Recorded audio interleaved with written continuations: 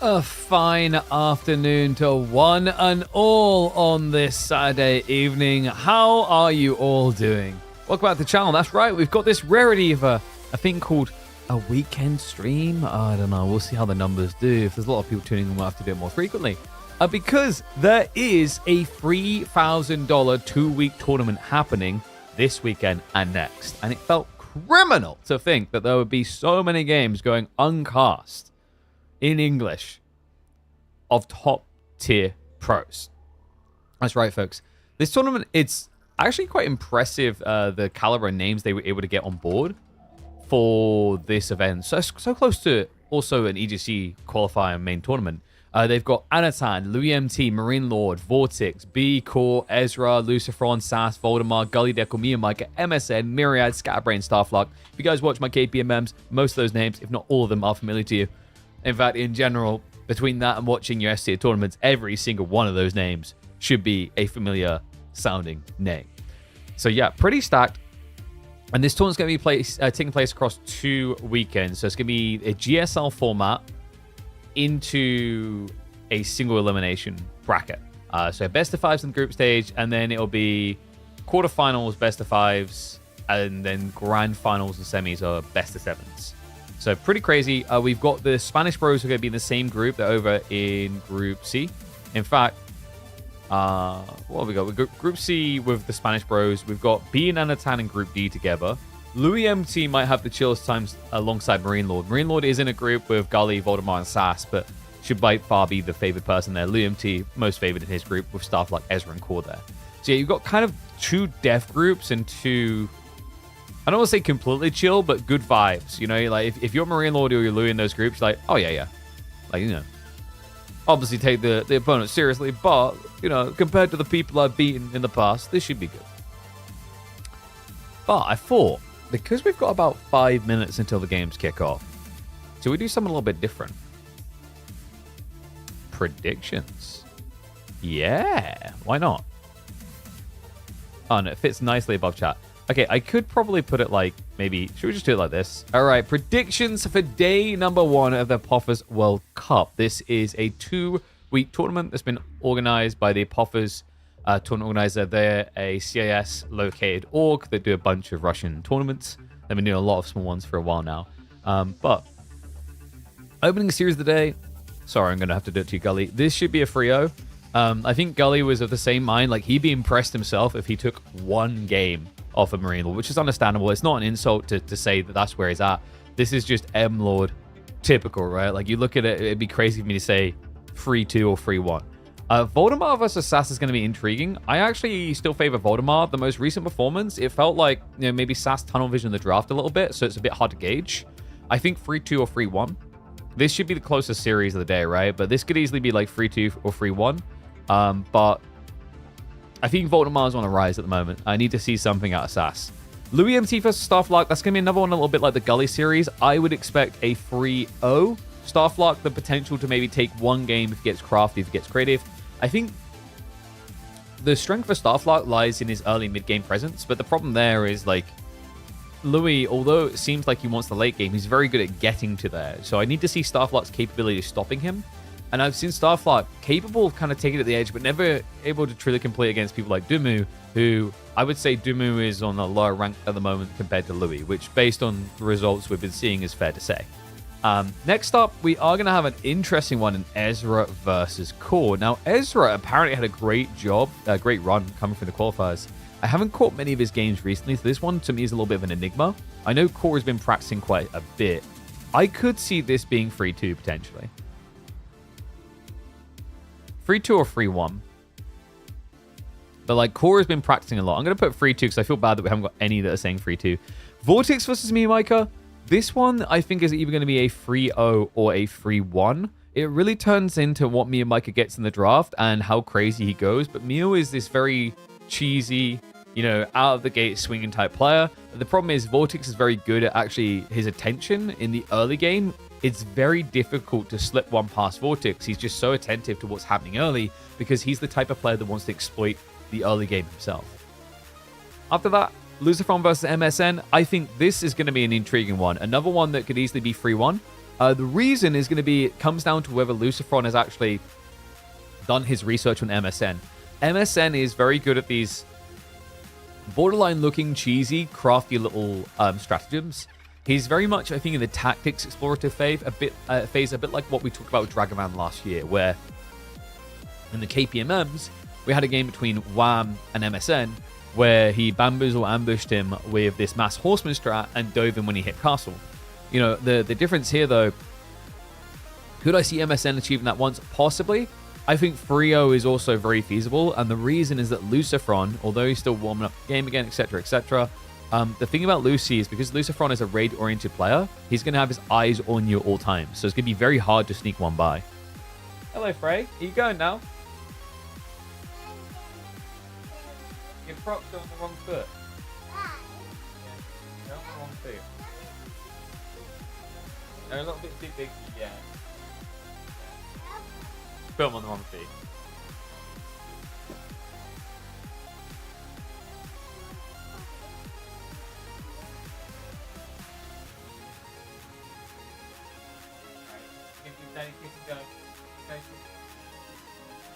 Say bye, stream. Say bye to stream. It's rude. Bye, stream. All right. All right. See you later. Love you. All right. When they come back. Yeah. When they come back. Okay. Yeah, they're off out. So, where were we? Yeah, Lucifron at MSN. 3-1 optimistic for him. Oof. MSN with the smack talk. You're going to have to, like, step it up, though. You're going to have to deliver it. I mean, yeah, you know, like, I don't know. You were kind of cocky after the success with the qualifiers for the King of the Rockies, right? So now you got to be, like, maybe brought down a peg. Let's see if Lucy's able to do that. Anatam versus Scatterbrain going to be another interesting one. I actually think this is going to be 3-0, though. I think Scatterbrain has some potential, but it seems like every time we've seen Anno and him clash, Anno seems to have his number. There might be the potential for a 3-1 just because of the water maps that I know Scatterbrain is very comfortable with. And B versus Myriad, I think, can deliver a 3-1 or a 3-2. It really, like, B, I think, has been on a slight downward trajectory because people have been figuring out the meta. We were talking about a different map pool, water maps, etc. So like this would be my predictions overall. So yeah, we've got some frios in there. The Voldemar SAS one, like it could be a 3-2 in fairness. But like, yeah, based on what we saw in the KPMN last week, 3-1 might be being generous to SAS. But like I said, what we're calibrating with there, what we're balancing against is the fact that in that series in particular, what happened was that SAS in a best of 3 over-focused his draft on the opening map and read the play wrong. And it just let Voldemar run away with the victory. So, yeah. 3-1 or 3-2 there. Golly, I believe in you. Dude, it's just being realistic. Sheesh. You kids are so sensitive now. Cool, like, wow, 3-2. I mean, like I said, I don't know how much you've been screwing. I noticed you've been screwing with, like, sort of. I don't know. Ezra, like, there's a lot of hype from him in the qualifier, right? I'm feeling like he's probably 3-1, but we'll stick 3-2. Just to be spicy. Because Ez, what was it? We were talking about he beat MSN 3-1. He had a really good draft for it, though. Also, in absolute fairness, Core, you are very obsessed with Abbasids. That's just a net negative in my mindset. In fairness, like being a fan of Abbasids isn't necessarily bad on this map pool, right? Like Kawasan is a good map for them. Lipany can be okay. And then what, like, I'd probably say those are the main two that you'd be targeting Abbasids with. But yeah, this is our predickies. We have got, I think the boys are setting up the draft now. Yeah, Ezra Core just start their draft. LuMT and stuff like have started theirs. We're just waiting on Voldemar and SAS to kick off theirs.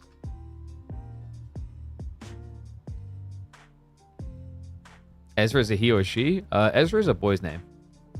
So probably he. Taking a punt, I guess, but you know. Core versus B, 35% chance. Huh? Where you getting that from?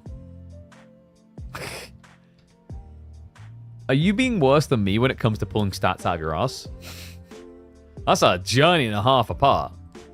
Core's in Louis' group.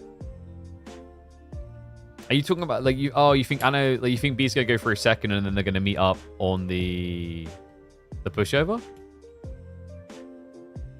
Because is it? Am I right that it's Group B's lower bracket person will face Group D's lower bracket person? It's like you'd say that Core would beat staff like Ezra, and then B would beat Scatterbrain Myriad, but both of them would lose to Louis and Anatan respectively, and then they clash. Or even more ballsy, you're saying that Core tops the group and B tops his group, and then they clash. Because I think it, and correct me if I'm wrong, folks. I think it's Group B meets Group D, but maybe I'm wrong on that. I haven't seen anywhere what the formatting is for playoffs. Betting sites. Lamau. You think betting sites allow us to gamble? Dude, like, betting sites is just not a thing in Age of Empires. For one, if you're officially sponsored by World's Edge, you can't have gambler sponsors anyway. Also, it's just small fish in their mindsets compared to a lot of the other scenes. And it's a problem because the way it works is, like, you have to convince the odds makers to add them to their rotations. They have to have like staff on board that are willing to do that, and then that has to be pushed out to all of the betting vendors. I've been getting deeper and deeper insights into the behind the scenes of like how Gamba works. Like I already knew some, but like it's ridiculous. It's just like it's a minefield of musty confusion to navigate.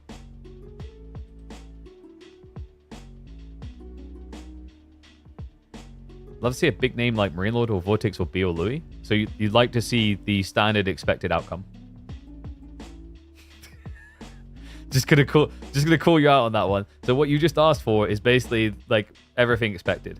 Like you got to come in with the other way. Like yo, you know, let's see let's see Voldemar do it all the way. Vamos maybe for stuff like woohoo, you know.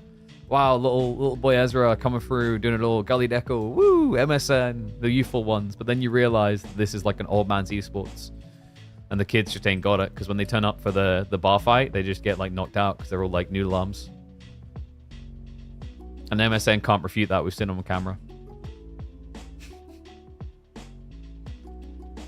Everyone's here but Beastie? Yep. Dude, like, people, I don't know. I think people just need to get someone else to focus on.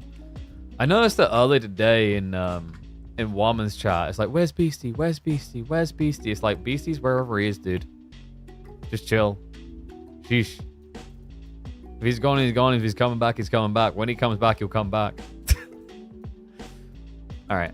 So I think yes, there we go. Voldemar and SAS's draft has just been set up. So let me open both of these. Dude, because everyone's doing their drafts at the same time, it's an absolute mess to find what you're looking for. Yeah, dude, we got the grudge match. Grudge match.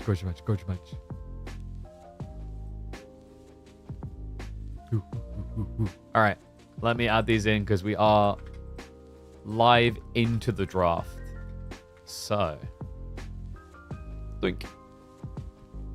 All right, map picks coming through. Let me just actually also move the notepad thing out of the way for future so it doesn't obstruct. Voldemar SAS is wild knowing the backstory.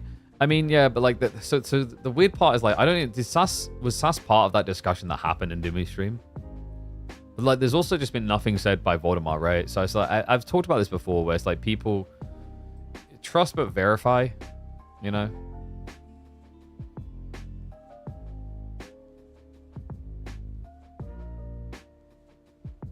Vold SAS again, right, Anno? I don't know, like, I think it'll be a little bit different this time. Because, like, this time, I imagine SAS is going to learn his lesson, because, like, I think his big error in that best of 3 is he hedged all his bets on game 1. He put everything on game 1, right? Like, the way it was drafted around Danube Divide, I mean, it kind of made sense for the front range, but, like, he had to win game 1 for his draft to make sense, right? And then it just all unraveled. But best of 5s is very different. So, Voldemar, he has opted to choose Holy Island as well as Bortland. Dry Arabian Gorge coming from SAS. This is exactly what I'd expect from SAS. I don't know. I feel like I cast more games of Gorge and Dry Arabia from SAS than anything else. Dude loves those maps. And then Cliffside by default coming through. So Cliffside opener. And now we can hop into the bans. I mean, the most obvious ones here is like, this is a decent map pool for China. Knights Templar. Yep, straight away gone. Holy Island's just kind of threatening to the KT. I'm kind of surprised Voldemar didn't just allow it and be inspired by Recon's Shushi game the other day. But Biz's first pick, HRE would make a lot of sense for SAS. Might even go for the Roos as the follow-up. Or Shushi. Like, I mean, you got back-to-back pick, right? So I'd say the most sense here would probably be HRE Shushi. With the map pool, maybe he sees some more credibility towards securing... No, it has to be Shushi, right? Like, or Nah, you don't want English as a prio. And then Voldemar in response should get access to Mali and Ayu. Actually, no. Wait, he goes Japan HRE. Okay, interesting. So like we were expecting it to be like Japan and Shushi split, right? I thought he'd prio Shushi just because of the variants, but I guess it's like, because my thought is down the line you can pick up another selection that could work for Holy Island. So like getting Shushi now is just inferior, more robust pick. I know Japan has been on the rise in popularity. And Lancaster coming through now. Okay, but is this Mongols now from SAS? If Voldemar doesn't take it, I'm expecting SAS to go Mongols into probably gets his Ottomans. Like, he's pretty cozy with Ottos. I don't feel like this is like a crazy map pool for Ottomans outside of Cliffside, and that might make you a bit predictable. But like, you know, and usually if it was Shushi on Cliffside, you feel good. And yeah, there we go. So the ban is going to come in. It's going to be Ottomans. Voldemar knows exactly what SAS wants, and SAS mirrors with the Mongol ban. So these will be split. I mean, this is good. You can whip out Ottomans on an open map of Cliffside. Like, so far, is there something you're worried about here? HRE could maybe be a little bit dicey. I don't think you mind going up against House of Lancaster or Japan, though, with Otto. Like, Ottomans versus Japanese in particular, if you can find that matchup, you're so happy. But he shouldn't because, in theory at least, it should be Japan on Holy Island. And no, I don't think anyone clipped... Like, did no one clip and drop the burning bug? I don't think anyone reported to the devs either. Almost forgot. I need to post out on Discord.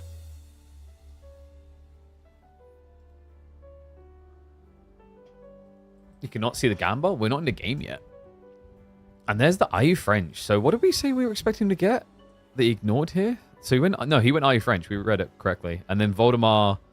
He's just obviously saving the Ottomans. The Ottomans and Mongols don't need to be picked to last. So, like, you can get OTD Delhi. I thought he might go English for variants. So it's definitely going to be, what, Shushu and Holy Island? Or could you just go Not Mongols, sorry, Ottomans. No, it's so... He gets his Mongols, gets his English. Otto locked in for Voldy.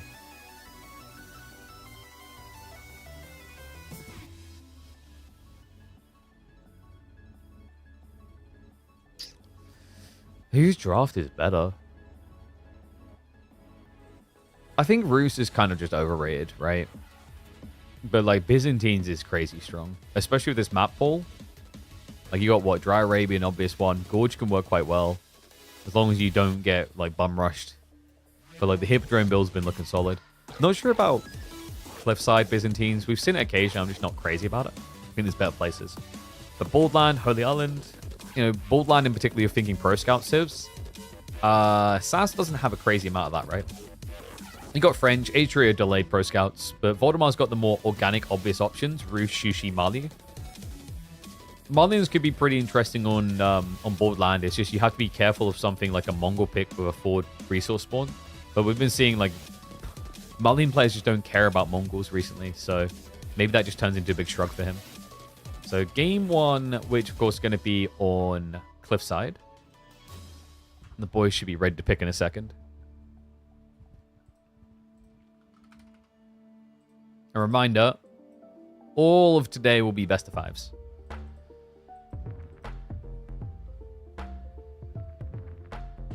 Can't believe devs aren't watching KPMM. Like, what are they doing with their day? I mean, dude, like, well, they're not releasing a new map pool, so they clearly got time to watch my stream. What maps they drafted? They drafted Holy Island, Baldland, Dry Arabia, Gorge, and Cliffside. And the opening picks are... Have I got a bugged drafting? Probably.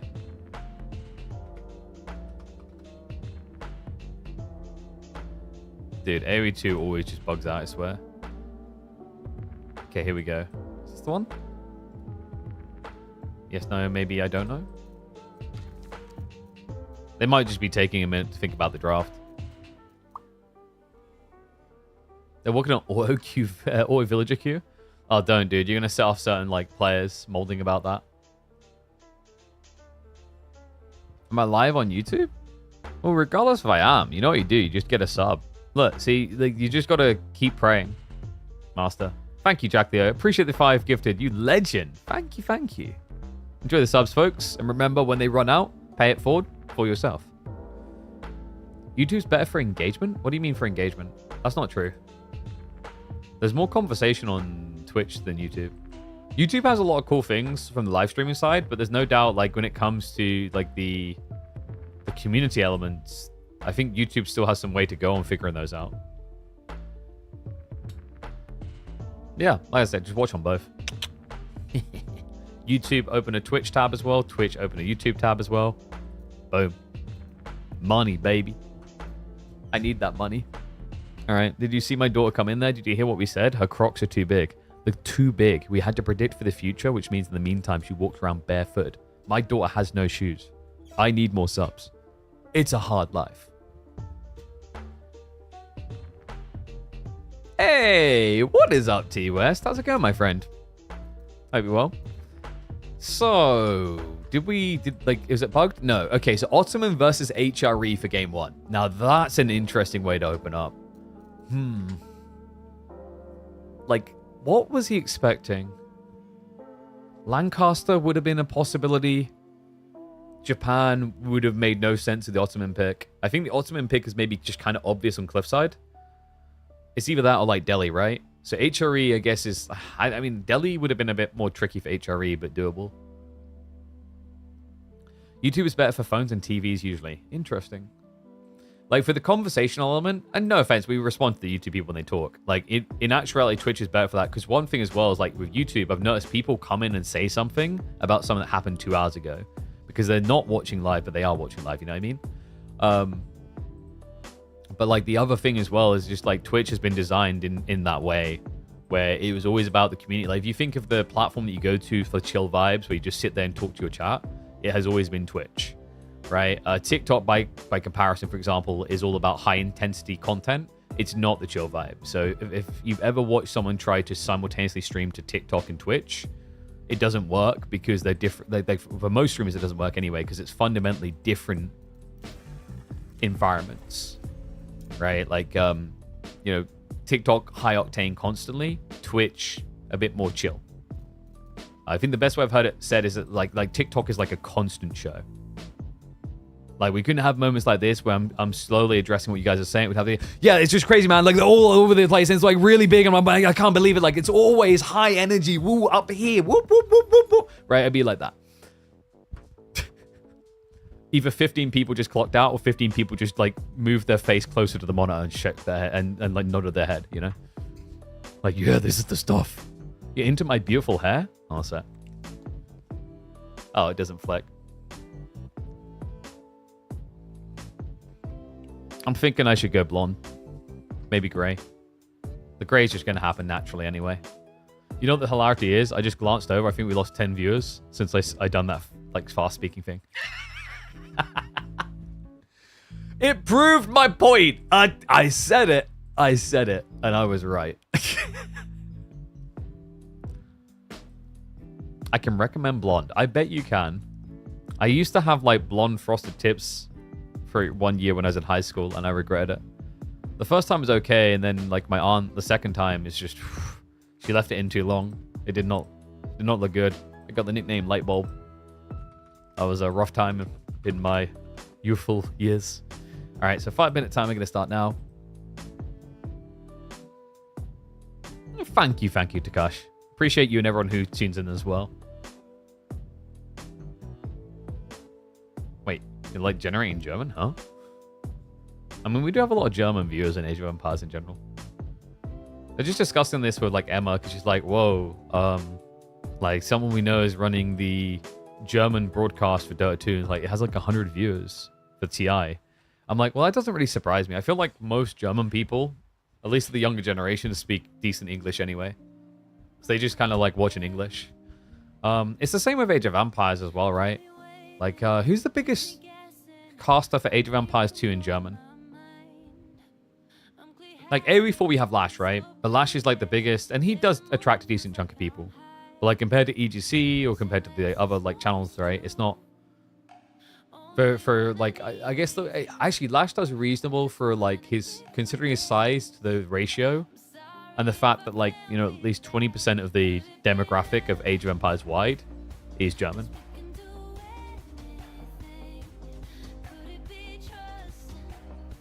Start playing AoE again. Any tips? Stop. No, I'm kidding. Just have fun. Like, just find a civ that you enjoy and just go with it. It's the most underrated thing. Like, the first problem is, like, people come back, they have one game, and then they Google meta, right? And they're like, oh, I'm going to watch Beastie and figure out how to play this, and we're going to watch, you know, this. And just have fun with the game, dude. Like, the easiest response I can give when people are like, I need to watch Marine Lord and exactly know how he does a build order. I'm like, okay, so are you planning to go pro and become Marine Lord? No. So who cares? Explore. Enjoy that refreshing feeling of not knowing what the hell you're doing and figuring it out. It is underrated.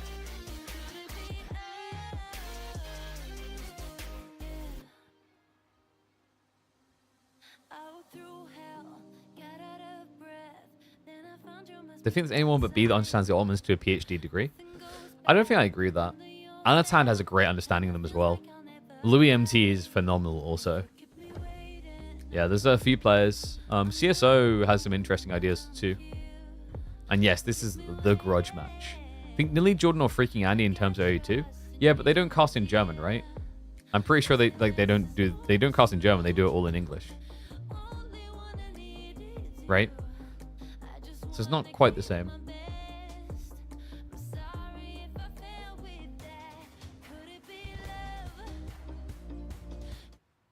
All right, let's turn Spotify off and get ready to roll.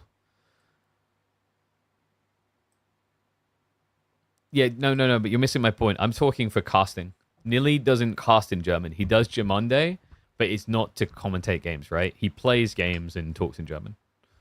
So my point around Lash is like he'll go and like he'll cast the tournaments in German, right? It's very different. So it's like I'm talking about people that fill that niche, etc.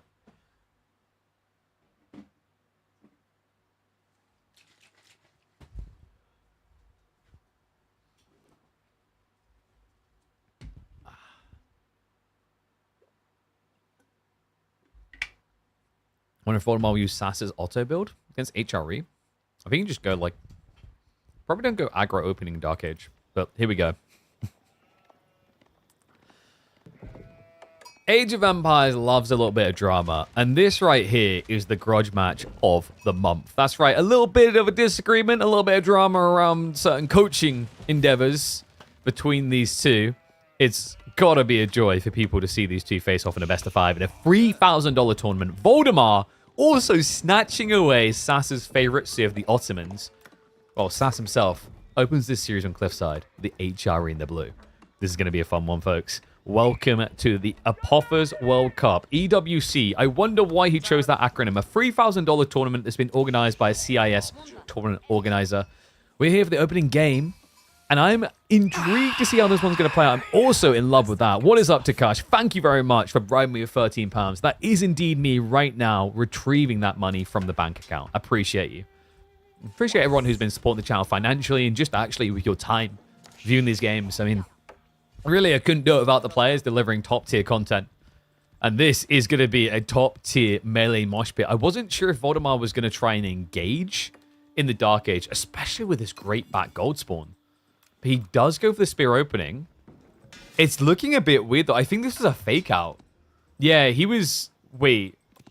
Was he trying to make SAS do the racks or definitely not do the racks? That's what I'm trying to figure out with that racks placement, because he cancelled it way too soon. I think he just wants the spears to defend because he's already moving out for the gold, which tells you he's not going to build many spearmen. And I think SAS got a glimpse of those spears. Yeah, he sees the racks, so he does hesitate. Okay, so Voldemar kind of got what he wanted here, right? He's going to get the gold necessary to tech. SAS is wasting a lot of effort now. He's going up to 4 spears. And this is what I wanted Voldemar to do from the get-go, because when I saw his spawn, it's such a good one for getting away with greed. Right? Like, if this had been a 4th gold against HRE Spearman, you're probably going to have to react with either an outpost, which was really bad in the Dark Age, or you're going to have to react with spears. This right here, on the back side of your TC, absolutely cozy. Oh, did we do predictions? We did, and it's 71% for Voldemar. I'm not surprised. Ottomans has looked like a really good pick here. I also like the way that Voldemar drafted autos to protect the Shushi, just in case it needed to be flexed out here. In reality, it's probably going to be for Holy Island, but it just pads you in a few different locations. Like, I think if you were thinking about leveraging that in the land map, autos has just been looking quite good against Shushi from the games we've been seeing. And I wonder how SAS wants to play this overall. You know, the interesting thing about SAS is he has a tendency to go long in a game, almost like he's just trying to score the touchdown in the last 10 seconds, but it's not intentional. Quite often what SAS does is he plays very aggressive and maybe overdives, and then that leads to those late games we're quite often seeing out of SAS. So we'll see if he actually is able to read it right. If we're going to actually get an Arkan maybe and just he hunkers down, that could make a lot of sense. Arkan is high value because of Pro Scouts. You're on a map where there is a lot of deer accessible against a Civ that is not going to go for those deer. Mine work is kind of interesting here as well, just because Horseman Spearman against Sipahi Archer, it kind of competes because of the effectivity of the extra +2 damage. It can be wonky still, though. Like, you don't really want to be committing full melee only when you're up against the meta melee armor. It's a recipe for disaster.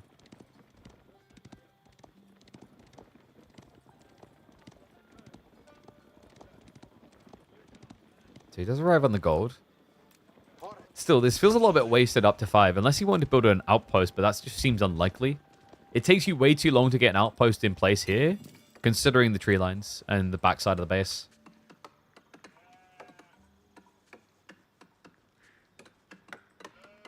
Tech up almost complete. It's going to be Archon on the other side from SAS, so he doesn't go for the mine work all in. Yeah, I don't mind that. I think the tricky part here about doing mine work against Ottomans is you're going for a timing attack against a civ that has mutually powerful timings. So you just kind of wear each other out and you get nothing from it in the grand scheme of things, right? The problem with that is that when you go mine work, it truly is a timing because you're sacrificing the efficiency around your economy into the mid game. It's not that you can't use mine work to scale, right? Usually the play would then go Castle Age and get Regnants and pick up all the relics straight away. But like, this isn't the type of matchup that you mine work, rub each other down, as in like no army left, and then be able to tech and go for relics, right? Like you'd be running into Spahi.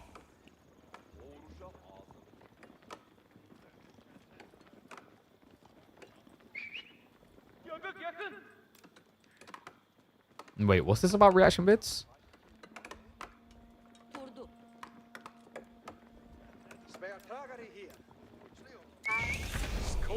Me reaction bits? I don't know. I don't think we're at that point with our content arc yet where I'm just plunging into the depths of uncreativity. I've been very opinionated about reactionary content. Some people do reactionary content very well, but like the majority, it's just sloffish, lazy, using other people's content. It's why I'm so happy that Ethan is in the process of trying to sue a few people that done it with him. I don't know if you guys have looked into that. The he hate watching parties is pretty crazy. So, Spear's now on the way out. Voldemort is switching to Sipahi. SAS. Has he gone for the Pro Scouts? No, he has not. He's got 3 on gold, though, so it could still be a delayed PS play. He's definitely going to be putting the food to work. Yeah, double stables, in fact. Now, that is interesting. We talked about the risk of mass meleeing here. I'm not the biggest fan of it, because if Voldemort mirrors, the meta just makes him a lot better. Spahi is just going to go for a stab in. Spear will get sniped down. He'll just get poked a little bit, but Voldemort not ready to fully commit yet. The problem is he's on the backside of the base with a very small army. So this could just turn into an overextension and death with ease. I thought for a second he was running the archer to the other side, but no, it's just a weird pathing.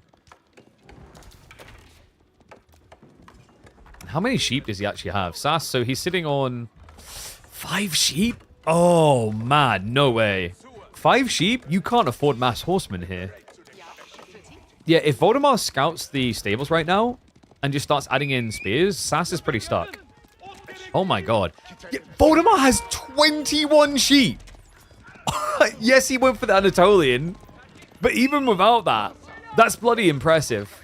Wow, SAS with just 4 remaining. So he's onto the berries. And he is switching archers now. Okay, so he diversifies the build, but of course that means Voldemort is now more balanced out by having gone archers already. I'd like to see him queue up a meta soon. We're kind of reaching that point where it's worth. And SAS, he doesn't have the whole army here, by the way. No, he actually has nothing to really defend in his base. Currently, he's got 1 spearman to deal with 3 Sipahi. Horseman looking for an intercept. Voldemort, I think he's got to be thinking about that Imam point, right? Now that you're taking this trickle of damage here or there on the archers of the horseman, does make a lot of sense. I swear, Ottomans just feel so nice on this map. This aggressive field timing, like a bigger map, it's sometimes difficult to thread the needle, but this one, it just seems so obvious. Archers are committed on to, but they're targeting down the spears. Sipahi, able to stand their ground. The men-at-arms is just going to burn up. So that was, what, 1 archer kill, loses 2 spears in the men-at-arms. A terrible trade there. However, Voldemort, what the hell? Wait, what? Talk about sending his troops the wrong way. Archers are going to have to contest the spears. Sipahi. Wait, the pathing? No! No, no, no, no, no! SAS, it's an absolute disaster!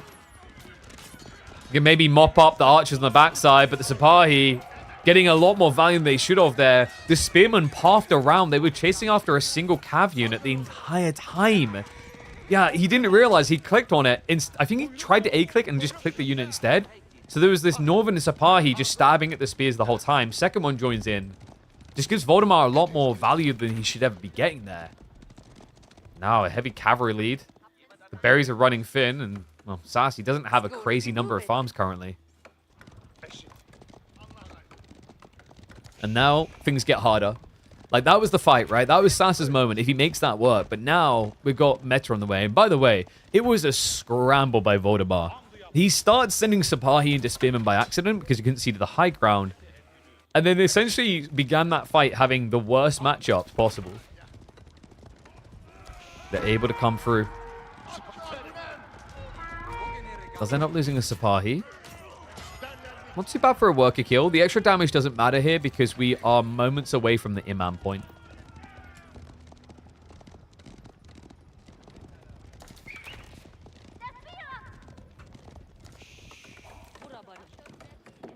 And what a statement this would be, by the way. After all the talk that's happening, I see it in my chat as well. Between Voldemar and SAS. You know, we've already seen Voldemar able to 2-0 SAS in our weekly tournament. Best of 5s are a little bit different to best of 3s. If he could get a 3-0 here, you just put it to bed. There's no debate at that point. All right, Voldemar on the rise. Full stop. But this Imam's now coming through. It feels like this military count lead is going to be on the rise again if they fight. SAS does not have enough archers to insta-kill an Imam. That's a problem. And now, all his hard work is for nothing. Look at those health bars rejuvenate. On the other side of this, SAS ain't looking too good by comparison, right? His units have been taking some hits. An outpost is going to be coming up, so SAS may be thinking about trying to go castle. Doesn't have the stone, though. Emplacements are going to be difficult to secure because he got a full stone on cliffside. That's a big problem because of just the distance. Like, it does not take your opponent long to reach your base and block that.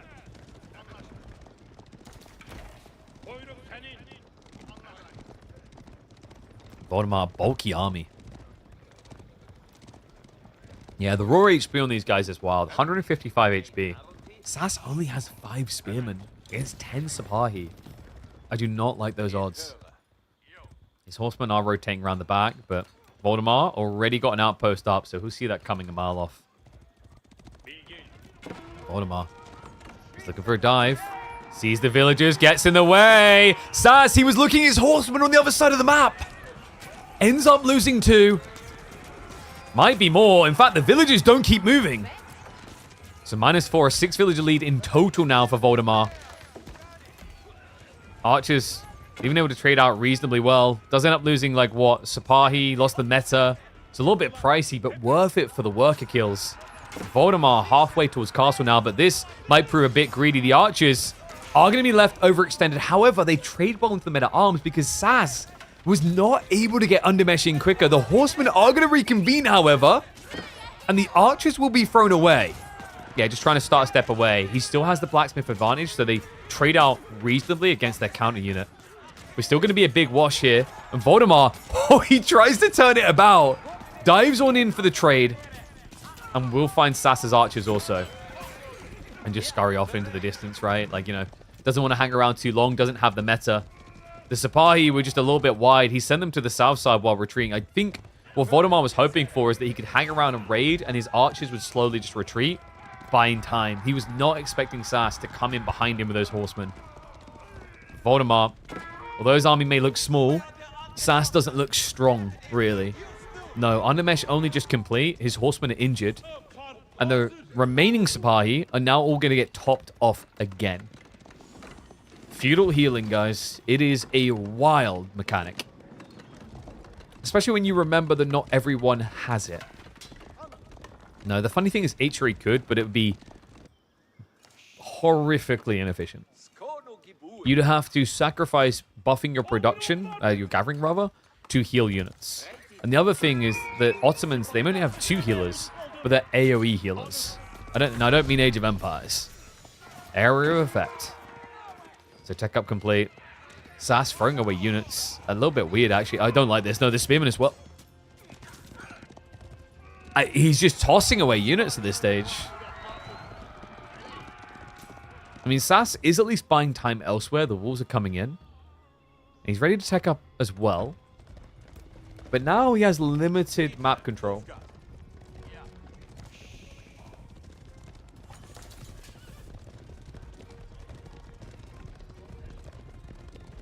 What do you do? Voldemar is going for some walls as well. This play on the flank is less value for him than it is for SAS, remember, because you can't eat boar as the Ottomans. Yeah, they're called Ottomans, not Otto pigs. Otto pigs actually just sounds like some sort of crossbreed between otters and hogs. And ooh, Spahi. Well, the torch damage has already been upgraded, guys. Remember, it's attached to age, not the veterancy. Yeah, so Voldemar is close enough by to scare him off. Voldemar, and I'm assassinating him by brother, but Voldemar, he didn't heal these guys up. No, because he's trying to snatch relics. And in fairness to him, it has worked out. He's already got 2 back to his base, a 3rd one to come soon. This is rough. SAS now only adding in the 2nd prelate. I think we're looking at, if he's lucky, a 2 relic Regnitz game. But it seems more realistic that he'll get 1. Sabahi continues to trade. And SAS's army is just unimpressive, man. Like, you're talking about a mirrored count of military, essentially. And these Sabahi, oh my god, wait, where are the villagers going? The Sikh shelter. What? He's getting so much value out of these light cav. That's ridiculous. Just doubled the worker lead he had. My god. And for a unit you essentially are planning to toss away anyway, like, you're fine with this. I mean, Sabahi can keep value, so, like, it's nice to have them. But if you can get villager trade-outs like that, absolutely worth it. Especially H3 relic. Regnitz workers. My brain today. I think it's because I read chat and settled the Regnitz into 0 relics. He'll get 1, guys. He'll get 1. Chill. He's fine. Yeah, this is just horrible. So, SAS, what is his upside? It's a best of 5, not a best of 3? Hey. There isn't really much right now. You can't punt at Imperial without relic. In fact, no, come on. Please, just leave him the 1. Just the 1. Please. No. He just knows. Oh, that's painful. Denial. Spears are here, though, so she better resecure. I mean, even if these 3 spearmen were here, that prelate still dies. And, well... I mean, come on. Healing, I know I said it's strong, but it has its limitations. Yeah, Greedy Boy tried to go for the 5. We'll just have to settle for the 4. Wait, where did he put the other one? Wait, no! It's a 2-3! Oh my god. I can't believe that. SAS grabbed this relic. How? That's actually wild. Because with the way Voldemar was patrolling that area, I would never have expected SAS to be able to sneak that one back. Damn, well played. Okay, so the Grim game looks a little bit less dark now. But, you know, we're still scrounging around the dark like it's 5 a.m. And we need to find our glasses. Voldemar now switching crossbows, mirroring what SAS is doing. Yeah, it's not often you feel good about mirroring exactly what your opponent's doing, but, like, you know, Ottomans is one of the exceptions. Even if you didn't have the eco lead to this degree, the idea is the meta just makes yours better. And the prelate, no, come on. He's still after it. The Imam, he's waiting there. Yeah, because select all army doesn't select him. He's going to go in for the clash now. Oh, she's able to push this away. He is sneaking through those to SAS. It looks like he is going to pull off the miracle of making it a 2-relic game. Knights from behind, able to just make Voldemar think twice. Whew. Okay. So there is something to believe in here. Voldemar, he has got siege now. Yeah, and also he's baited SAS to go into Spearman. He's already been prepping the Springles. Remember, it's much better to be able to get Springles instead of Mangonels out of the Mebane Imperial Armory because it produces them a lot quicker. So if you can justify this siege weapon over this one, absolutely do it every time.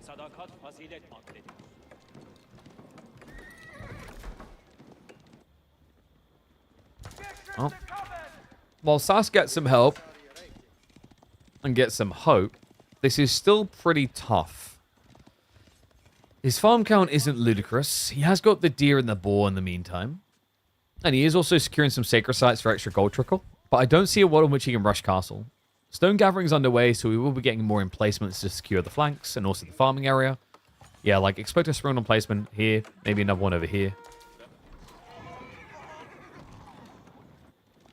Voldemar also now adding in a few farms, but of course his are much, much less efficient.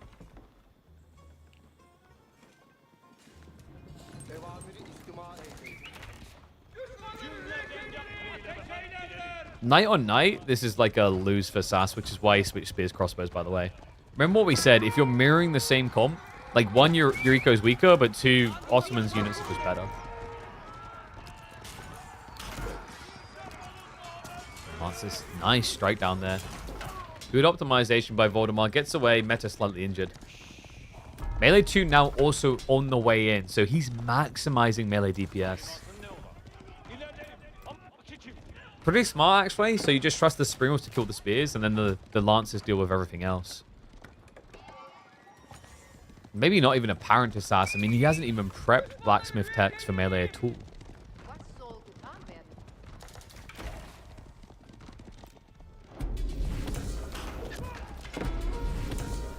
SAS has at least got the fortifications in, so like I wouldn't expect Voldemar to dive here. If he's going to want to break the front of the base, he's going to need some siege. And SAS, he did go for the 2 TCs, so there is a recovery arc here. He did it craftily at the back, where it's less likely to be seen. Yeah, especially with the walls up already on the flanks. So well played there. Voldemar, what's his play going to be? Because he's still scaling army, which is a good play into 2 TC. Like, going castle into Imperial here would actually enable SAS to recover. So if Voldemar attacks him, it's bad, right? If Voldemar goes for the all-in while you're 2 TCing, uh-oh, Spaghetti-O.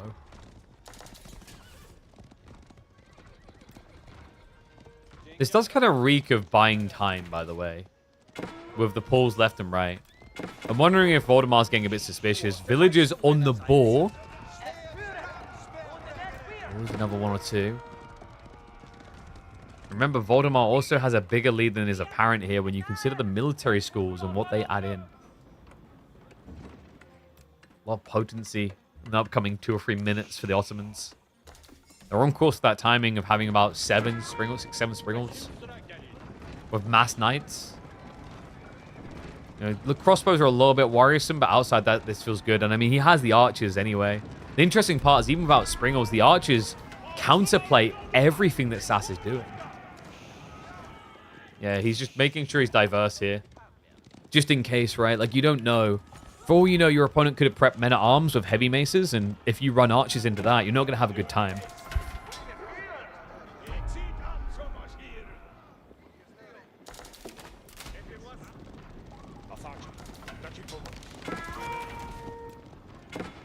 Voldemar. He's hunting for that fight. He's going to go straight for the relic. Okay. Yeah, with this much burn power? No doubt about it. He just says, fight me, SAS. If this trinket is so important to you, fight me. Archer's overstepping slightly. He's going to back up now. Relic on the ground. It is going to turn into a 4-1 relic game. It just took a while. Springles. Okay, that turned into a great trade. Tosses away a handful of archers, but just gets so much value out of it. And SAS on the edge of having to throw in the towel here. The 2 TC play got read. I mean, it kind of makes sense, right? The problem with HRE here is you're either 2 TCing or you're trying to fast imp to get multi-TC. And either one requires the same reaction. Send it.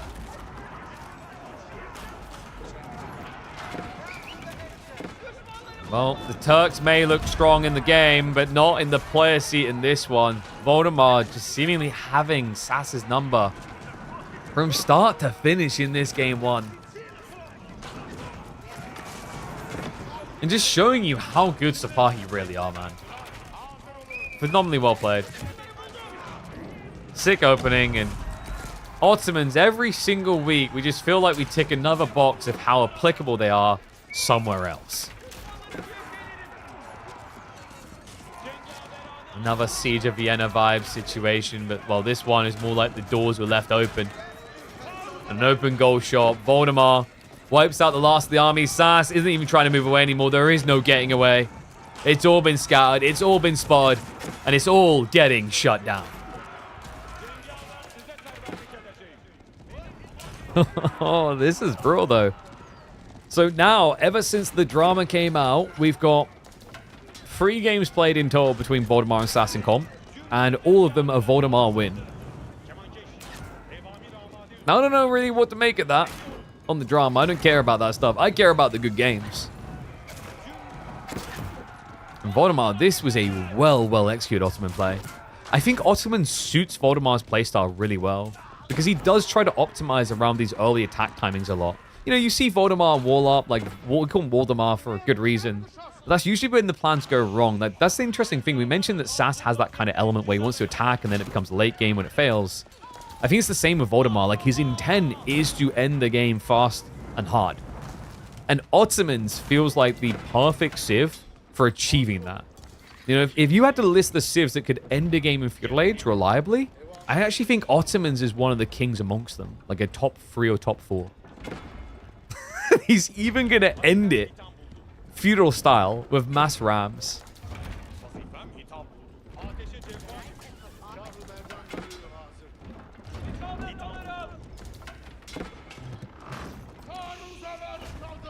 Rams moving in onto the Regnants under the housing, soon to be on the farms. And cavalry is just going to draw what little force remains of SAS away from his base, making the entry oh so much simpler. Trip Mangonel now for SAS.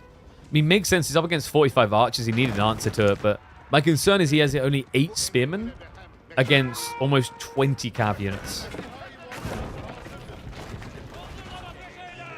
Not just that, all landmarks are on one screen. Outpost also coming up from Voldy, just to make sure he doesn't get backstabbed. Could SAS pull off the miracle? Could he wipe all of it? The mangoes would be a good start. Moves them in, but Voldemar, quick on the reaction, pulls away. Rams just muddying the chase. There was a backstab attempt, mirrored out by the cavalry. Voldemar with the side steps. These mangoes, they're whiffing hard!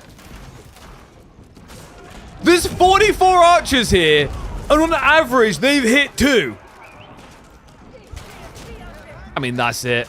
That was his last stand, his last hope. Siege goes down, and no doubt about it, the kid is gonna go in for the kill. Oh, this guy's pretty good. We should probably get some coaching sessions going. Whew. Voldy, I've been impressed by this type of aggression, man. Looking forward to seeing what the rest of this series holds. But as it opens up, it is going to be the Dane coup de grace the Tuck. Oh no, I done the kill the fat. Yeah, it's not coup de grace, coup de grace. It's just English-speaking people butcher all the time, including me. That was a pretty cool game. Goodness. Oh, whoops. Don't want to invite him to group. I want to enter his game. Oops.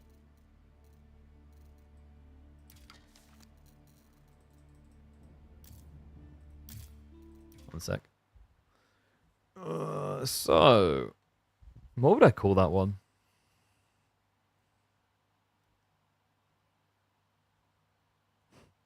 Do you call it Battle of the Coaches? Could call it Battle of the Coaches, right? Coup de grace? No, coup de grace. It's French for killing blow or fatal blow. But it's spelled like coup de grace. But like a lot of people who aren't French misread it as coup de grace because the A has like a symbol above it. But it's actually coup de grace.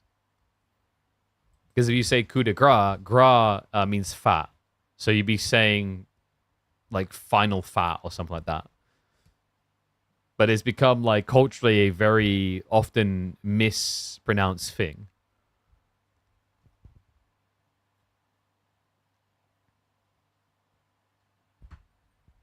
Coup in the grass? I mean, I have like, dude, I've literally got a Discord called The Coup, so there you go. It's not about grass at all. Is it not about like coup de... What are you on about? It's not about grass at all. Wait, is Grand Moogle French? I mean, he's got le at the front, so now if he says anything, we have to take it seriously. Grace is a favor you give to someone. Oh, okay. Yeah, well, oh yeah, so it's like killing blow, blah, blah, blah. Yeah, but the point remains is if you say gras, it means fat, no? I'm pretty sure gras is fat in French. So at that point, you'd be saying, like what would be the translation of coup de grace? Coup de grace. Coup de grace, what would that mean? Because I've been told before it's something fat. I can't remember what it is, though. I can't learn every single French word, okay? Do you think more people are using French in the world or less today? Napoleon didn't hold on, buddy. Grace is not gras. Yeah, but my point is pronunciation. If I say coup de grace, am I not saying fat?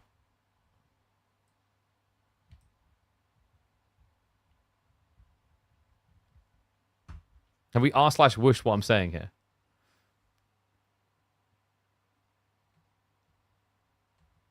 Also, what are we calling that game? I still don't know what we're going to call that one. Battle of the Coaches, maybe?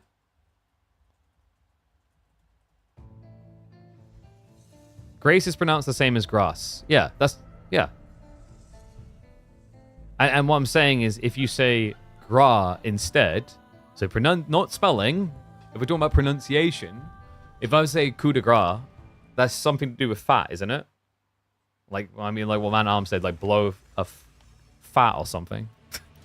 Which sounds so weird. Anyway, weird French lesson aside, like we're going to use it. Let's get ready for the next game. So, Voldemort and SAS. Where is the game? Did they screw up?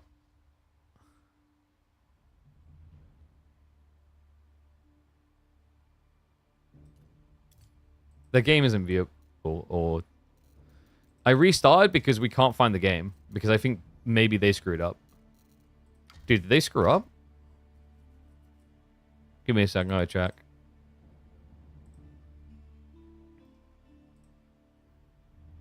Like, bro. Come on, it's not that hard.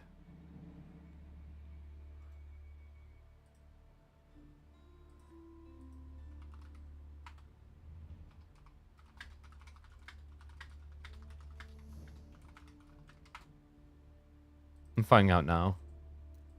Because, like, legit, we can't... Like, look. It's not viewable. So we might have to switch series. And yes, these glasses have blue light filtering. Do I notice an impact on my sleep? Not so sure. It's awkward for me because I don't feel like I get tired the way most people do. But like, I tested it from the dry eyes perspective of like having some blue light filtering glasses on while also wearing contacts. And like that at least proved true, is like it made my eyes dry out slower. Do you focus on winning bragging rights? Must be, man. I don't know, do we just like go to another set?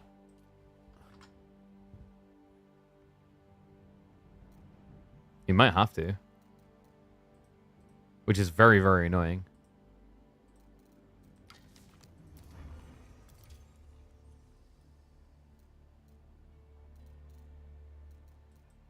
Like, yeah, this is the most recent one. This is game 1.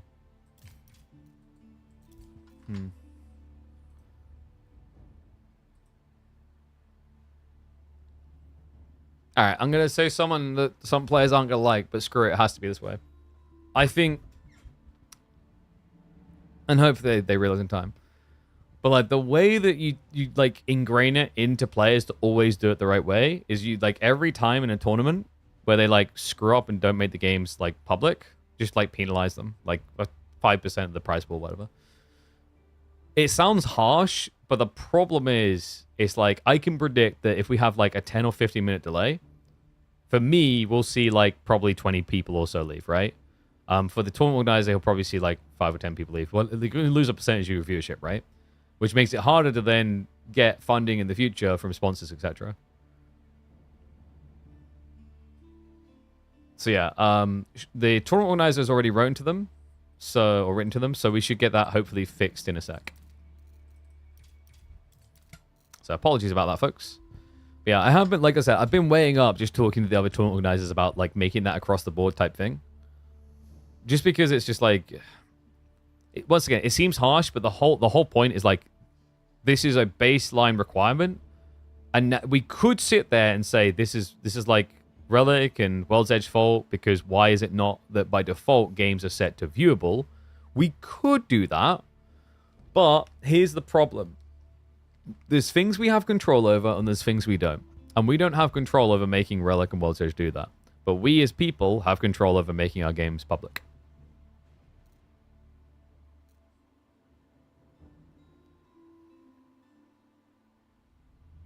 Last time KP threw players under the bus for not making games over was an AoE 4 thing, and apologized now later. Yeah, and I admitted that. And I'll happily admit that. But like, we've also had situations where it's like players just don't make it public. And like, considering I even double checked and confirmed with the organizer that they also can't see the game. So it's like, this is just someone, whoever made the lobby didn't make it public. At least it seems to be that way.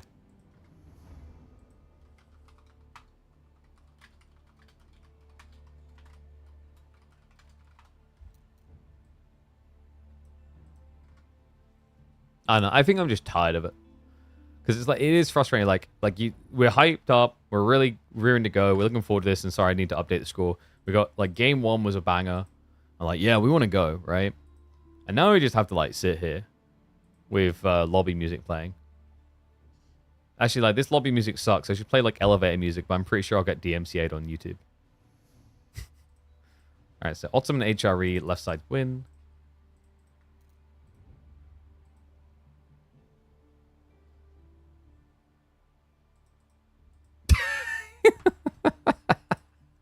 Alright, so apparently Stopper wrote to them, but they didn't see his crap. They saw my crap straight away.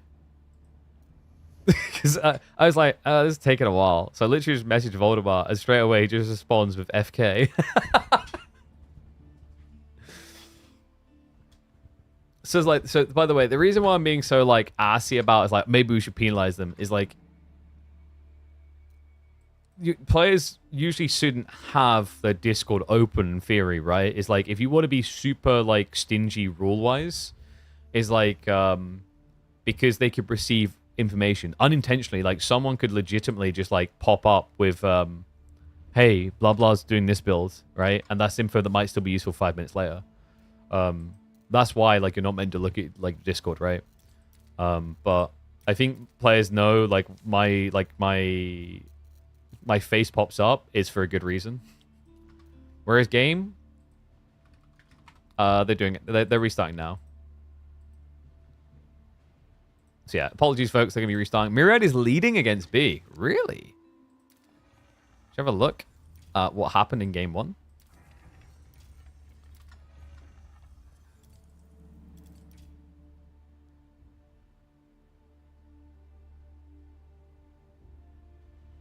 It's not RCS normal. Yeah, it's like I said, I say that we should penalize them because, once again, it's the only way you learn, right? It's like positive and negative reinforcement. It's like, you remember to do these things if there's like repercussions. Wait, is that like 2 remakes? Oh no, okay, no, that was a different series. Jean versus Japanese. Oh damn. So what, he hit Castle? And then B never did. Oh, dude, B would have done his mass night stuff, right? B's really obsessed with, like, just mass nighting nonstop. I mean, it's the way you usually play French Jean, but he takes it to, like, a new extreme, I think. Oh, wait, sorry, no, my brain, the other way around. Myriad is on Jean. So green is B. Wait, so B went all in feudal Japanese against Jean. That's a little bit wild. I guess it depends on the map. Cliffside's kind of interesting for it.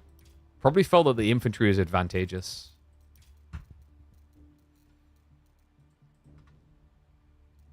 Alright, apologies folks. The boys are getting back in lobby now, so we should be ready to go in a second. It's just unfortunate. Like, I think deep down as well, the real reason it's frustrating is it's one thing to say, like, okay, now we have to restart whatever. But it also just hurts the players themselves, and you don't know who was to blame, who hosted the lobby, whatever. Because it's also just like a BS element of, like, whoever hosted the lobby, right, is like, they could be the one that's now going to get spanked by this surprise strat. But now, because it has to be a remake, they know about the surprise strat, and it's not a surprise anymore. Right? And we don't have gentlemen's agreements because that's like a really dumb idea for like Age of Empires 4 because like the RNG nature of maps. So like, you know, it can't be, I'm going to do this opening again and you have to be surprised again. Like, what? Huh?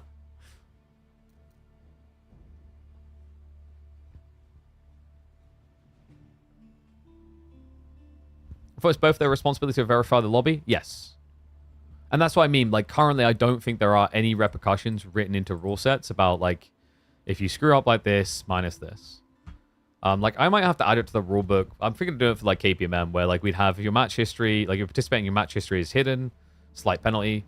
Because, I've had to ping people, it just sometimes happens. It usually happens when someone re-enters the KPMMs. So it hasn't been a sticking issue. So I haven't worried about that one. But definitely, like, hey, we're literally trying to watch this live. And we've been sitting here now, like, has it been 10 minutes? Clearly, I've got so much Riz people hang around anyway.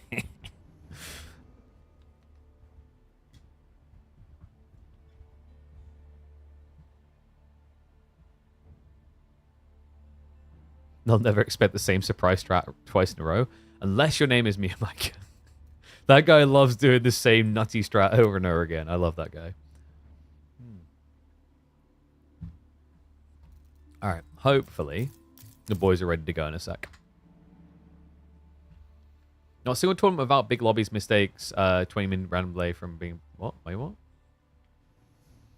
Oh, you're talking about, yeah, like I said, like, you know, I like to believe that we're just that entertaining, and also there's nothing else going on right now on Age of Empires 4's directory.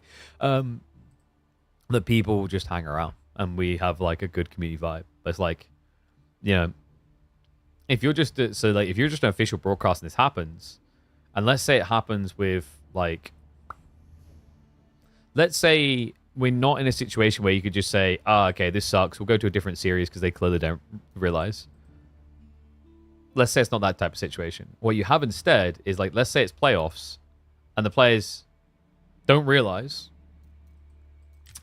and so they don't realize that, like, it's happened, and they just play all the way through. So you have to stick with that now, right? If you can't get a hold of them, truly can't get a hold of them. So then what do you do as a TO? As a TO, you would basically have to, like, just redo. Okay, that's rough, man. Wait, what? How is this trending? Order the Dragon Mongols. I feel like Mongols is a bit of a weird one these days on Holy Island. And yeah, it's going to be a restart. Well, it should be a restart anyway. Or I've just spoiled and didn't mean to. I mean, Voldemar said to me they're restarting, so. Who was advantaged when the restart happened? By timelines? Apparently SAS.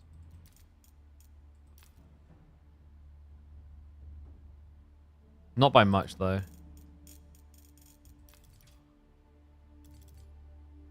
Yeah, actually, Voldemar apparently had Millie lead, right? Yeah, okay, yeah, Voldemar was winning. Oof. Can you not just let them play it out and watch replay, and if you can't get a hold of them deep into that game?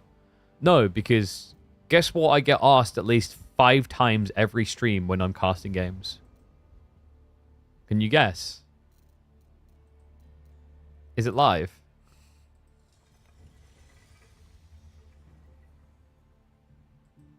Games seem to be very favored. I mean, I haven't seen in-game. I've literally just seen the stats at the end. I'm saying, based on the stats, Voldemort was getting some good trades. But then again, it's like all the dragons, so it's deceptive, right? I don't know. I think they need to change endgame statistics to be like to show like lost resources instead of just units killed. Because my assumption here is that they both went on water and it was just boats being killed. But if it's land and he has lost that many units on land, then yes, SAS is favored. It's 8 kills to 11 when he's order, and SAS literally had full water. Vold no dock. Okay, then that's very different. Baltoon, I wasn't watching. I didn't check the replay. That's what I'm saying. That's why I said, like, it would be nice if the stat screens at the end had, like, you know, basically the stats we have in-game where it's destroyed value, etc. Peak army value, so on and so forth. But yeah, I get asked if it's live a lot. So, like, people are very picky when the game isn't live. I wish they weren't, and really they shouldn't be, because, like, my mentality, like, my response quite often when people say, is it live? Is I go, no, but have you watched this? And if the response is no, then it shouldn't be a problem. But for some reason, that drives people away. Why re? Because they didn't make the game spectatable. So, it is what it is.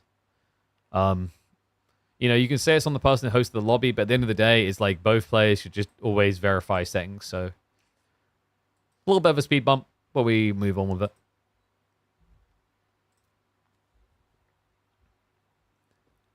SAS used a prepared secret strategy, but now they have to restart, and obviously is very unhappy about it. Is that actually what happened? Where did you get that spoiler from? I don't think SAS is streaming or anything, right? Did you say something somewhere? I mean, it's unfortunate, but like so it's like if he did have a secret strat and it screwed him now, like this should now just be a lesson. Like whenever you're in lobby, double check the settings, because even if you're not lobby host, it's 50% your responsibility, right? Because you have the capability to say to them that this is wrong and have them fix it. So yeah, it's just a lesson for both players.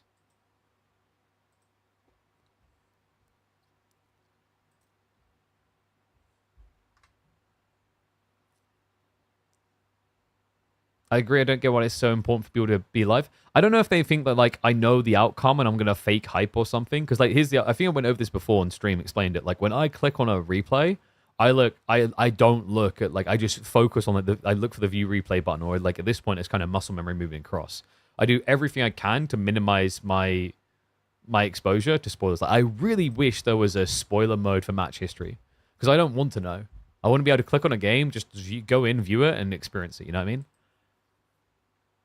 From Stopper. Okay, interesting. So I assume SAS wrote to him as like, I had a secret strat. I mean, but like, I don't know what Stopper's response was, but like my response in that situation would simply be that I'm sorry, buddy, but like this is why it's on both of you to make sure the game is viewable. And they probably like maybe they'll think that's unfair because the reality is if their game wasn't being cast by me and Stopper, they would have got like they would have got away with it too if it wasn't for those meddling kids, you know. But it's like a good lesson in general to take forward. Maybe they were totally fine about it. Like I said, I haven't got the message myself. I'm just speculating. But like you know, every time I've had to do this with people, they're very understanding. They go, "Oh crap, yeah, my bad," and they fix it because they know know it's their bad. Okay, so game 2. Let's get predictions up.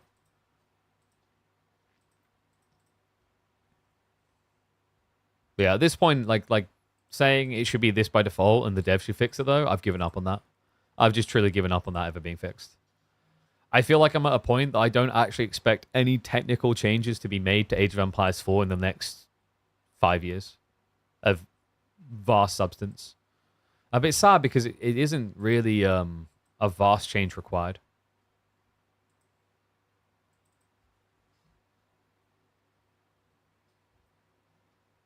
KP sabotage the game's code? Exactly. So that Dawn of War 4 can get us all to go over across to it. Because, like, why do I care about a guy spearing a cav unit when I can just las gun the shiz out of an alien, you know? Whoop, whoop. No changes until GTA 6 release? Oh, no, it's going to be 2030. You guys not get the memo? It's going to get delayed again. Sources, my dad says. Oh, what's up, Jet? Thank you very much for the sub, by the way. Sorry, I don't know if I responded to that. Thank you very much, mate. Absolute legend. Remember, guys, get those subs in, and let's get ready to go. This series just keeps getting more dramatic. You know, this is already a grudge match, but it may just be about to get a little bit more crazy. Apparently, SAS had something secret planned for this clash. But because the lobby wasn't main spectatable, it was a restart at 10 minutes.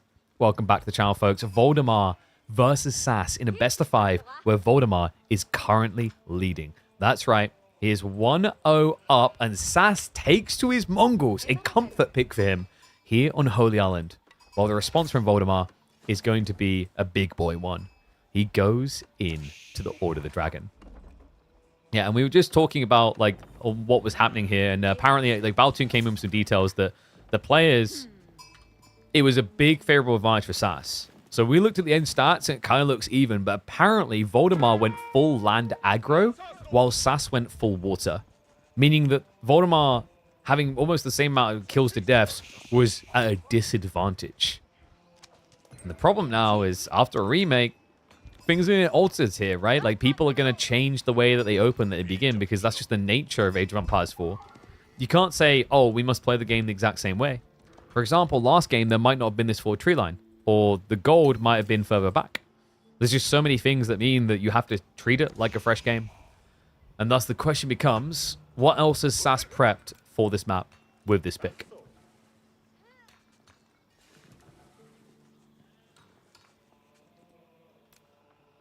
And how different is the opening going to be? Because we're not seeing either player go to the river yet. Oh, sorry, I just know cows in chat. We have to be, like, Norwegian about this. Fjord. Is this a fjord? Not real. Yeah. I mean, I guess it's a very weird one.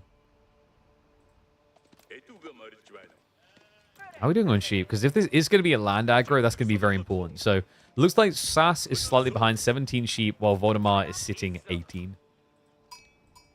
So overall, pretty good haul. We have to remember that this is a map in honor of good old Adney.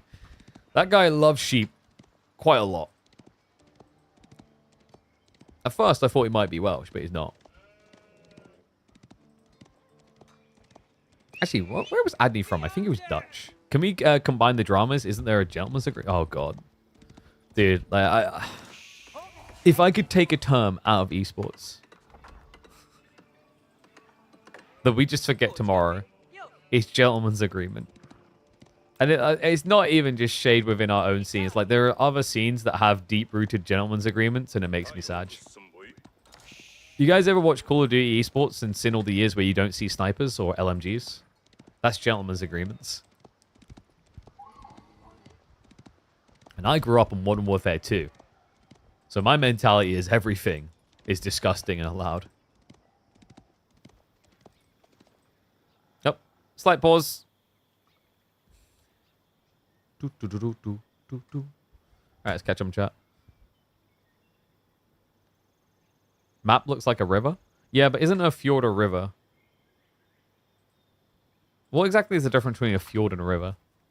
A fjord is a long, narrow sea inlet with steep sides or cliffs. So is the idea that a fjord flows away from the sea while a river flows to it? Is that the difference?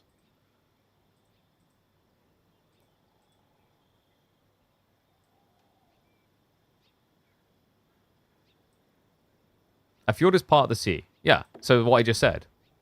Whereas a river flows to the sea. So it's literally a reverse river. Because rivers flow to the sea. And fjords flow away from it. See? I got there.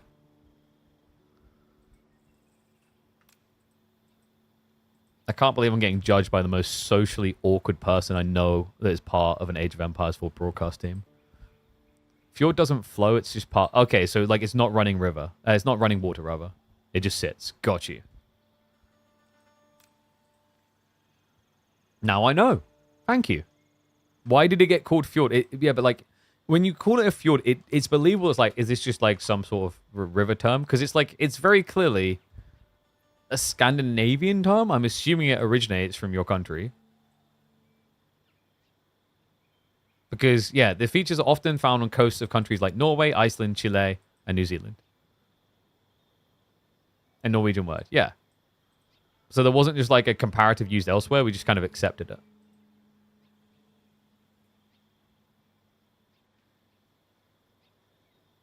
Just like troll? Yeah, but then there's Denmark where it's tool. Alright, I don't know why we've got a pause here. I'm just checking if we got any info on what's happening. Am I American? No, I'm British. Can you not tell by the way that I pronounce my T's? British. So yeah, we'll get back into it in a second. But this is the nice thing about live streams in these moments. After we just had to have a remake in that long wait, we get to wait again. The pause is about a wood line? Wait, what's the problem with the wood line?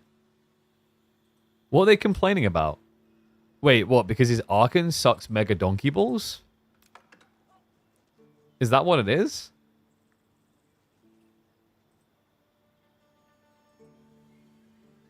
It can't... There's no way SAS is complaining, right? Like, he got tree goals. Voldemort crying about woodline. I mean, like, I think if anyone had a problem, it would be Voldemort. That, like, I mean, this is an insanely good spawn for SAS. And also, he doesn't have his gold in range of the tree line.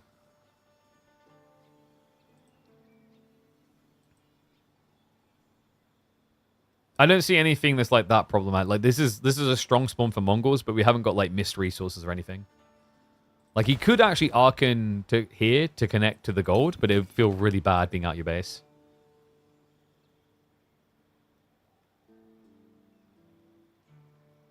A friend's father works Relic. Today was urgently called to a meeting. He came back late and didn't really explain anything. But I think it's starting. The reconnect from replay update is... Please stop. Please. At least 5 people thought you were for realsy. I have a wish before I die that can say bottle of water. Birmingham style. Bottle of water. I don't know if that's Birmingham. I never remember a Birmingham accent. Alright. Alright. We're good to go. We're back. Oh my god, that took forever. I don't know if there was really a debate over the tree lines, but honestly, I was getting worried about everyone's hairlines. We're ready to go. Thank goodness. This game too. But at this rate, Marine Lord's going to fall asleep waiting for an opponent. Or Gully. Archery range beginning from Voldemort. SAS got a really good spawn, guys. Like an absurdly good spawn. Uvu gold on the tree line like this is the dream. Yeah, like everything is protected, right? Like you can't harass onto the Uvu. The gold can easily be like outposted. If you outpost here, you protect everything. And it even has the boar. Whoa. Yeah, the boar's pretty pullable if necessary. Like you don't really think about it because normally people go fishing. But let's say this is a landlocked game. There's a lot of value for SAS. Well, Voldemort gets wood. Yep. So that's cool. I mean, the good news is he's got plenty of sheep to work with. But yeah, the Archon was not going to be able to reach the gold at all. If he placed the Archon about, what, here? He would just about, I think he just about clip this deep on the gold. Gilded Archers coming out. SAS in response with Archers as well. Really? But wait, the problem is SAS, oh no. No, he hasn't scouted this. He doesn't know about the stables. He punted the Falcon. He sees no gold gathering, so he knows it's not just greed or a bait. I think he just believes this is an archer fight. Guild Archer is going to step up. Maybe a bit premature. Need to respect the Yam. Your opponent's able to gap close very quick there. And now, this looks like a bait. Voldemort dragging him back. And the first horseman is on the way alongside the second Gilded Archer. SAS should have enough time to turn and run, and he's going to need to run fast because these guys hit hard. Maneuver speed arrow to get him away. And Horseman, he might get a lick of it. Most definitely will, actually. 1 tap, 2 tap, and come in for the third. Horseman plus Gilded Archer is actually a really frustrating combo now that I think about it. Because the Horseman gets you down to 10 HP with 2 hits. And the Gilded Archers attack so quickly, they can easily just, like, finish you off with a coup de grace. Okay, I'm going to get off that now. We've been having discussions about French words, now Norwegian words. I'm just working my way through Europe, insulting everyone. Jawohl. Oh no, Germany's next. Stable's coming in though, so that was expected. Keshiks are going to start arriving. Does Voldemar make this a 1-1-1? I think going Spears here is maybe a little bit tricky against the movement speed of the Yam. And SAS is keeping an eye on the dock play, and it's coming. Yeah, there's a move out right now. The Horseman's going to be able to march across to maybe deny this, though. Maybe? It can't get seen. But so does the Villager. So SAS knows what Voldemar's now up to. Unfortunately, he didn't hide the fact that he knows.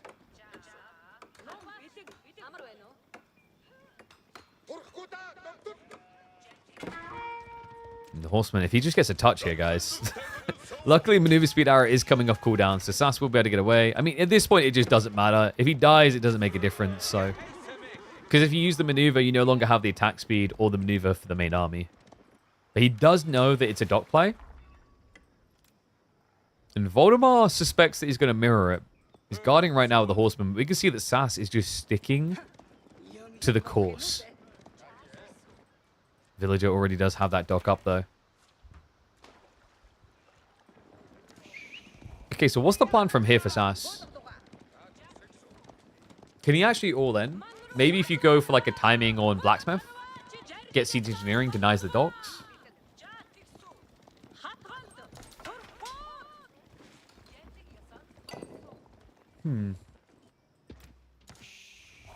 He's moving for his own now. Okay. Yeah, but that's unfortunate. Voldemar, he pulled the scout home. So he left the Horseman, but now he's kind of riding blind. Still, Voldemar, he does get the edge here, right? Like, his dock is up first. Fishing boat's coming up for him first. SAS, whoops. Turns out not having that calm was problematic. Means that he does not see the villagers still hung around. Voldemar will go for the back dock now. This is pretty organic and standard. When you're threatened a little bit that you might lose control on the front side, having a second dock is worth it. Voldemar doesn't seem to think so, though. That's interesting. Is it because of the land army? He's like, if I go double dock, to justify and use double dock, I'd have a small land army. Okay. Or he just forgot and was maybe worried about the Keshik?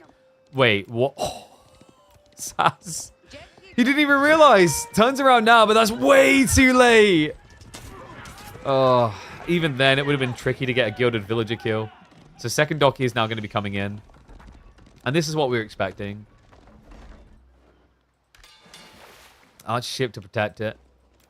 That's an expensive loss. Like, the interesting part is, like, before that Keshik goes down, the second dock is maybe a little bit risky, but when you now think about it, SAS just spent 200 resources to get nothing. You can afford to do 150 resources on this.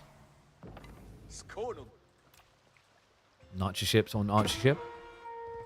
Which is kind of expected here. Like, you're not usually going to open with a Springald when you're playing land army like this. It's too pricey.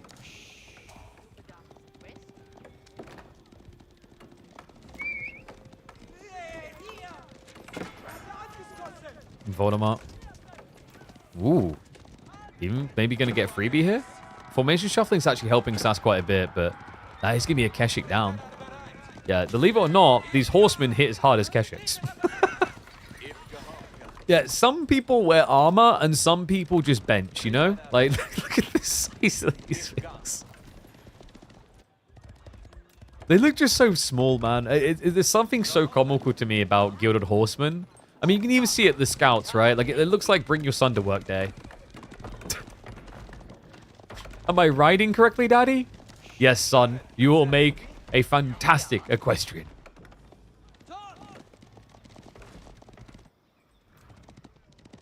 So, starting to feel like SAS may need to raid to get ahead here. If these two armies clash, I really like Voldemar's comp right now. He got Steeled Arrow already. His archer count is pretty nuts by comparison, like 9 to 15. And these guys don't die easily. They also have higher base damage, so Keshiks can struggle against them. Villager's going to sneak away again. SAS going to check for it, though. I mean, this time he's got the Khan. So I'd be surprised if he goes upward. Oh, he is. The Gilded Archers are chasing, but Voldemar may have been a bit greedy hanging around with that one worker. So it looks like the Gilded Villager is going to end up going down. Only the car... Wait, no! What? Oh my god, I thought with the undermesh he'd commit for it, but SAS, he saw the archers and did not like the odds there. No, I think he would have lost like the Khan and maybe one Keshik for the kill. Alright, this is going disastrous right now. He needs a hit soon. And what is up, Dragon the One? I needed a hit of that. Thank you for the Prime sub. We're here for some Prime Peak Holy Island. Look at that. This is the way I like to see it. A light splosh in the pond. Or splash. Splash and splosh. Not just that from the get-go, and that's all that matters. No, this game has been all about land aggro, but what a hit! Detonation on the double Springald, but he doesn't have the follow-up DPS to clear. No, and now double Springald spawned. Voldemar will be safe. That demo ship needed a friend. It remained lonely, so in the end, it ends up being 160 resources burned to get nothing. That's brutal. And not just that, what the hell happened here? Looks like there was a spear switch. So spear archer plus the Keshik going down for 2 horseman kills. That's actually a pretty even exchange. Horsemen are 240 each. However, I'm getting worried about this Gilded Archer count. Voldemar is going to walk in. We'll have to just walk away. No. He's distracted the demo. Gets a connect. But the Gilded Archers. Oh, no. -4. Gets himself a Keshik kill, but it costs him a lot there. And now the demo's starting to sweep through the Springalds one by one. Alright, this is unraveling a little. Once things hit water, it started to turn around against Voldemar here. And Keshik's now with the dive in. They've been waiting for that raid the whole time. Shivs come out from the Gilded Villages. They're decent brawlers. But it looks like it's still going to cost him a few here. The Gilded Archers can't clear way quick enough. Wait. What? Are you actually serious right now? 3 different villages got reduced down to 5 HP there. Somehow that only yielded, what, 1 kill, I believe it was? Incredible. Voldemar. I can't believe that. How we don't question it. We just acknowledge it. And now I move out to the deer. You know, you think this would be a bit desperate, but remember that SAS only has 2 fishing boats right now. Yeah, I think Voldemar realizes he just lost water. He got too scramble-brained, and now the problem is you kind of need to change script. So Voldemar is going to be looking for an all-in aggro play. And what's up, Stapes? Appreciate the Prime sub. Thank you very much. Keep those subs pumping.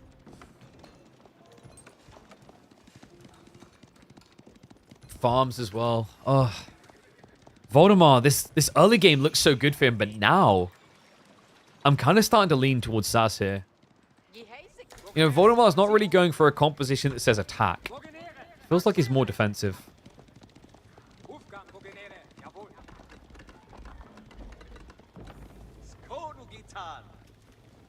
If SAS goes water trade, I don't think you rush water trade here. That's some 20 minutes peacetime strategy right there. And oh, no.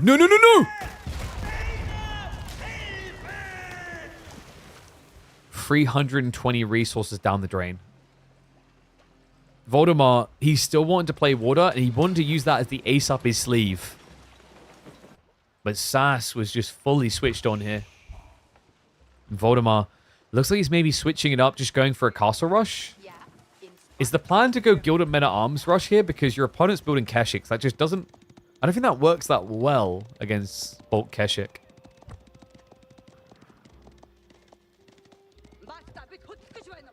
Well, it's definitely at least going to be the Burgrave. It works fine. Only if your opponent Monkey Brain A clicks in. If Keshik's just charge cycle, the Men-at-Arms are just like very slow Congo liney type things, right? Like, the other problem here is, look at the fishing. If you play Gilded Men-at-Arms and you don't rush out your base, your opponent's going to outscale you economically. So you kind of have to run out your base one by one. Which means you're lemmingsing.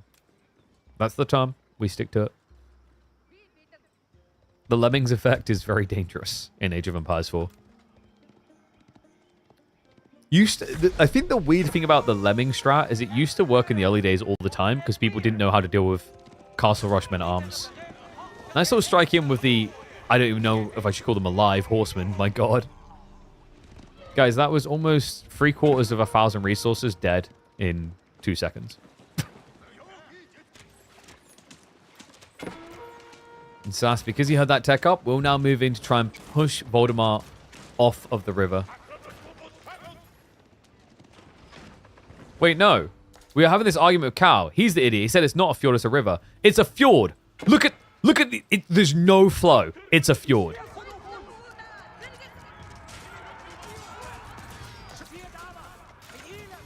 That's going to be a fjord play from SAS. He pushes in with the archers. There's no Gilded Archer upgrade yet. The veterancy's still waiting, 7 seconds away. The men-at-arms are just kind of being ignored. They aren't even upgraded.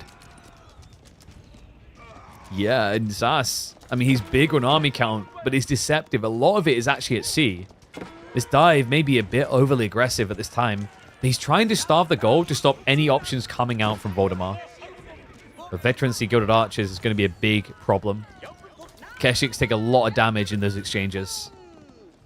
Waterside has been full forfeited, so Voldemar is just land eco or go home.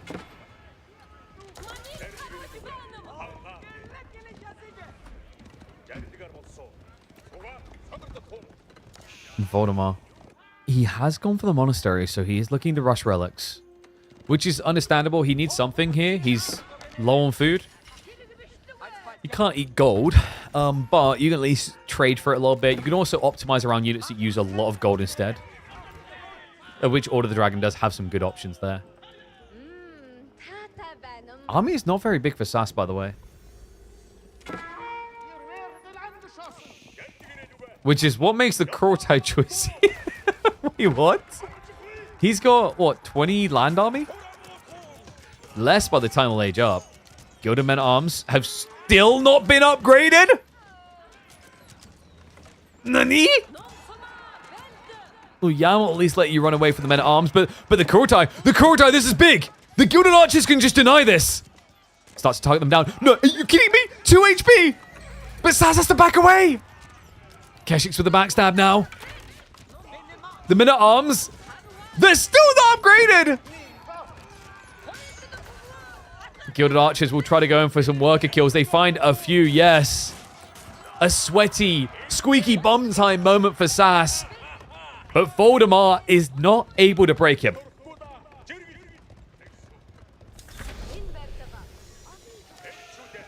Kurtai definitely looking a bit weird with the lack of army. And off it goes into the merry winters.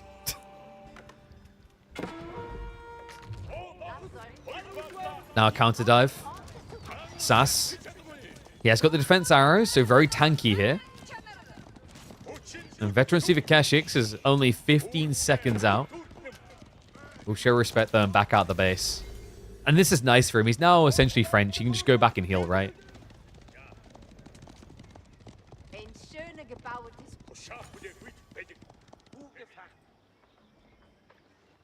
Can't step redown access the gold in the island? No, not unless you build it here. But there's still a lot of gold on the mainland. Range 2 from Voldy. The tricky thing here, though, is he's planning to still go Gilded Archers, right?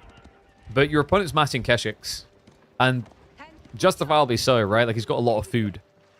So this is the type of game where, you know, Gilded Crossbows is kind of the GOAT, right? But I think Voldemar is maybe suspicious that SAS was going to build a lot of archers again.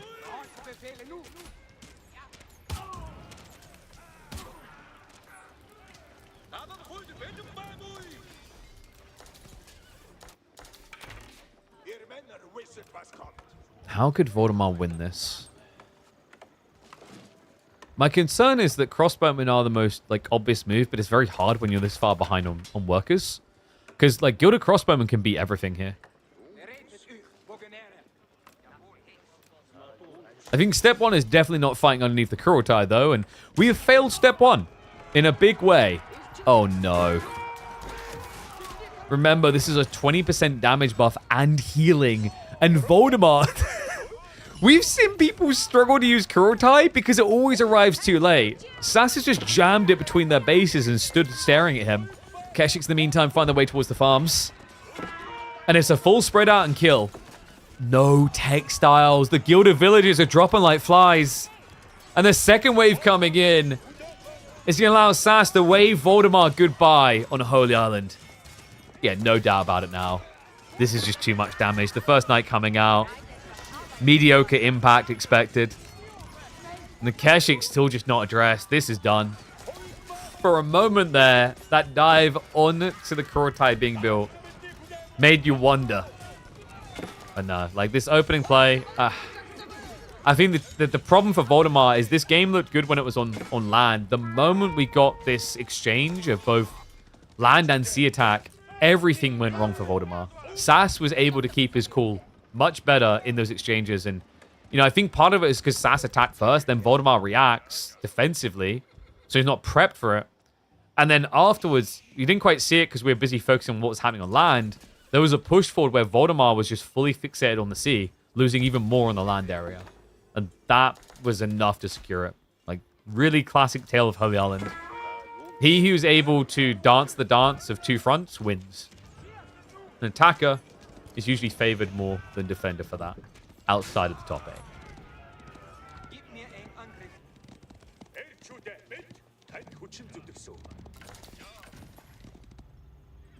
All's going up from Voldy now.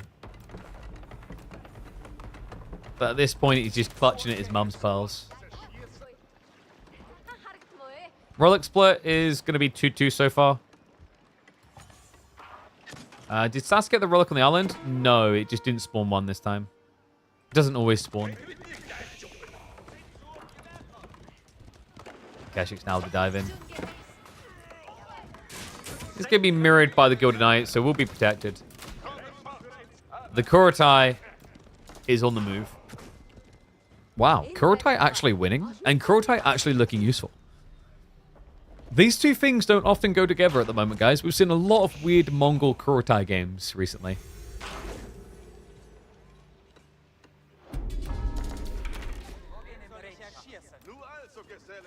And it's just a matter of one more push. You know, SAS doesn't really need to rush it. He's got easily 3 minutes of chill time if he wants it, because he's got so much fishing. But Trebs are on the way. He doesn't want to waste any time at all. Burn 3 begins on the outposts. That's going to be one relic just gone. I mean, E-repairs won't buy you a lot of time here. Especially if you don't press the button. Relic down. Voldemort was too busy focusing on the retreat. Gilded Archer now go for the trade out up against the crossbowman. But there's just no front line. He's going to get munched. And this series will get some depth. We predicted 3-1 victory for Voldemort. So we're still on course for that. But this was an impressive display for SAS. For sure. Oy, oy, oy. And yeah, what is the, like, toxicity in chat? Get that crap out of here. Watching these terrible players is just painful. Sounds like someone wants me to start the Low Elo Legends series again and feature them. I mean, you know. I'm assuming you type that out on a keyboard. So you've got a keyboard. And therefore, you probably got a mouse. Why don't you go ahead and enter the qualifiers and see how you do?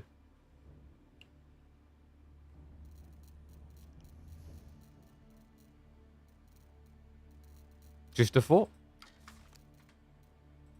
You can prove how much they suck. Yeah, Marine Lord said everyone else sucked after winning a LAN. Like, I mean, a bit of a pussy move to wait until you win the LAN, but at least he proved that he was better than everyone else, you know? All right, Mongols versus Order of the Dragon. 1-1 score.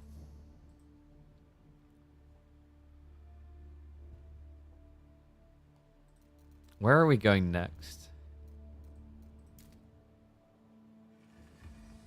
Baldland. And that's where he wants the Byzantine pick. Biz versus French. I'm a big believer in Biz these days, to be honest with you. But French, I do think, is critically underrated at the moment. It just feels like Biz is just becoming the... Is there anywhere they look sucky? Magic let Marine Lord win, felt sorry for him. I mean, it's true. You know, like, after Magic destroyed Marine Lord in day one, he just looked distraught. I think, like, Magic watched back the replays like, I've never seen a man go so red. I'll let him have this. Let's check some of my predictions. What did you do, Core?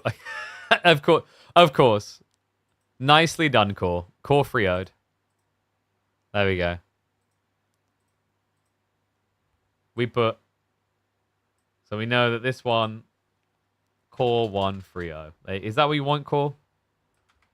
Is that what you want? Huh?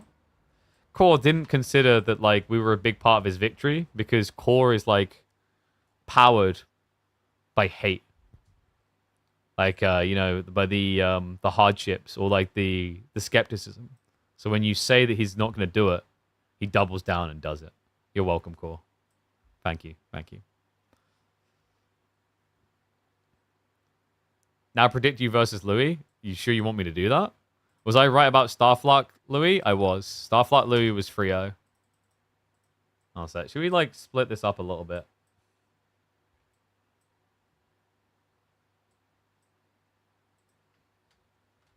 I mean, instead of predict, like, yeah, don't tell the outcome because we might actually cast that later from VODs. But, like, Core. What was that? Your tiny text. Let's fix that. Core versus Louis.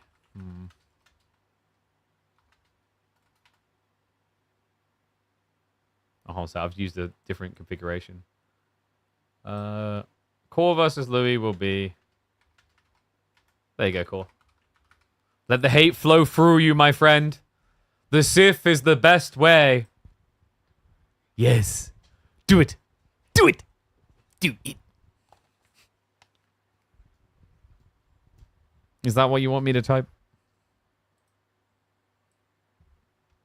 Dude, I'm starting to think Core's the type of person that, like, you hit him with a stick, he goes, ha, more.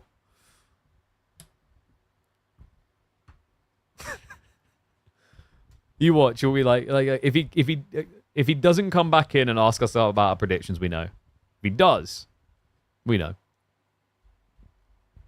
I've been right, like I've said, I want him to do this. This is the thing when I when I put predictions like this, I actually want these predictions to be wrong. These are like the logic-based predictions. Actually, like, to be fair, Ezra Core was like, I think that was my like heart one for sure. But like everything else here is pretty logic-based. So if these are all wrong, I'd be happy. Like, dude, I'd be over the moon if this was wrong. Because that means underdogs coming through. Whoop whoop. I mean, Core Ezra, like, Ezra's the underdog there for sure. But if Core now goes and beats Louis, hot dang. Core gonna thrust an S tier trophy in 2025? Pog? You made me wrong. What you mean is I inspired you. Did you beat Lucifron? Oh, and you got 3-0, didn't you?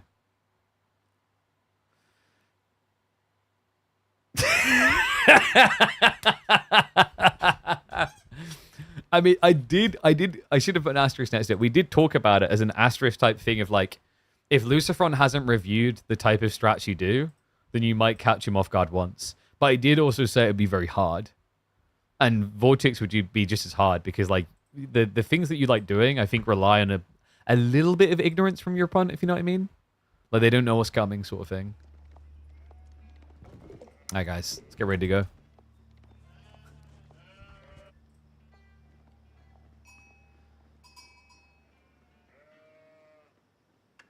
A battle between two youthful figures, one of them even called the Kid, and for some reason we send them to a map called the Borderland to know what the future holds. Welcome back to the channel, folks. Game number 3 in our drama grudge match. SAS versus Voldemar. Battle of the Discord coaches. Byzantines for Voldemar up against SAS's French here. Gonna be a fun one, actually. I like this map. It's been a long time since we've had some Borderland to cast. And French, definitely a fit for this map. Pro Scouts galore is the idea. There's a lot of deer available to you here. highly desirable because in total, I believe it was this 34 deer. A standard map has 28. So, Borderland was introduced in the middle of, like, deep into a Pro Scout meta, right? Or we were getting there. So, the last time we would have seen this in Pro Play, it would have been French, Mali, Shushi, Chinese. These ones were just on top of the world. Byzantines, not often seen, occasionally. I'm curious to see what Voldemar can do with this pick, especially with a spawn like... Okay, dude. This is great. This gives both players plausible deniability. So, game 2, we were talking about actually SAS had incredible spawn as Mongols. He had his stone, his gold, and his wood underneath the TC. Game 3, if Voldemar now wins, SAS also has plausible deniability. It's triple back Berry when he picked Byzantines. Unbelievable. Stone is forward, which is a little bit annoying. So we'll have to worry about that slightly. But, oh my god. He's even got the back tree line, so you can kind of wall this. Maybe not straight away, but down the line. Which is what you want to do to secure the Grand Winery area anyway. Does Voldemar even know? Dude, he does. Oh my god. I wish I had a listen-in on Voldemar at that moment just to hear like a squee kind of noise. Like, oh my god. But like, think more almost like uwu anime gleeful. Just imagine Voldemar, but give him like really blushy red cheeks. And have him say senpai. SAS. Look at the amount of gold being gathered here. This looks like probably Pro Scouts. Yeah, he's already got wheelbarrow, but he's still gathering a lot of gold. Foreign gold at this point is macro for just getting wheelbarrow Pro Scouts, which is pretty efficient for French. You pay the same price other civs would for Pro Scouts to get Pro Scouts and wheelbarrow because of the French discounts. Grand Winery in the way, and this is the moment where last game we had a pause, and I think Balsu might have baited us, but I like to believe they were talking about spawns. If they were talking about spawns in game 2, this is the moment where SAS pauses. It's just, what the hell is that? That is disgusting, man. Has Voldemar been screaming from Marine Lord? Is there something I missed here?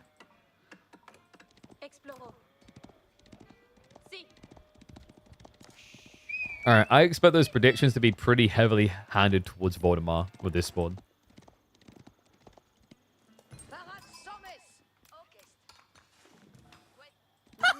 And SAS, how did he do on sheep? 12 sheep to 16. He actually didn't do that good. No, and he didn't get to the northern corner quick enough, so that's going to be a win for Voldemar. Everything else has pretty much been vacuumed up, maybe bar 1 or 2 sheep. So sheep win for Voldy. And what is up? 2 dads and a PBJ. That's a respectable, like, pastime to catch up on the kids. Thank you very much for the Prime sub, mate. Appreciate you. Running guys, get those subs in. Prime subs absolutely free, and we are at the start of the month, which means they've all renewed. Smash it quick. The more Prime subs you give me, the less money you give Bezos. Now think about it. Would you like Bezos to be able to buy his 15th jet, or would you like me to be able to buy one of those cable tidying areas? It's a hard choice. Yeah, you should get one of those little desk underhang ones.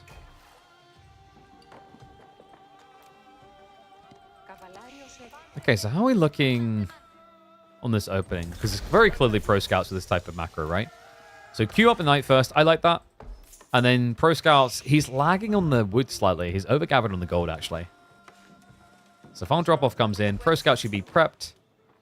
And then the extra wood can go to like a second stables in a rush. I like the idea of just getting a few knights out pretty swiftly here and in conjunction with scouts. Is Twitch owned by Amazon? Yes. It most definitely is. That's why if you link your Amazon Prime account to your Twitch account, you can get a sub for free, which you can use on this channel every month, which means you then don't have to worry about ads. And you get some pretty amazing emotes. It's a no-brainer deal. Looks like Scout's going to arrive. I like that Voldemar takes that as his moment to leave. He's like, okay, if the Scout is here, there's probably a knight coming. I've been snitched on. He did get, what, level 3 Cistern? He's close to level 4. With this Mercenary House coming in, he can definitely achieve that.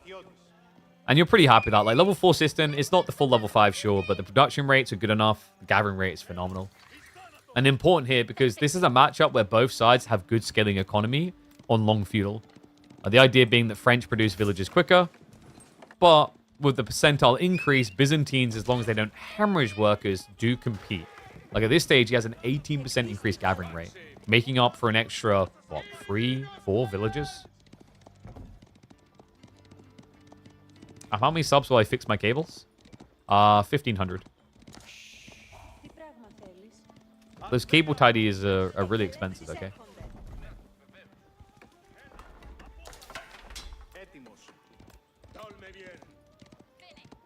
Okay, so good news for SAS is even if he doesn't get kills quickly, he's keeping Voldemar contained with a Lemitane play, which will allow him to get the Pro Scouts back.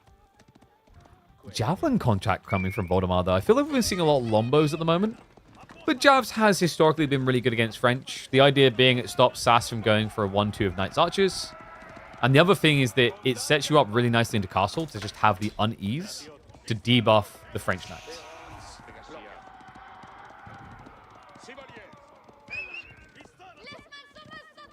Subscribe with Prime via webpage, not Twitch, app, or phone. That's really weird. Actually, it's not weird. It's, you know what it is? It's Twitch and Amazon trying to keep your money. Apparently it is on the phone, you just have to find a toggle. See, they made it harder intentionally. So what you need to do out of spite is figure it out so that you do not give the money to Bezos. Don't let him win, guys. That guy, he started Amazon out as a book-selling company. You really, as a gamer, gonna let a book nerd win? Is that what you guys are about right now? I don't believe that for a second. Only thing I read is subtitles, and it shows in my literary skills. Voldemar, that won the way across with the javelins. Yeah, I don't think he'd jump out this quick, but must know about the Pro Scouts, and he's kind of fearful of it. It's a lot of deer. We said, what, 32? 32 deer is pretty nuts. Actually, 34, sorry. 34 deer in total equates a pretty ludicrous, about 11,000 rather food. Which definitely beats out the berries. Yeah, the berry batches, remember, each 1,500, so 4,500 food back here. Did I just read that correctly? Like Jeff Bezos? We've got a plant! He's a plant! How much does he pay you to come into chats and say this? We're on to you.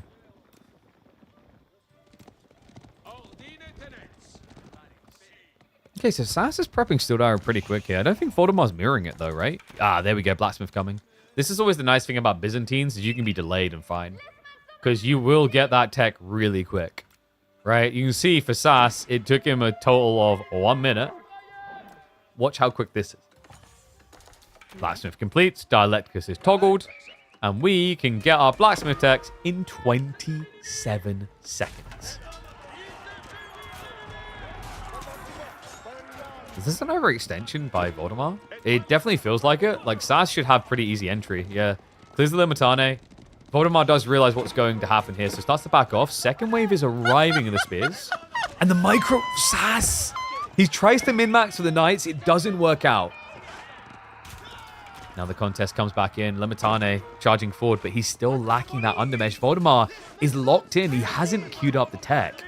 Yeah, so he's dying a little bit quicker than he should here on the spears. What is up, Film and Hoss? I appreciate the Prime sub.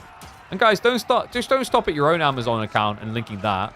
Right? Go get your grandma's Amazon account, your mum and dad's Amazon account. They don't watch Twitch. They don't need that Prime sub, but you do. More Knights now coming through. SAS, he doesn't have Chivalry just yet, right? Like, it would have been oddly early for it. But he's starting to have justification to go towards it. And he has broken through this Limitane. Now, it's key for Voldemar to not lose Javelins. Remember, the Mercs are the thing that's difficult to rescale when they get wiped. You have to get really good trades to justify that. Like, you know, if you're going to lose 1 jab but kill 1 enemy Knight, sure, that's fine. Losing 2 jabs to kill 1 enemy Knight feels a bit dicey, especially against Pro Scouts.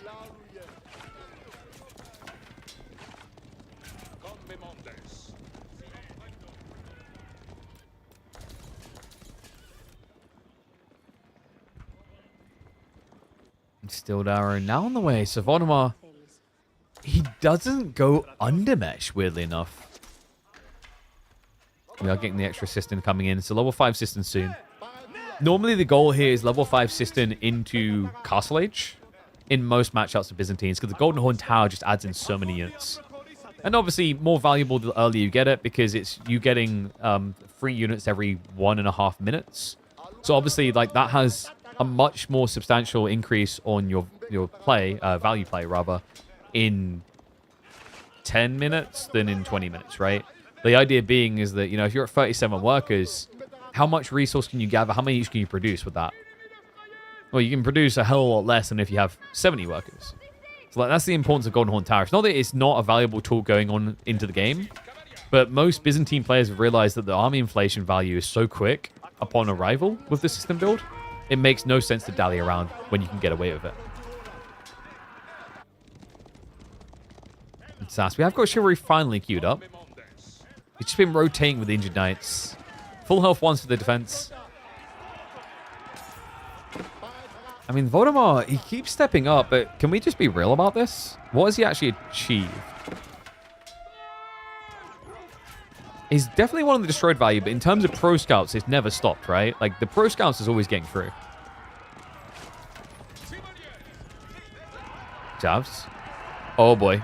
Yep, spin and steer off, but that means he's exposed on the other side. SAS, if he just stays on the back end of this, he can pull him back and forth. Instead, he recommits from one side entirely. Second wave of Leviatana is arriving. Voldemar should be able to stabilize. And now the chase is on. Yeah, archers, they reform with the knights, and that might be a bit of a blunder there. SAS hanging around with those range units. And Voldemar does back off. He's got so many spears. Yeah, we're in downloadmorespears.com mode. I think Voldemar knows that staying any longer in feudal is detrimental here, by the way. You know, he's got what he needs. He's got the system set up. He's still got a decent amount of olive oil berries in the back. His opponent now has the chivalry. You just need castle. Yeah, castle's your savior. Long feudal is French's benefactor. We have got a few olive groves going in, but what Voldemar wants is that booster in terms of mercenary production before he needs mass groves. That's where the Golden Horn Tower always does come in clutch. Not to mention mango emplacements. Just mango emplacements are a great deterrent against mass archer knights because they like to dive one location.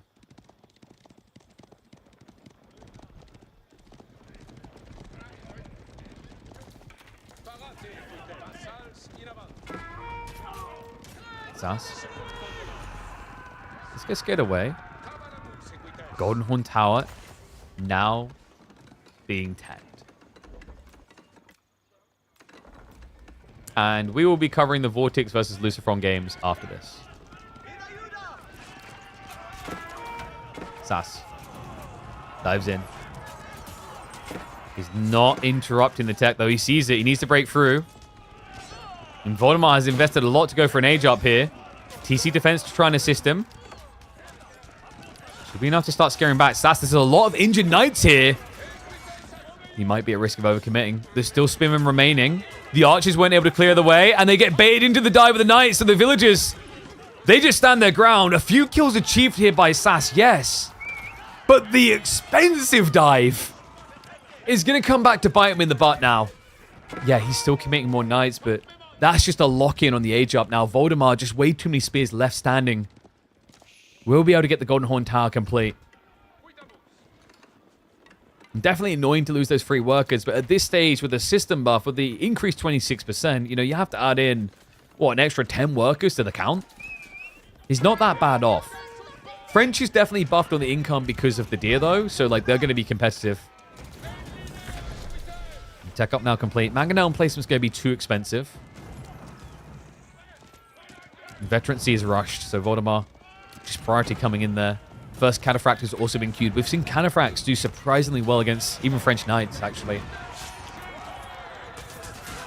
Spear Flash. They haven't got their veterancy coming. So maybe a little bit wasteful, but it's fine. He protects the outposts. He'll clutch up and get the time for the repair. 6 more. 3 more kills, rather. The 6 worker kill count. Yeah, the knight on the back went unnoticed for a long time there. So SAS turns it into a 10 worker lead now. Okay, starting to paint the picture we've been looking for here. However, after that last aggro, yes, you've achieved 6 worker kills. The military count difference isn't insane, though. The quality of army, yes. But that's where an age difference matters a lot here, right? We got more Limitane being spammed. The gold harassment was intentional by SAS, by the way. He was trying to stop the gold gathering for the veterancies. And yes, it's a 10 worker lead. 6 worker kills, combined with the fact that the French produce villages quicker.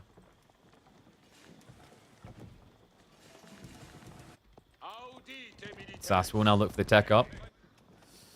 Guildhall has been the standard play for about 90% of games, it feels like. Maybe it's close to 80. No, you very, very rarely see Royal Institute. I think Royal Institute is a play ahead and play more win type play. In even games, you'd think it would be good to get the advantage, but it just ends up putting you on the clock quite often. But this is a map where he just got access to all the deer and continuously does, right? There's 34 deer on this map that he'll have. Over 10,000 food. It's like if there was a situation where it was justifiable, I think it would be here. But yeah, he just can't resist it. Guildhall. And this is nice because now instead of you being an urgent need to dive your opponent has to worry about you. SAS. Nice jump in here. The javelins. I don't know what the hell is going on with Voldemar. Oh, he's focused on this. He catches the age up. Few cannons walk in. He's getting kills. A delayed reaction, but now the spears arrive. And those 2 cataphracts are very hard to kill. The pathing is just so weird also. So a lot of slowdown on the age up timing there. SAS also not able to get any worker kills on the other side of the map. Yeah, he killed some javelins, but remember what we said. When Golden Horn Tower comes online, it's not as much of a vulnerable point anymore. Like the mercenaries in Feudal Age, very hard to replicate. But once you get that Golden Horn Tower up, you commit additional mercs with ease. Every 1.5 minutes, he's getting jabs or camels. And yeah, that camel roll is pretty nice here.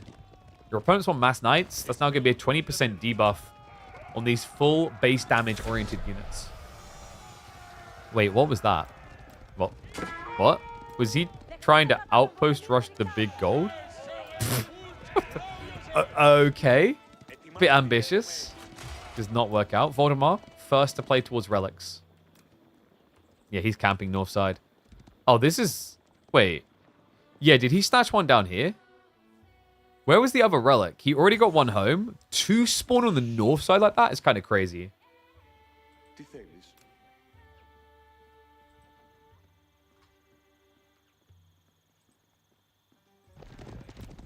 SAS is going to sally forth. Good read by Voldemar, though. He brought the troops back after the worker went down. So we'll be in position to contest, but doesn't have that many spears. He has, however, queued up camels. So actively producing into them now. Camels are pretty good brawlers into knights. A little bit less so for Byzantines, then better for the aura because you don't have access to the melee armor tech until you get in. Yeah, reminder, there's the barded armor tech that starts adding a lot of armor onto those camels. You don't get that as Byzantines. Not until you commit into an Age 4 landmark. No, still no upgrade on Voldemar's spears. I'm starting to think he maybe forgot about it. It looks like he forgot about it. Because he's still actively producing them. Gold Veins already ran out. He's on the back one now. Yeah, there's no doubt about it. Like, when you're queuing up Bloomery over Veterancy Spears, I think Voldemar just forgot.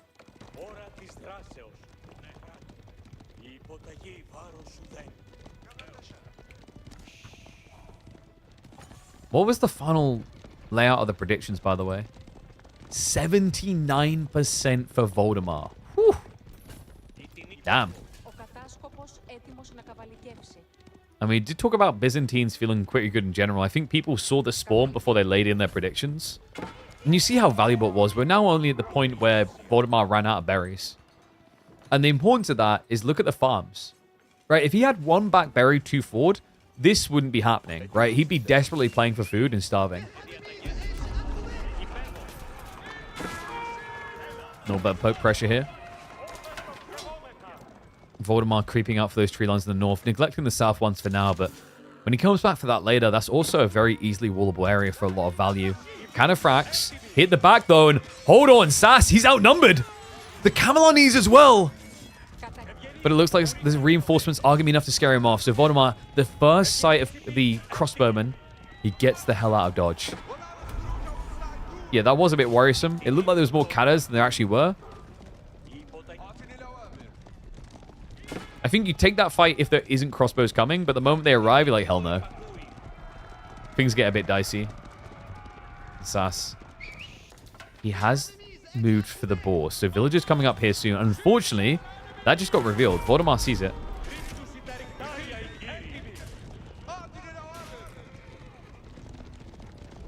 Who benefits more from this slowdown? Because we are getting both players walling in their corners, right? Due to the fact that both played heavy cav.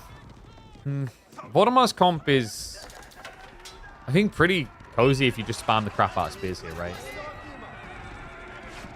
And the nice thing about playing Byzantines compared to a lot of civs in AoE 4 right now is your farm transitions just feel a lot more organic. That's because they are freshly grown olives in the fields of Greece. No, it's because they're so efficient at returning value. So remember, when you build an olive grove, you get 8 stone back, I believe it was. So that's already a, what, 10% resource rebate into a more valuable resource type. And then it's the fact that you also get olive oil value on top of the food gathering. And with Grand Winery, it becomes so easy to do.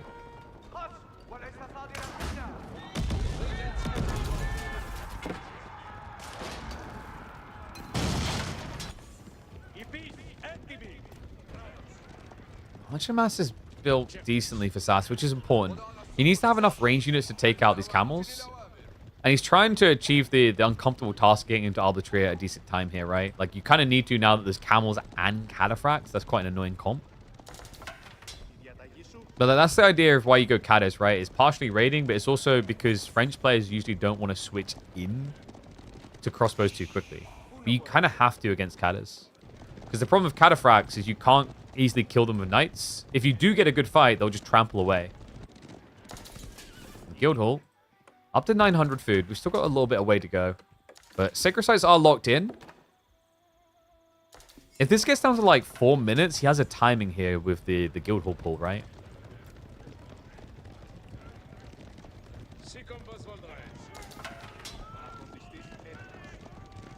What do I do if I need to pee mid-cast?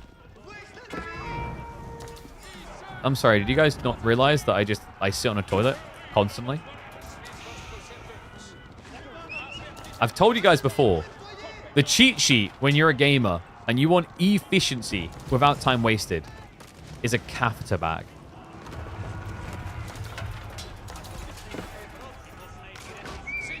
Now, speaking of such critical matters, who's going to crap the bed on this one? This is difficult to defend. SAS, not the best looking opening trade there.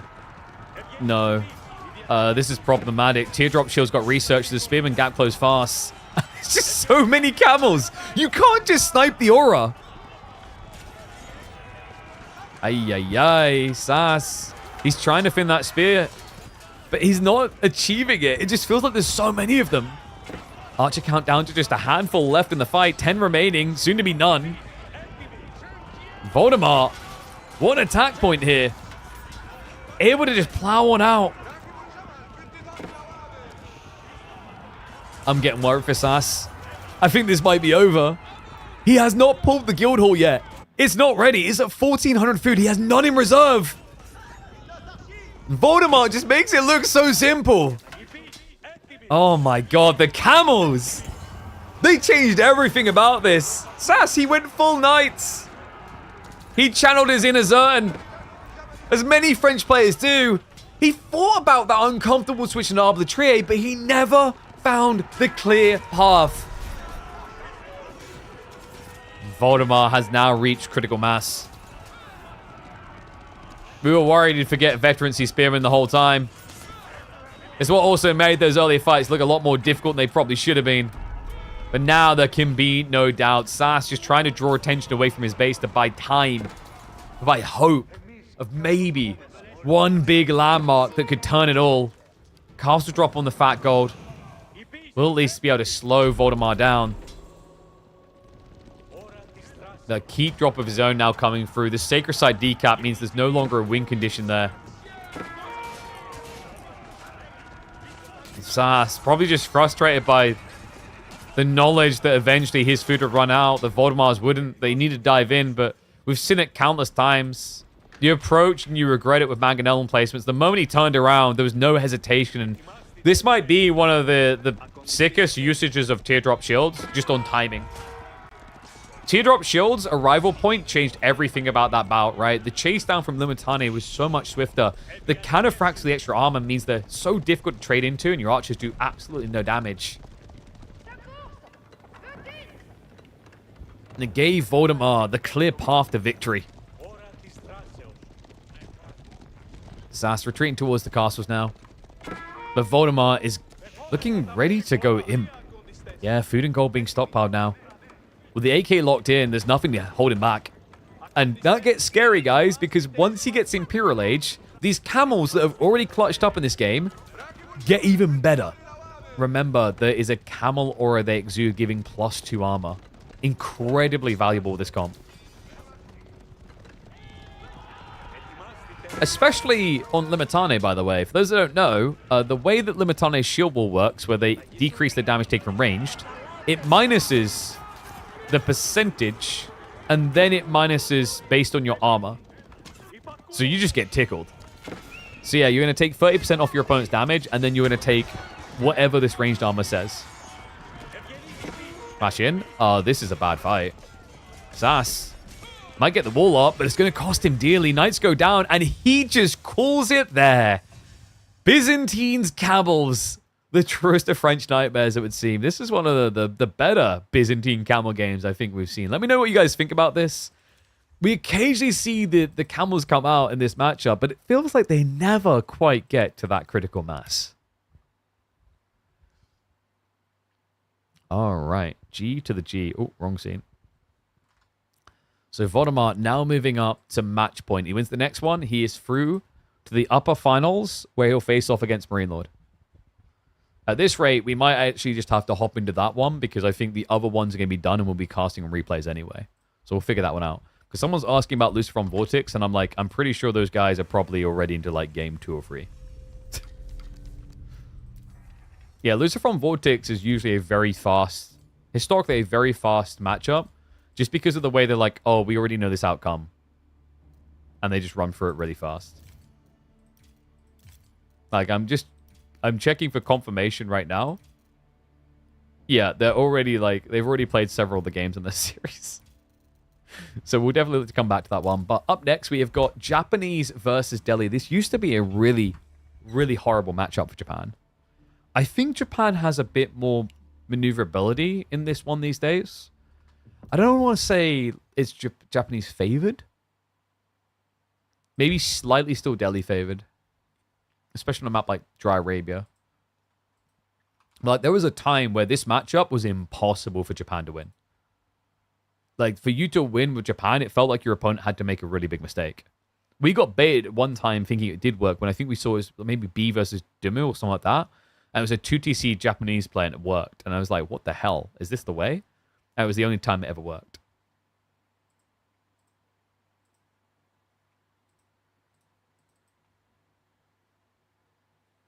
Time where this is a free win for Japan with deer pushing. Exactly. Yeah, that was the thing. Like, you know, Delhi, I think, are creeping back into people's minds because they just kind of fell off in the deer push meta because they were absolutely horrible in it, right? Like, if you list the civs that you never see do Dark Age spear openings, Delhi is like one of the chiefs amongst them. Does the Hippodrome water drink power-up thing work on camels? Yes, I'm pretty sure. So, like, the Hippodrome Triumph definitely works on camels. And then you're talking about the Sistine Sippy Cups. That definitely works. So the Sippy Cups is once you complete it, you can heal any unit with the Sippy Cups from the Sistine the first heal. And then with the Hippodrome, it's anything that has a cavalry tag. So even Scouts get +4 damage. So actually, technically, Scouts are the best thing to build with Hippodrome, guys, because they increase their damage by 400%. True story. They get an extra 400% damage. So next time you think, hey, what am I going to build my Hippodrome? Remember the words from me in your mind. Scouts. We need to build scouts. You're welcome. When you beat Marine Lord at the next Red Bull Willow, I will take 10% of your earnings because that knowledge was why you were able to.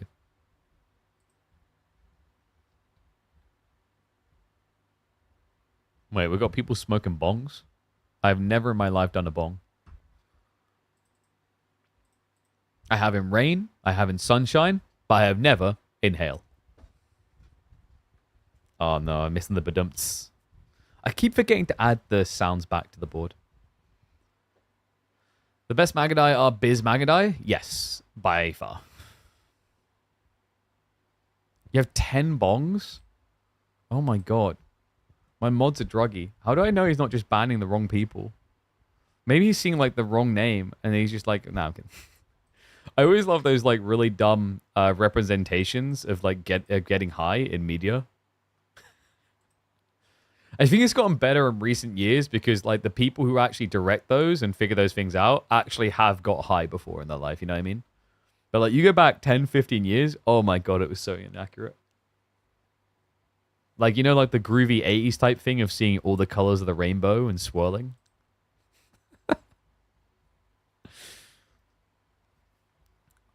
Guarantee the Civ with at least Dark Age spear rushing is English. Yeah, but like, as an English player, you could still Dark Age deer shove, technically. You just had to build men at arms. Ho ho.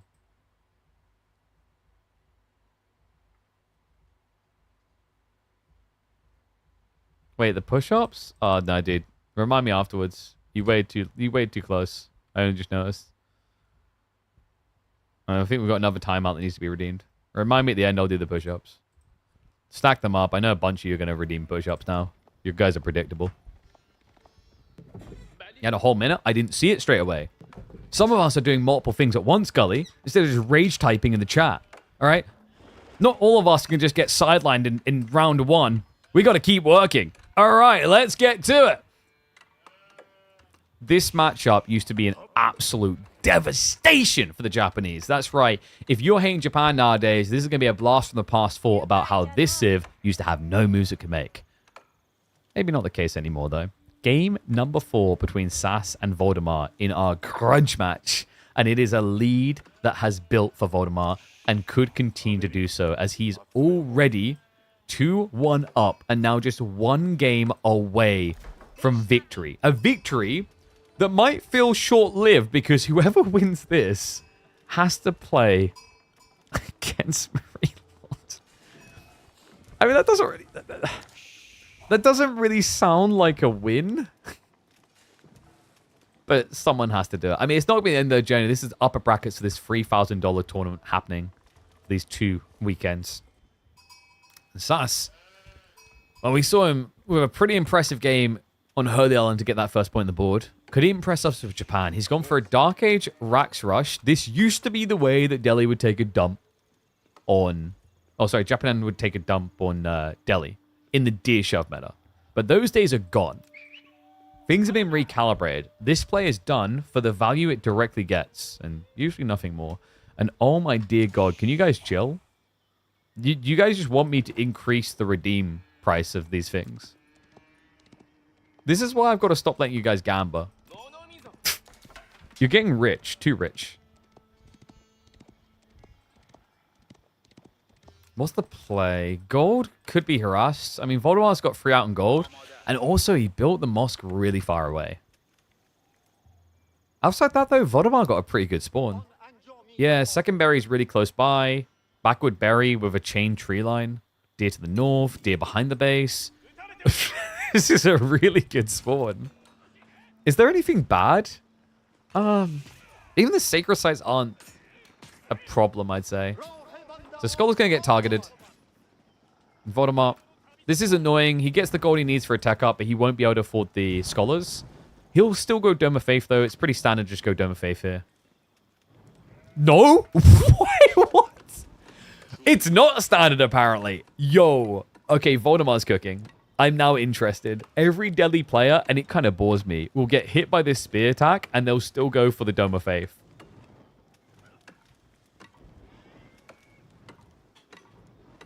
Hell to the yes.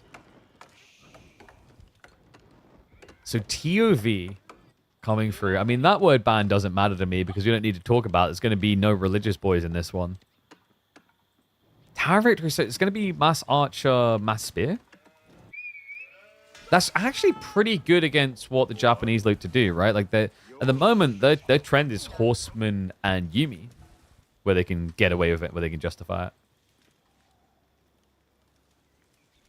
Huh.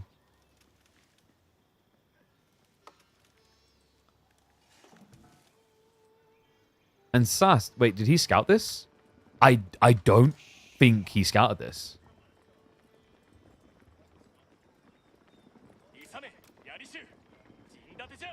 Hey, joke's on you guys. Every time you redeem a word ban, it overrides the previous word ban. Technically, I could make it like that. But that's why I'm such an amazing person that I'm going to try to acknowledge all your BS word bans at the same time. And that is why you should subscribe to the channel. You're a bunch of griefers. Gonna file a class action suit? Joke's on you. I'm moving to, like, Botswana. Suckers. Alright, we said the deer shove is dead. I guess this is the closest we're gonna get to it. And double blacksmith. Man, this is a blast from the past. You don't really see this anymore, but it made a lot of sense with the Tower Victory build because your research was so slow, right? You just don't have the reader boys to get text quickly. Yeah, look, it's going to take him 3 minutes for each of these texts. Okay, and SAS, Curse Storehouse almost complete. I kind of wouldn't mind a stables beginning here. This is a blast from the past, though, man. I haven't seen anyone try this in, like... Is it a year, chat? When was the last time you saw this? Especially in pro play, it's been... We've maybe had 1, possibly 2 TOV games in the last year. It's incredibly rare. But this was also incredibly impressive. This was a full brute force build, actually, for Delhi last time it was dominant.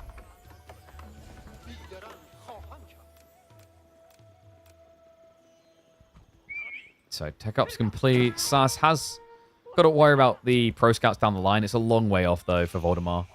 4.5 minutes, especially with this no scholar build. Oh, wait. Did we have that? Oh, we actually did have that as a banned word. Sorry. I've literally got so many banned words, I have to scroll up and down to see what you guys have banned. Thanks. And it is going to be double on the stables. Yeah, so pony play makes a lot of sense here. With the Uma Bannerman buff, you're really strong. You actually can even kind of contest Ghazi. Ghazi that aren't necessarily like an advantageous element of a Voldy. Well, not the advantageous. It's more that they've been disadvantaged by the fact that you've now got attack speed aura for infantry. You're not going to see the range boys coming. Stilled arrow. Almost halfway done.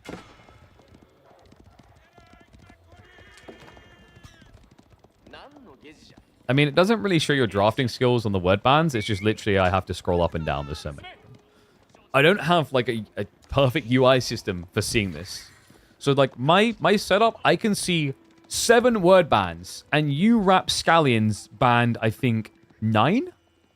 8 or 9. I'm limited here. What are the odds that you get the right word? Higher than your odds of being Marine Lord. Whoa! I'm sorry. I don't know where that came from. Outpost now going up. It's Voldemar. I mean, this kind of shows the intent, right? So this should allow him to, what? Start prepping extra reader boys? Just end up moving out and going after the points?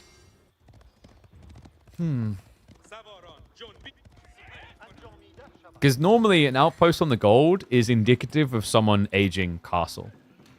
Which was like the old school way that Japan always lost this matchup. But I don't know if that's the intent. I think for SAS it's a little bit of a debate. Yeah, because we have got double stable play. It's a lot of pony spam.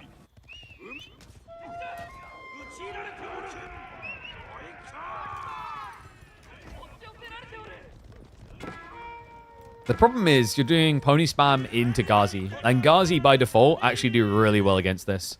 The concept, however, is if you get both of your melee techs as Japan, and then also get your Bannerman, you actually can mirror it well into the Ghazi, especially considering that the Ghazi costs more.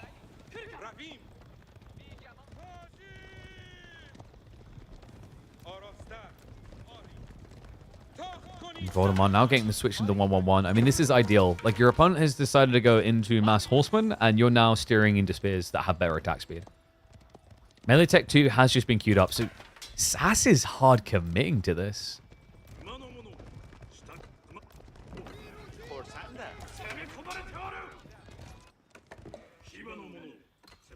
Stone Gathering coming through, so he kind of understands the issue here.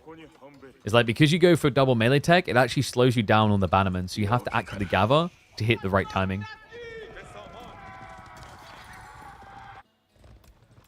So still just circulating the base. I think he's waiting for that moment where Voldemort has to come out onto the back food supply. But we can see that Voldemar's done a good job of optimizing around that not being rushed. Right, he's still got 10 sheep, he's got a few of the berries left over. This is the upside downside. Like, he got a really good spawn if he has map control, really bad spawn if he doesn't, because the only food source on the south side is something the Delhi cannot eat.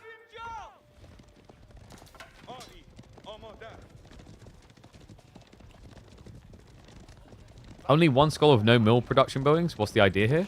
The archers and spears build faster than Kazi anyway, so you want to rely on them less and on archer spear more. We have got the scholars now being pulled, so he's moving towards sacred sites. And the other nice thing about scaling infantry over cavalry is it gives you an easy way of walling things in.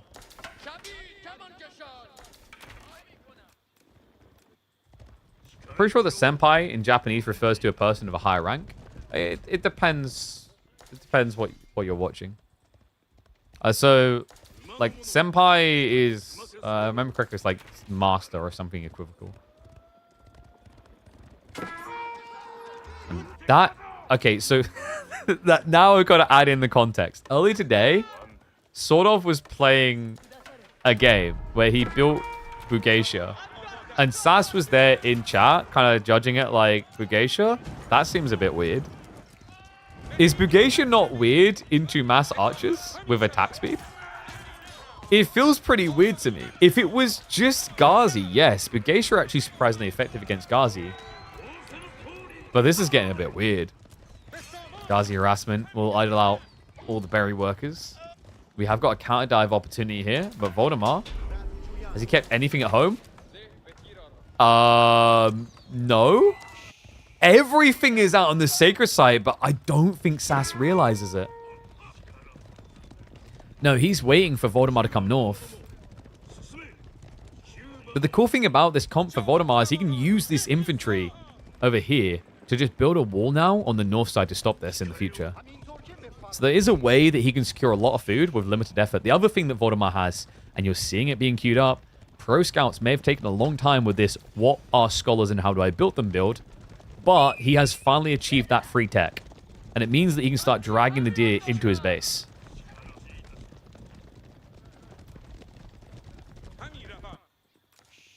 And yeah, even if SAS didn't see the landmark, at this stage, he would have probably clicked on one of these units at some point just to check their techs. And he'd see this little icon that says Tower of Victory. Thank God the devs added that. Could you imagine how hard it would be for casuals to figure out that they've been playing against TOV otherwise? 3 scholars only? Yes, because this is a Tower of Victory build. So you're only really going to generate scholars by getting the sacred sites. That's the only way you're going to build them. More Bugatia from SAS. The problem, though, is, like, you've waited so long for Bugatia, your opponent already has melee armor. So he's already mitigated some of the damage you get. And also, these Bugatia are not getting buffed. Yeah, he went for Bannerman as expected. SAS just looking to hunt some reinforcements. Second sacred site now to be snatched. The horsemen are going to make their way into the base. Voldemort optimizing the pull away. Thinks about the dive pass, but SAS realizes it's not worth it. The outpost will complete. Still, the outpost just baits the army, keeps them busy.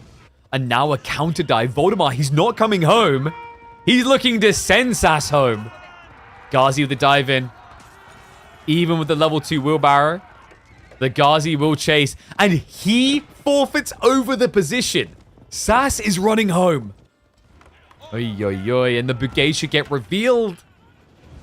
All right, so now for Voldemar, you just switch full infantry, right? Like, Ghazi are nice for a little bit of tickled raid, but Archer Spearball is what it takes now to kind of run this down. It is awkward. Like, what SAS is going for is the Ugh melee click win, where it's very hard for archers to kill what they need to. But when you fight like this, not so much. I mean, the Spearmen, they've been holding back. The Horsemen are in the worst position possible. We'll pull them away. Voldemort, last of the berries being eaten. But Pro Scouts is coming online, folks. He has the deer for the switch. Fight near the stone outcropping. I love this. Perfect for the body block area. Minimizes the exposure as the brigade is spread out. And target fire is good. Just one hit killing them. And remember, it's overkill, but who cares? You've got a quicker attack speed with these archers. An absolute annihilation. And it is going to end in 4. Our prediction was on point. Voldemar just having the edge here. We'll lock it in with an old school Tower of Victory build. And no, you don't spoil the Lucy Vortix series. As we said, we'll do that later. All right. I think in terms of what's live, though, do we do Marine Lord versus Voldemar now? That was anticlimactic. In some ways, you can say that, yes, because it's a very quick game. But also, Tower of Victory isn't built ever. So it's actually kind of like impressive to see. How dare you wait until the end to say ease? What do you think, guys? So we could do Vortix, Lucifron, which will be done from replays. Marine Lord, his series will be live because Voldemar's now going to play against. I think we could do Marine Lord Voldemar. And then after that, we can do...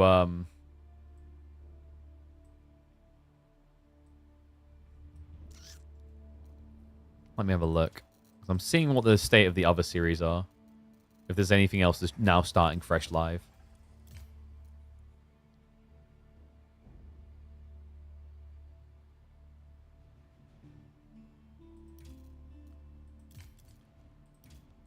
There is another option. We could do... So B Myriad's complete. I think that just completed recently.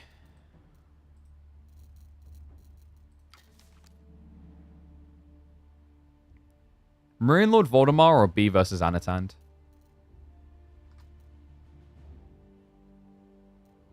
The B Myriad series is finished. B1 free 2? No, B1 free 1. Actually, was it? No, sorry, you're right. Yeah, free 2. My bad. I missed one of the games.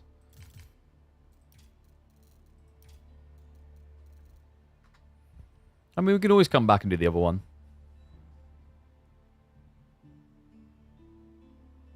B1 Voldemar Marine Lord? Alright, we'll do Voldemar Marine Lord. I mean, if Voldemar isn't in activate anime mode, we'll have enough time to hop across to be Anatand anyway. Yeah, I was about to say the same. Like, we do be Anatand all the time. Like, it's probably one of our most casted series on this channel. So, we're going to do some Marine Lord versus Voldemar. Let me get the draft ready.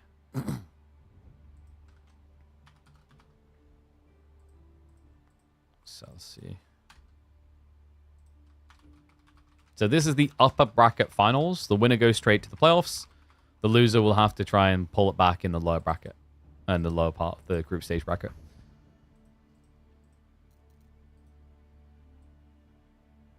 Uno momento.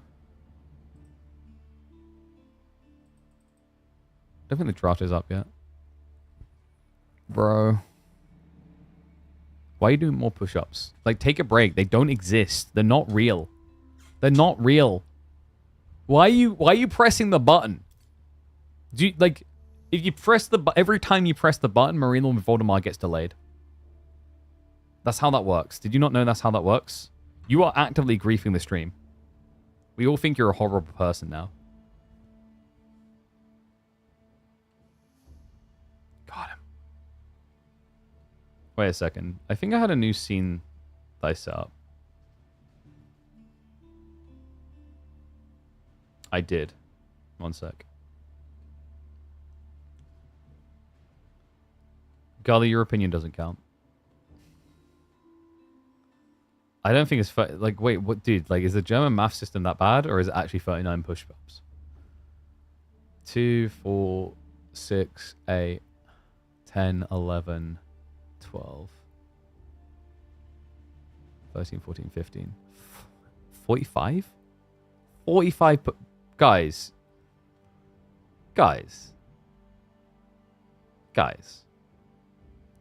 That's I think the word is cringe. There's definitely like we don't do those, right? Like that's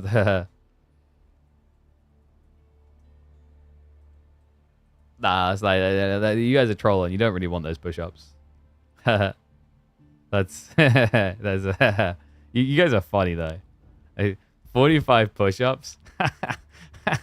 You guys are cute. You ever tell you guys you're cute? You're like so cute.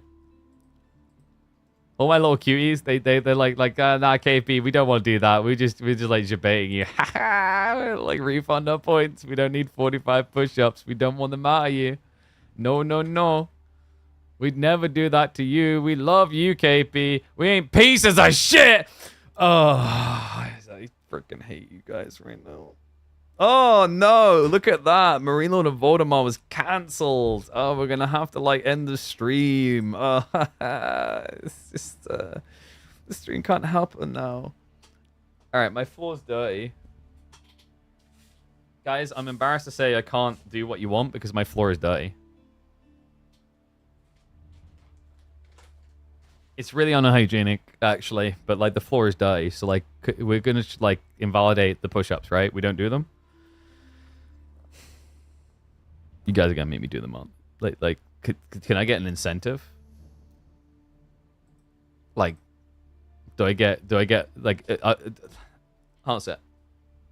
Yeah, do you see how the arms didn't move at all? All right, is there like subs incentive for thresholds here? Are we saying like 15, 30, 45?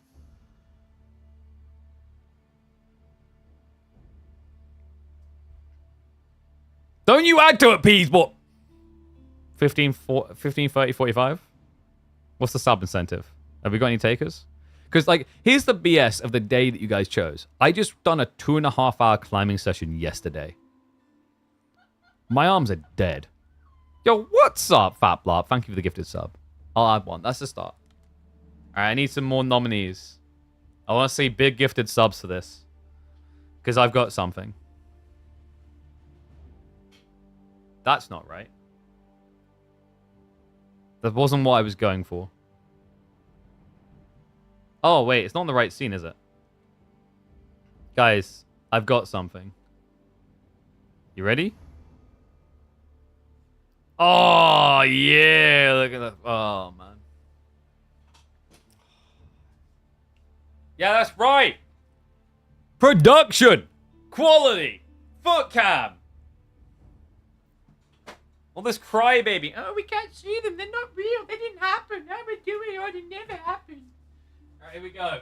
1, 2, 3, 4, 5, 6, 7, 8, 9, 10, 11, 12, 13, 14, 15, 16, 17, 18, 19. Mate, I'm already feeling it. I shouldn't have done that 2.5-hour climb. Oh, I'm feeling it in my nipples. It's my pecs. Guys, I didn't know I had pecs. Holy crap. Alright. Wait, is the camera in a good spot? The camera's in a good spot. Off we go. 1, 2, 3, 4, 5, 6, 7, 8, 9, 10. Oh!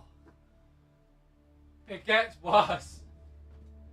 I hate everyone right now. That's the most Scottish I've ever sounded.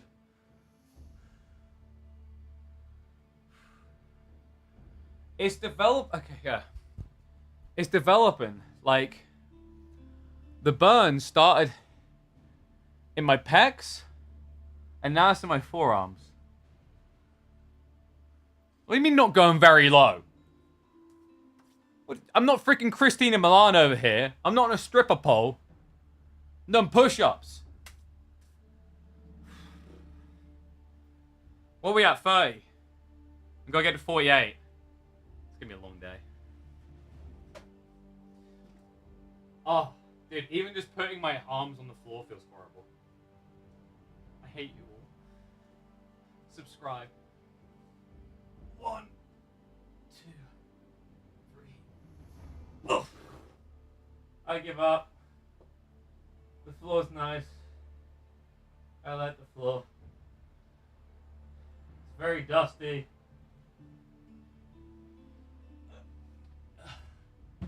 This is not going well. You're all evil! Stop redeeming them! Stop!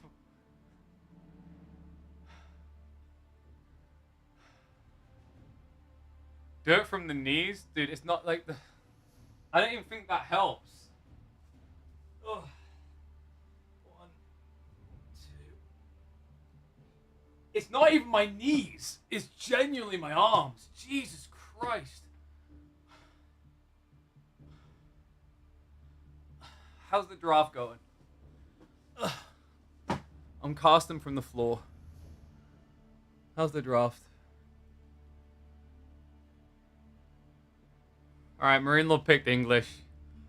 His day's worse than mine. Should we do the rest after the first game? I need... Stop. Stop. Stop. Stop. Stop. Stop. What am I at? How many are left? What are math? Let's try and get like 6 more out of the way now. Oh! 1, 2, 3. No. Let's do the rest after game 1. Oh.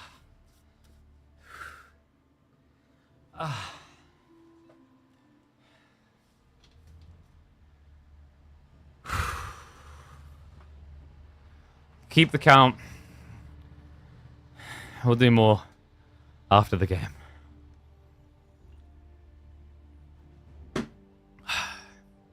You all happy? You all happy with what you done to a grown man? My daughter, when she grows up and finds this in the VODs, it's not gonna be a father she can be proud of. Huh?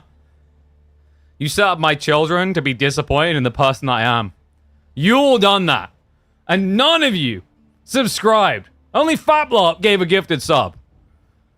For my suffering, for my children now, not being able to believe in their father. You guys disgust me. More than my push-up technique disgusts me. Jesus Christ. Ugh. So like...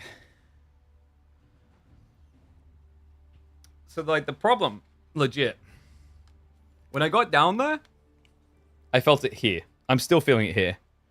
But then, when I went, like, after we took the first break, we done, like, what was it, 20 or so, and then we went for another one, then I felt it here. Because, like, oh, nice little mark. Because, like, so, basically, I've gone back to climbing. It was my second time back since I broke my arm. I broke my foot, rather. My ankle, specifically. But, like... I think we got there at 7 and we didn't leave until they shut. So we done over like we done about 2.5 hour stream. And it's like, the thing with climbing is you don't feel it immediately. You feel it the day after and the day after that. So basically what you guys just told me is I shouldn't do weekend streams. Thanks. God damn. Well, I said I need to do more push-ups. Because my issue when I do climbing is that my friend's in a position where he's out of shape from it as well because he stopped doing it. But like for him, it's like he can kind of cheat a little bit because he has good upper body strength. We're going to be eventually turning that into a vlog series, by the way. I thought it'd be really cool to start setting up a vlog series of our return to climbing. Because, like, it's a cool story, right? It's like we began climbing and then we broke our ankle. One of the most brutal ways you can break it, right? And then we're basically, like, returning to climbing and getting used to it again. Oh, and I can't push the chair away. That's literally as far as I can push it. I don't know if you realize this. Maybe you did by the messy background. But I'm not rich. Therefore, I do not have a big room for my studio. God damn. This is the thing about the push-ups as well, by the way. I never think to increase their price because it's kind of chill and it's all right. But then people realize that it's a redemption, and that's when crap hits the fan, you know? Every time. All right. Let me update the title.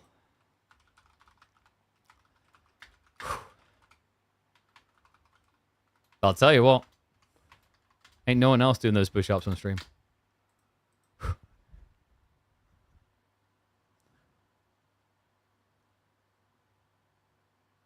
No. We didn't both break our ankle. He's just stopped climbing when I broke my ankle because he had no one to go with. So he was more like a cry, baby, lonely story. What else are we seeing in chat? To be completely fair, making 35 fully technically correct push-ups in one run is challenging even for professional. Thank you. We were doing like decent in the first 10 and 20 actually.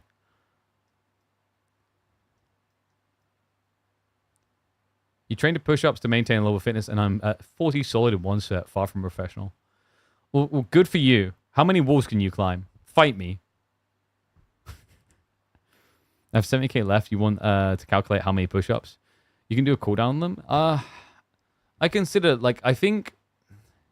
I like the idea of them being done at a reasonable pace. It's like, oh, you're done with a game, here's 10 push-ups, sort of thing, right? But sometimes, some people take it too far. Sometimes. But the other problem is, it's almost like, it's the sheeple.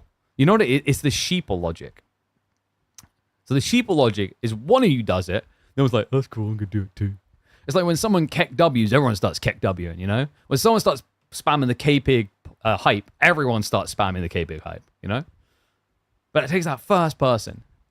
KP doing parkour? I'm doing parkour like Dunder Mifflin, baby. Whoop, whoop. Sets of 10 and 15 make them more expensive. Well, the thing is, like, so I talked about this before, like, it's really annoying that Twitch doesn't have a way to inflate the cost of things based on the amount of your currency that's out there. Because I have to manually go figure out what's a reasonable price increase each time, you know what I mean? Which is kind of annoying. I really wish it was like an automated system sort of thing. Yeah, no Twitch inflation. Whew. Well, I'm feeling refreshed. I don't know about you guys. The breeze, I tell you what, the breeze is really nice after that you do that type of crap.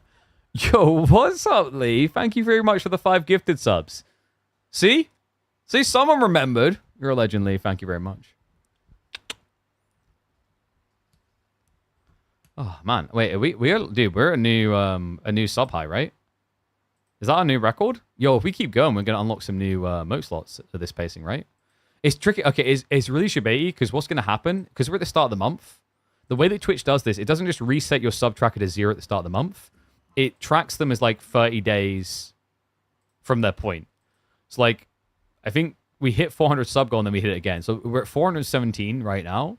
But I guarantee in like a week, it'll just like go down if we don't keep getting subs. I don't know what the next emote unlock count is at. I'd imagine it's like 450, 500 or something. Finally new hole in KT flags. Maybe. I think what we just need is a dead guy doing, like, attempting push-ups. Yo, Chumpsy! You legend. 5 gifted subs. There we go. That's right. Make it rain. Give me that money. That's the stuff we're looking for. Thank you very much. It is time.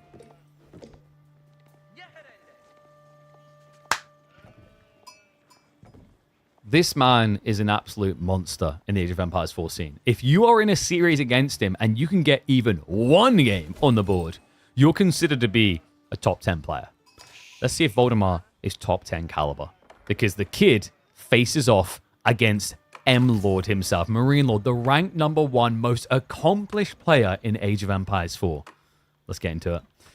Game number 1 is going to be a Roost pick for Marine Lord, while Voldemar opts for House of Lancaster. Interesting as well, considering the draft, because I believe, if I'm not mistaken, no, Marine Lord actually took the Ottomans away from Voldemar. That's been the go-to pick for Voldemar on Cliffside. In general, it feels like a really powerful pick. Yeah, so how does this change things? I mean, this gets a little bit more tricky, maybe, when you play Lancaster Norreese versus, like, maybe being Ottomans for the blocker play. But we have been seeing Lancaster look substantially more effective than we'd expected on this map because of the Abbey of Kings build. So we'll have to see if that comes out here. And pencil D to the O to the N to the G. Thank you very much, mate. 10 gifted subs. You guys are absolutely incredible. Thank you very much. We've got more push-ups coming live on stream after this game, which is why I'm really hoping that this is going to be a Imperial face-off 2-hour-long game. Thank you.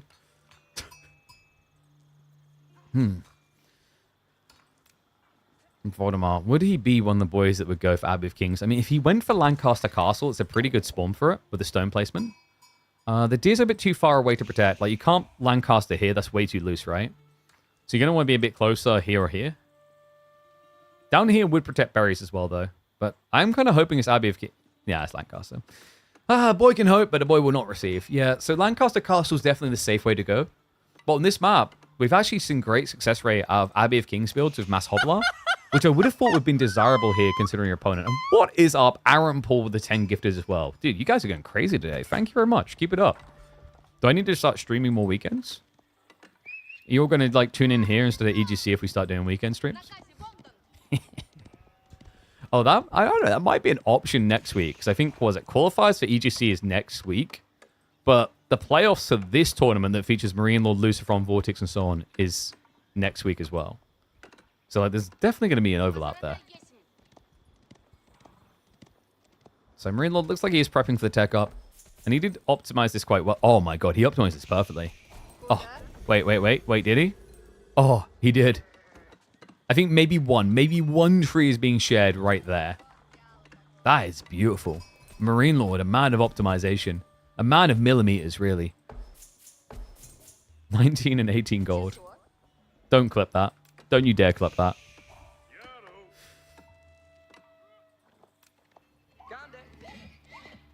And how are we doing with sheep? It's going to end up being 18 sheep to 14. Another area Marine Lord done very well in. Doesn't have to worry about scout problems these days with the bounty. The bounty will be plentiful courtesy to having that many sheep. Look at the rest of his spawn. Deer placement's behind his base. And one that's kind of accessible here against Lancaster. But I think Lancaster can guard both of their deer, actually. Just a handful of spears because of the castle placement. You can just steer left and right. Quite freely. Yeah, you guys are incredible. Thank you very much. First game between these lads, and we just got 30 gifted subs. Boom! That's what I'm talking about. Now watch them be... What's the cheapest subs in the world? I can't remember. This was checked before. Was it Turkey that has the cheapest subs in the world? I mean, I appreciate you guys all the same. But, like, I know there's some streamers, they like to do things like, you know, I'll do a giveaway every X subs. And I remember, I think actually, like, was it Nate Shot was highlighting this recently? But, like, I feel really bad for the people that do the kind of, like, giveaways. Like, I'll give $10 for every, like, 10 gifted subs or whatever. Because I remember there's a guy who done that. And there was, like, 200 subs donoed. And then he realized he was actually out of pocket. Because it was someone from a country in the world where it's very cheap to dono. They were just going ham. Still, like I said, I appreciate wherever the subs come from. But it was crazy. He's like, yo, we've made money this stream. And then he checked his bank account afterwards, like, net negative. Oof. Lost stone gathering from Voldemar. And yes, Aaron Paul's a good lad. Because he don't know his bits. We know your credit's good here. And like I said, I appreciate people who sub from wherever, right? It's just like, it's really on Twitch and the deceptive nature of like how they do that. Because I think for people who are thinking of like, sometimes I think people look at a streamer who, like I represent a guy from South America. And it's like, oh, he gets 1,000 subs a month on Twitch. But the 1,000 subs, like, for him, he lives in South America, it's not too bad. But let's say, like, for example, you live in America, North America, but you have a South American audience. That's when it's, like, deceptive, where your audience is probably like, oh, yeah, he makes enough. And then you don't. Which does happen in some countries, right? Like my thoughts go to, for example, if you're like a Dota 2 creator, Dota 2 has a lot of popularity in Eastern European countries where the sub revenue is lower. So like if you get, like if the guy has 1,200 subs, you're like, oh, he must be well off because you're thinking NA subs where it's like $6 each, but it's not. Anyway, not about the sub talk. Honestly, I swear I'm not fishing. It's just like deep thoughts about the way that the system's been set up. It's the same with YouTubers, actually. Like, if you guys ever look at a YouTuber and they're like, oh, wow, this guy gets 100,000 views per video. He does, but if the audience is all from, for example, Indonesia, he's not actually making that much. Wait, okay. I think Aaron Paul's baiting us, and he's actually from Germany or something. Bo's drinking wine, and he's from Norway, but born in USA. Okay, so that explains the mixture of Bo's and wine. Because, like, you're from Norway. Where's the mead? And what the hell? We're just getting max manners from Voldemar. Yeah, I thought he might try to contest the Pro Scouts a little. He's just ignoring it completely. You always thought subs are fixed at $5? Nope. Even YouTube, I don't think it's fixed. Maybe Super Chat is. But I think with, like, premium for YouTube, it's not, right? But yeah, if you Google, you'll see what I mean. With Twitch, it's, I think, and Shaq can correct me if I'm wrong, I think American subs are now $6. UK ones, I think, are maybe the same. Then remember, I think it's Turkish ones are like $1. You know what's mental? Where you live doesn't allow Twitch advertising? Wait, what? And you're allowed to watch my chat? Nah, okay. It is interesting that Twitch allows its system to be accessed from countries they can't actually facilitate ads in, though. I didn't realize that. That's crazy. Because, like, not even on my side. On their side, it just mathematically makes no sense. That's like a loss of revenue for them, right? Anyway, someone is making plenty of rev. Marine Lord. Yeah, the deer being dragged back. He didn't drag any... He dragged one from here, right? And, yeah, but look at the snatch on the back. He's going crazy, man. He's getting so much deer for this. But Voldemar has got something to start intercepting maybe a little bit. It's level 2 mana, and he has mustered the nobles. So 8 cavalrymen now hit the field. Just in time to intercept and block this deer as well. But Marine Lord, at the same time, now teching up. Get your numbers in, folks. How good is this high trade house going to be?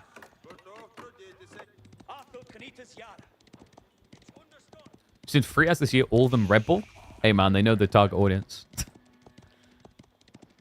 Your Swiss subs would be considered gilded subs? Exactly. Wait, does Switzerland still win on the Big Mac index? Do you guys know the Big Mac index? It's a way of, like, measuring value of currency and inflation based on the cost of a Big Mac per country. I remember when I'd done, like, business studies, at the time, Switzerland was by far the highest. I imagine they still are. I remember I used to play a lot of Apex Legends, and we'd have a guy dropping subs for every time I got a kill with a certain weapon. And I was like, oh, man, I mean, he's Swiss. He can afford this. You Swiss people up in your mountains looking down on us peasants with our fiscal issues. Anyway, high trade house complete. Voldemar now mirroring. He actually isn't that far away. Does opt for the White Tower instead of the King's College. But I think this is because he wants to be safe to just raid. Oh, wow. He goes deep with the White Tower, though. Yeah, so looking to lock in some gold. Maybe play blocker to the relics, or at least acquire them quicker, because there is free relics on this west side. Ambitious, though, because he pulls some of the workers back. And horse archers produce fast, folks. Yeah, and they're fast making their way over. I mean, you just done this in front of a bunch of scouts. Not that Voldemar knows that. No textiles either. Double stables being built behind, but the first horse archer now arriving. Voldemar. Did he miscalibrate? I mean, you have to commit now. There's no getting away from it. We'll try to walk away, but against cavalry archers, that's impossible. 2 workers down. More to fall. Marine Lord is at least overkilling. Yeah, he only needs 2 hits to finish on the second flurry, so gets a few kills and gets away. We'll lose 1 horse archer for it, but well worth to get the 4 worker kills. And much needed as well, considering your opponent does have 6 manas already. It's kind of wild, though, to be seeing mass Hobbler strats without the King's College, considering the King's College gives you that huge increase to charge damage against these horse archers. But I guess maybe the thought for Voldemar is it's Horse Archer versus Hobbler, it should be very hard to reach with the charge. You paid 14 Swiss francs for 250 milliliters. What? 250 ml of water costs you 14 Swiss francs in Geneva. I mean, I guess that makes sense. They've only got like that one pond, you know. Did you guys know that Switzerland is the only country in the world that has enough room in their apocalypse fallout shelters for every single Swiss citizen? They actually have 1.3 slots in their shelters. So they can actually not just save their own people, but save a few foreigners too. Hobbler now coming out. And Relic already yoinked. Wait, what? Voldemar, no. Did he not see that? I think he's just shy of vision on it, maybe. Oh my god, yeah, look at the white tile placement. So his normal vision would curve here. So rough. Or such a dive in. Voldemar hasn't been able to net a kill in response, at least. Actually, no, I think was it the boar? It might actually been the boar just getting a kill on Marine Lord.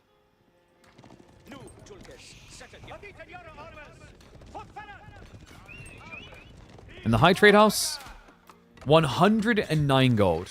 That is a small bounty. Yeah, for tier 2, that's not actually crazy. Still, relic game is going to be, right? I think Marine Lord's in a position where 4 relics does seem quite feasible. The Warrior Monk did pull back off the Eastern relic for the time being. And Voldemar is walking out now, but if Marine Lord sees that, he could just commit for the kill. No, he's going to let it go. Ah, that's why. He's definitely not letting go. Horse Archers are coming through, so this guy F's in chat for the old man that couldn't. Yeah, this guy looks more hopeless than me trying to do 45 push-ups.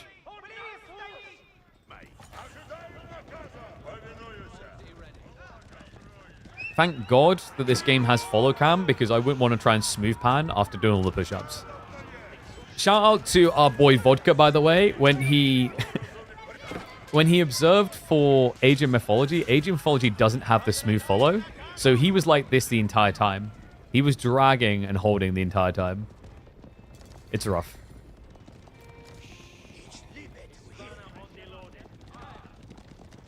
So Horse Archer count's getting big, but Voldemar actually pivots into crossbows. He's worried about a night follow-up. I mean, it's not a bad idea. You can come back to Hobbler's after you've scaled crossbowmen. Right? It's not the end of the world. It sounds horrible, but in actuality, like, it's a much safer way of scaling. And wall laws, of course, do not work on monks. Yeah, so it looks like it is going to end up being 4-1. Unless, maybe, the crossbows, they're far out of the base here. But he should be able to intercept quick enough. Hobbler's just wasting a lot of the Horse Archer's time. The Demi-Lancers would have to turn around. In fact, instead, Marine Lord drops the relic and runs. Nicely played. Voldemar still contesting him here. It shows you the value of these Hoblars. Like, the other interesting thing about Hoblars over Horsemen that can make them better against Horse Archers, more entities for the chase, and your opponent's more likely to overkill compared to Horsemen. And I say that, but in actuality, you also have to remember that Hoblars do get extra ranged armor compared to Horsemen. Some of them big on harping on. Like, I've seen a lot of people taking a dump on Hoblars saying they're not worth it. They are. You pay 25% less than you would for a Horseman, but you get the same amount of effective HP against ranged units because you get extra ranged armor. At least when the numbers are lower, right? Like, so for example, against archers in particular, you can last just as long as Horsemen. Horse Archers are a little bit different because their base damage is very high. But the maths is very similar still. Gold versus wood? Yeah, but gold, like, as long as you're anchored on it, is easy to come by. It's actually more efficient to gather gold than wood because you don't move around as much. You don't have to add in extra drop-off buildings. It's very sneaky and deceptive, like, how valuable that can be. And that's before we talk about the fact that while Hoblars have slightly lower damage, they also have a quicker attack speed. But this is not it, man. Voldemar, we talked about the crossbows being far out the base, and now he's learning how painful that can be. Chases on, Marine Lord gets the exact type of commitment he was looking for, and now a switch into Horseman himself. A smart read. If this had been Knights, then actually Voldemar would have been perfectly poised for this. But he has no clear answer to Mass Horseman. Not just that, Boy's Fortitude now on the way, just 20 seconds out.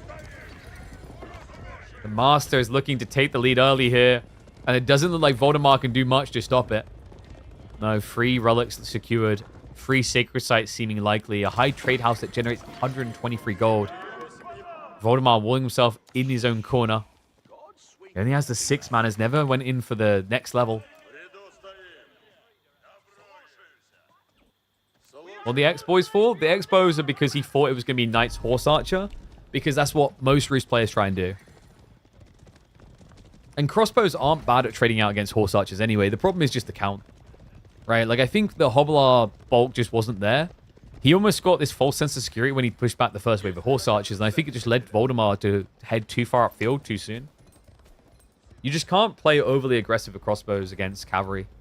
Even if it's not horseman cavalry, it's just too risky.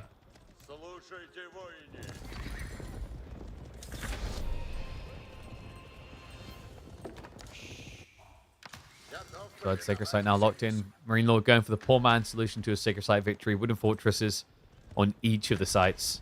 Spearman emplacements already getting installed. Gonna make it difficult. And Voldemort, he's still leaning crossbows, which just get melted. 2 hits from a Springwall gets a kill. Hobbler. A desperate attempt at a decap that is just not going to work. 2 TC now from Voldemort. I don't think he has the time for 2 TC. If this was 2 TC from Roost, sure. But this is a Sacred Site timer. So he's just going to tick him down. Looks pretty tickly-boo. Lord now with the break on the wall. Voldemort. Oh my god. He's going Imperial as well. It's just ridiculous. I mean, you have to remember that he got all but, what, 3 deer on this map? Yeah, so 25 deer. Or to put it another way, 8,750 food. And that's before we talk about the high trade house generating extra deer as the game goes on and on.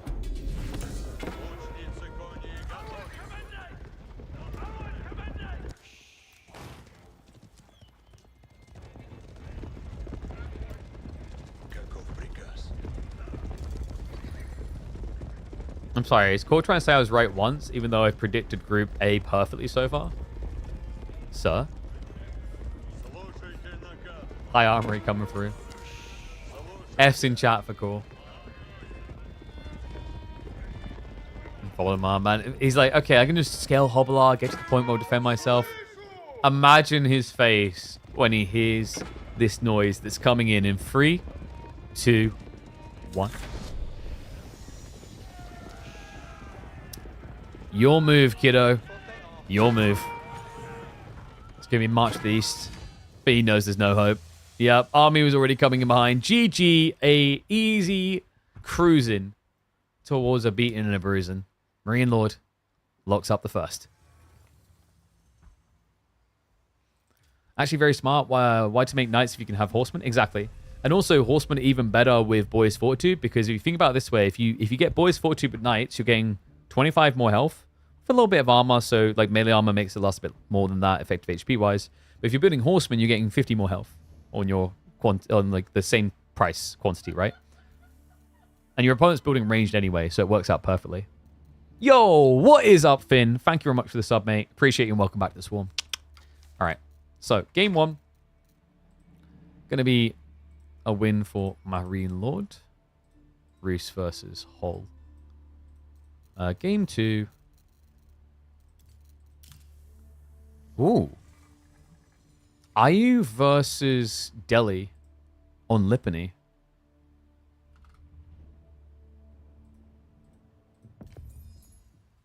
All right, we've got a minute. Let's get a few more push-ups out of the way.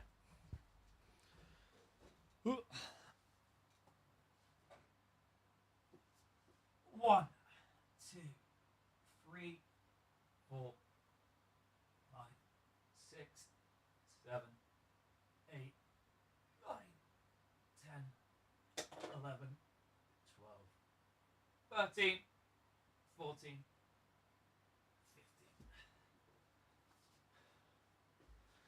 Oh. Look at those legs. I don't know why we're looking at the legs. Look at that ass. No, okay.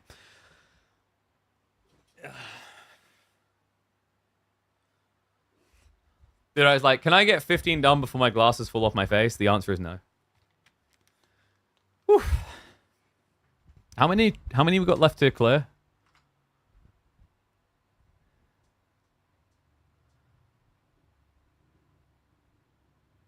I don't know what the count was. Has someone been keeping check and count? ML said Ibid strong Civ. He's not the only one, actually. The legend sort of was on this as well. He said he thinks it's the next breakout Civ.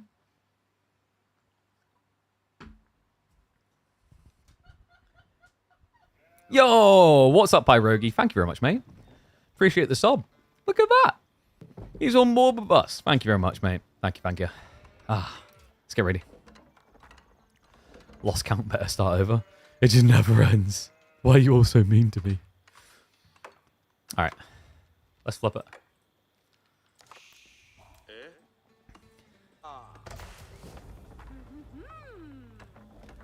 Multiple pros are pegging this Civ to be the next scary boogeyman on everyone's hit list. It's the return of the camels. One and all, welcome back to the channel. Ibids versus Delhi here. Marine Lord going up against Voldemar. Map is going to be Lipany. Delhi Ibids is a matchup that is proven to be hotly contested in the Feudal Age. Historically, one I think that people thought Delhi would be good for, but fuck my words. Marine Lord, sort of, all these players saying Ibids are strong are right. It's not just the player. This Civ has been growing in a little bit of versatility and also volatility. And Marine Lord, you know, if he's telling you that the Ibid's going to be the next scary Civ, you know he's been practicing, you know he's been cooking something up. So let's see what he's got here against Voldemar. What was Sort's reasoning? I'm trying to remember what he said exactly. I think it was something to do with the maps and the matchups that he kind of felt that it was leaning that way. Also, in fairness, with what we've been seeing, there's a lot more builds coming through than we've seen before, right? There's been a return to Growthwing as a popular build for the Ibids, but it's not just Growthwing, right? We've seen some industry wing plays that have been looking pretty solid. We've also just been seeing in general things like the Master Smiths. People like Recon are obsessed with that. The logistics wings are still finding value despite the Deer Shove meta getting nerfed. And even just the Desert Raider scaling builds is pretty crazy. And a good question coming in from Aaron. We've already seen Voldemar with great success utilize Tower of Victory once today. It was able to boot SAS out of the upper bracket. Could it get him on the board against the #1 ranked player in Age of Empires 4? Do you have to be decent / good with every Civ to 1v1? Not really. Not to play 1v1. If your goal is to be a pro, yes. If your goal is to get to the top 100, no. There's plenty of people that have just one-tricked their way up to like top 10 or top 20 in the past. In fact, if you have a look on the leaderboards right now, there is a player literally sitting in third with 2,389 elo that all he does is plays Delhi. And by the way, like, if there was a game and a Civ at the moment that I think Voldemar can maybe take game off Marine Lord, like, this is the Civ he's looking for. Because when we checked Voldemar's match history the other day, it looked like we checked the One Trick Pony account. This is Voldemar's match history. There has been a hard commitment to the Delhi over the last several days from him. And that's just the pub games. He's going to be done with Faith, though, so no Tower of Victory build to be had. And we do get the growth. Like, this is pretty much what we'd expect. Like, Marilla's always, I think, gone Growthwing against Delhi. It just gives you the free villager burst to open up with aggro and then switch into attack afterwards. Normally, you want to open up with a little bit of aggression, because if you don't, it means that Delhi get free sacred sites, which is worth a hell of a lot more than free villagers.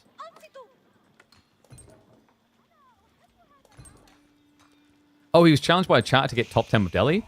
Well, even if it was a challenge, the fact that he's playing it that much, you know he has to be, like, kind of optimizing, practicing other things. So, I guess with that mindset, if Voldemar now wins, I guess you have to refund those subs from the user. You know, it's like the way of paying him.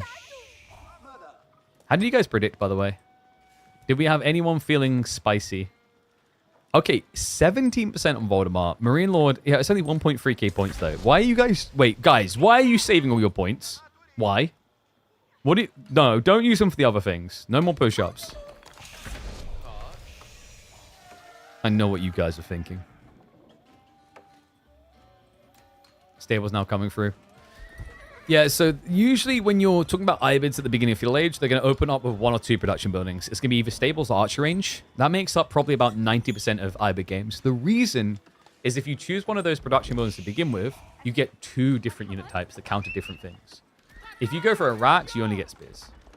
But if you go for a stables or an archer range, both of them do house the Desert Raider. So you have a lot more flex with your unit types that way.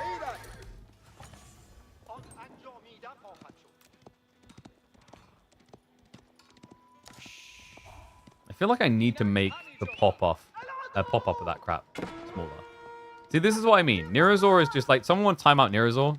You're just a bad person right now. Why? Bro, you've probably never done those many push-ups in your life. Why am I having to do those push-ups? This is abusive.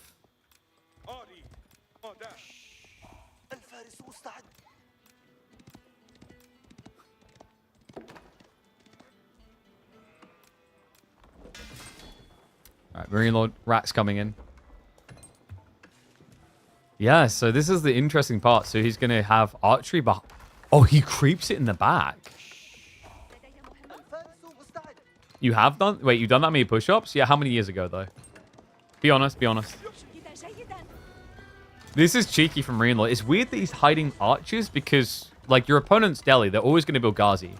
So technically, like, hiding that detail of your comp isn't valuable. You'd think, anyway. Like, if anything, I would have thought he'd try and hide the racks. It was around 5 years. 5 whole years? Come on. I think my record in one, like, push-up sesh is maybe 30. But that's, like, feeling fresh. You know, not destroyed after climbing. Okay, so Voldemort. First Sacred Site needs to start being locked in soon. Sanctity is what? Just a few seconds away? Yeah, 25. This would be a good time to start pulling. Renald has only the 1 Desert Raider, but this is smart. You want to have that 1 DR, because then you can debuff these Ghazi so they hit as hard as Horsemen. But Dino's 5 years ago? Oof. Rep. F's in the chat.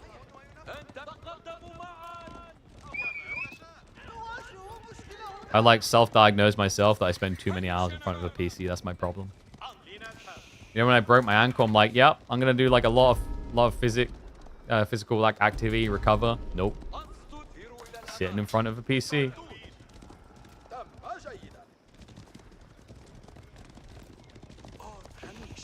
You know, like for these guys, it makes sense. They sit in front of a PC to earn money through competing.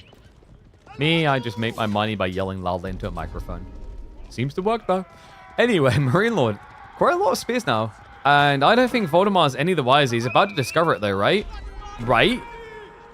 I don't think he got a glimpse of that just yet. Now sees the spears, so he knows what he's up against. We should have a transition coming in soon.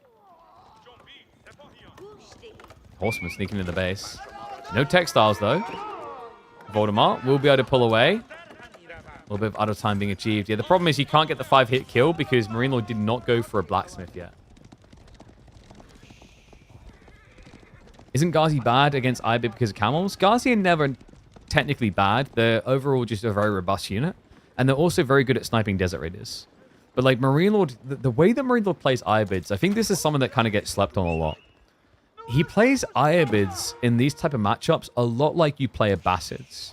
Old school Bassids. You guys remember the like OG years where we used to have Abba mirrors and both sides were just mass horsemen with a camel behind for the debuff. That's the concept here. Marine Lord only wants 1 camel for the debuff. Yeah, and that's where the horseman can then start winning out, right? Because your opponent's losing 2.4 damage. He starts at 12. So the only real difference is an incy-wincy tiny bit of damage and then the extra 10 HP. But you have to remember that Voldemar is paying a premium to get that extra 10 HP. He's paying 20 more resources. It's not a great trade. Voldemar with the pivot. We have got archers coming through. Yeah, archers mandatory here now that you're just seeing your opponent spam spears. We'll give you a way of sniping the Desert Raider right away, which is important.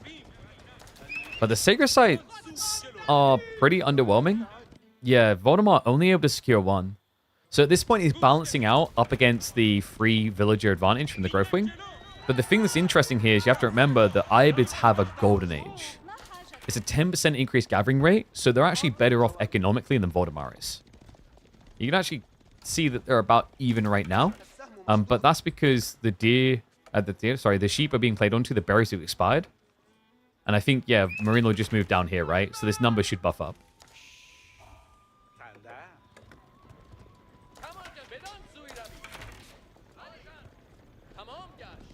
Start doing 100 push-ups a day? Bruh. The problem is I just don't have time either. I think you guys, like, sometimes heavily overestimate the amount of free time I have to do things. We do what? Rock, like, 7-hour streams? We try to aim for 7 hours of sleep. That's already 14 hours of the day, like, taken up. And then there's the kiddos. See, also, I gotta, like, here's the other thing. If my children are anywhere nearby, and pause that for because we've got a big fight. Flash coming in, Horseman. They are enabled, but that Desert Raider still being alive. And Voldemar, he goes after the Spearman instead. The Desert Raider is being neglected until the very end here. Target fire is now going to be there. And now the Ghazi get unlocked. Voldemar able to chase this away. Good fight for him. The chase down could be real. The archers hadn't arrived in mass for Marine Lord. Turning into a bit of a trickle. Tries to reform the lines, but the Ghazi are just going to ignore him. And the one Spearman is just starting to clear out the remaining cav. Ghazi are on top of those archers. Voldemar able to now kind of edge a lead here with a few Ghazi left alive. His archers should, at minimum, be able to achieve a draw. But Voldemar... No. Oh my god. He got distracted. He was so busy microing. Guys, look at the default win for Marine Lord out of that fight. A fight that should have been advantageous for Voldemar wasn't, because he forgot about workers. There is now a 7-worker difference with no kills. Growth Wing only equates 3.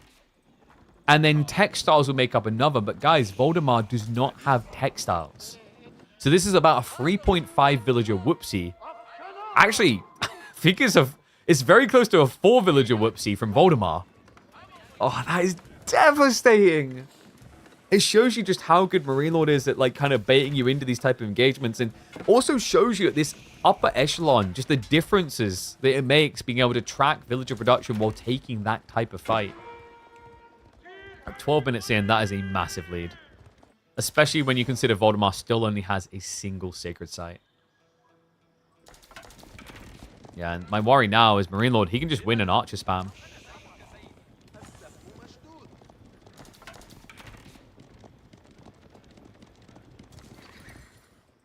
Marine Lord, still plenty of food to work with in the corner. Remember, because he went Growth Wing, gets an extra 50 food per berry.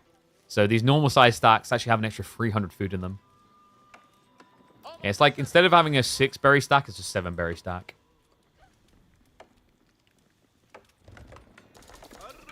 Auto reveals, but they cost 21 instead of 20. I think you'd have to change the number to be more like, they take 23 seconds instead of 20. That might be reasonable. Like, the problem is, at this stage, people are so hunkered in on how they've played the game.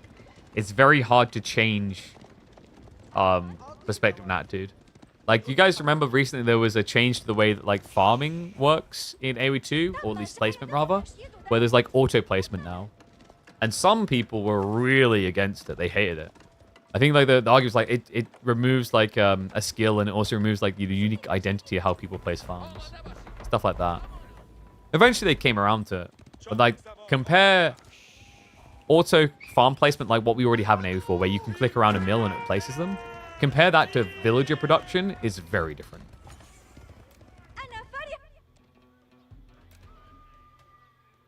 So Voldemar with the tech up. House of Learning is on the way. And wow, Marine Lord, he senses the timing. Yeah, no other reason you go advancement over logistics here, right? So he knows this has to be a mirrored tech. So here's the thing about auto-queuing. I wouldn't mind there being a slower production rate auto-queuing if we got more micro elements added to the game. So more abilities, finer unit control. Because then it's like a balancing act of like, yes, you don't have to, you know, you can skip on like manually queuing villages occasionally, it's not that bad. But it's because there's still a lot of things to overwhelm you elsewhere. But until we get like a better response time on the engine and more abilities activated in the game, auto queue villages doesn't make sense. Because the discussion, if you want to talk about auto queuing villages, yes, it's an extra task, an extra place to make mistakes so your opponent can take advantage. But like the argument towards why auto queuing villages wouldn't be a bad idea is, I think, a big turnoff for people when it comes to like RTSs is what's sometimes seen as the mundane elements, like just constantly producing villages at your TC. You know, you always have to do. It's like a default behavior thing, so it feels mundane, if that makes sense. And your goal as a game developer is to try and figure out how to get rid of the mundane and enable the impactful. And it's weird because it is impactful, but it's also like, the best way to think about it is there's never a time where it's bad to produce villages. I think that's the easiest way to describe it. It's like breathing. You don't think about breathing, you just do it. How mundane would life be if we had to actually like force ourselves to breathe? Anyway, enough about the auto queue. We got tech on tech. This Archer ball is huge, by the way. Yeah, it's a double up on range count. I do like the idea from Voldemar switching into the War Elephants. Relic Grab was pitiful, though. Usually Delhi are known for this ridiculous timing on relics. He's picked up 1. No, now Marine Lord with the double Q of Dervish. You know, this is a matchup between two civs that thrive off of those relics. Marine Lord looks like he's going to be the only one thriving.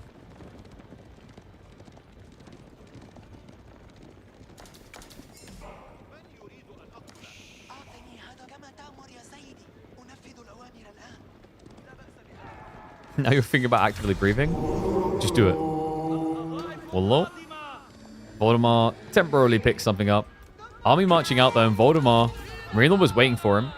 Does see the War Elephants, backs away. And we've got Camel Lancers queued up. Camel Lancers into War Elephants is going to be a bit weird.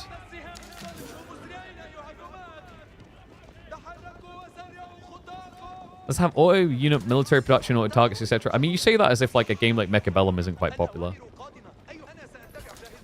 I think I said about this before that it wouldn't be a bad idea to have a mode where you had these autos to see what kind of response you get from the community and what kind of players you attract. That's the way I like to think about it. Is like you could actually have a mode where it has like auto queue villages and a few other things just to see how people feel about it. And you don't necessarily ever have to have it fold over into the competitive, sure. But for casuals, it's not a bad thing.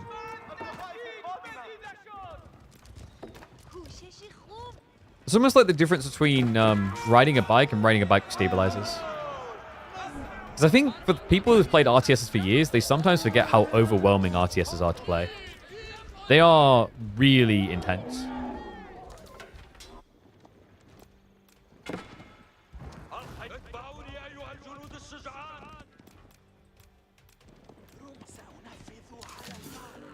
Okay, so what now? Voldemar, he did actually get a second relic. So it's going to be 3-2 split. But Marine Lord is already steering towards 2TC. Stone Gathering is underway. Yeah, so the organic next step that we normally see out of IU in a game where he's already 10 workers up. Guys, do you see a problem with that number? There should be a difference of 4 between them because of textiles. Actually, less than 4. There's a difference of 10. Voldemar either skipped on villager production again, or he got housed. I think he keeps skipping slightly. Yeah, look. 1, 2, 3, 4, 5, 6, 7, 8. We're at half a villager already. It's going to get worse. He's getting engaged, so if he hasn't queued up villagers already, he's not going to look now. And the cardinal sin of this is the fact that Voldemar, he's sitting on 900 food in reserve. So it's not even like he's out of resources. It's just not getting committed. Flash coming in. Voldemar with 5 elephants. He looks scary here. Marine Lord. I'm going to start a step retreat away. I mean, I've got to give it to him. Despite the situation on villagers, this army does look spooky. But Marine Lord, he's peeling back everything around the elephants. Yeah, just sniping down all the archers so that crossbows can win the day. Start step retreat into the base. More elephants need to be finding economy is the challenging part here for Voldemar. He doesn't see the gold workers close by. It's now an 11 worker lead for Marine Lord.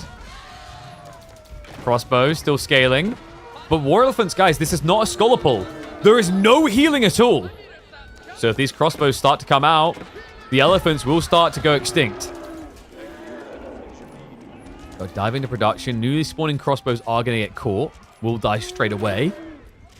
Hold on. Is this happening? Horsemen now diving for a counter raid. The archers did find the gold, forced them away under the tree line. The elephants continue. 2 of them are almost dead. No way. If he just had healers. 1 down. Second one to fall. But Marine Lord's army is extinct as well. Is this actually happening? Despite the fact that he idled the TC so much. Voldemar. Elephants coming about now. The archer mass has been reduced to a handful. The crossbows have been pushed off of the elephants. Yeah, it's just archers on the west side here. The elephants do a good job on the dive, but now he just needs to find something a bit more permanent because Marine Lord is gathering wide throughout all of this. Berries, berries, wood.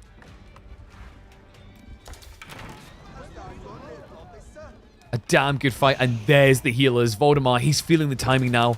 Oh my god. What a game. Vlad delivering now. Elephants turn into rams. He's going to get access to all 3 relics. Oh my god. The triple scholar pull here for the relics. And now the signature Voldemar move. It's a castle drop. What just happened in the last 3 minutes of gameplay? This is absolutely incredible. Marine Lord, he didn't get a whiff of it. Even though he saw the War Elephants, he never prepped the switch. Or at least he tried too late. Voldemar, we've been saying stocks are rising recently, and this is one assured way to define it. A win over Marine Lord, even 1 game for most players, is something you stick on the CV. But the way that he just done this. Mass War Elephant push into a castle drop in the base is a statement being made. And the statement is get the love and duck out of my game, you baguette wielder. I don't know if Voldemar can take it all the distance. But this was hella impressive. Marine Lord down to just mainly wood, right? And scraps in between. Only a few deer left over. The berries on the east side are going to be at risk here. And Voldemar with the mass rams. But we do have Manjaniques now. Triple Manjanique, in fact. Marine Lord also prepping a crossbow wave. The eco lead has shrunk. Just 6 between them. And it's now a 5 relic game for Voldemar. 2 sacred sites as well. Economically, he's Kushki. Village Fortresses also gets queued up a long way off, mind you. The siege can begin. Remember, he's got a castle here to guard against any sort of siege snipe. The Manjaniques are the only thing that could kill them. The Manjaniques from Marine Lord have backed up pretty far. 4th one now being built. Just pull the army back, right? It's all about just allowing the rams to complete the objective. Moves across from Marine Lord's berries, because, you know, yours taste good, but something about your opponents just tastes better.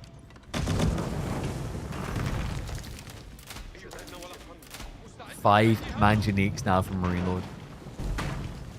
The damage kind of creeps up on you, actually. Still, is it going to creep up quick enough? The Rams are doing a great job of this. Half HP on the House of Wisdom.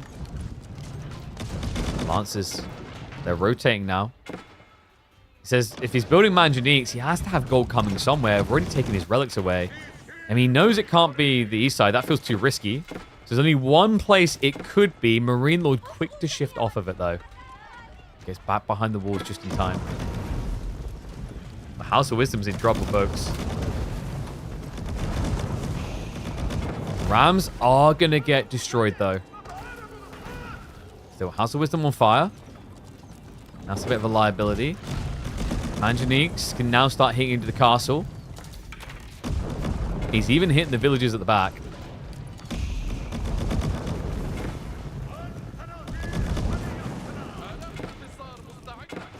And hold on a sec. Did he get some villager kills here? He did. Look at the count. They're now even. Yeah, raids into the base. Lancers are going to get swept, though. Where did this come from? Marine Lord is back up to 25 crossbowmen. Oh my god. I mean, Voldemar, he has the lead on archers. But the range war is against him, and also he's up against these Manjaniques. 4 elephants now commit in for the final touch. As the House of Wisdom will be brought down. Honestly, I think the play for Voldemar is build like 8 rams and go. You put yourself in an all-in position, you need to commit. House of Wisdom down. Because Lancers aren't going to clear the Manjaniques. It's impossible, right? There's too many crossbows. A Sacred Site victory isn't happening. He never secured the left side.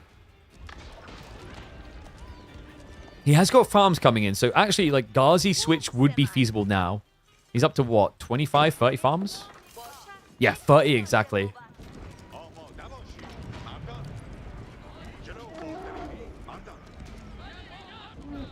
Ghazi just counter his army? Yeah, but you have to fight him in choke points. It's always the challenge, right? I think that's what he's reluctant about. In fact, Voldemar is just going Imperial instead. Okay. I mean, he's got infinite food supply, so it's not the craziest idea at this stage.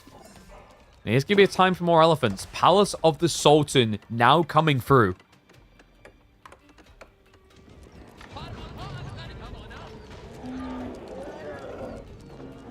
After game 1, what a ton about this would be. I mean, that game 1 was, if we're being totally fair here, a stop.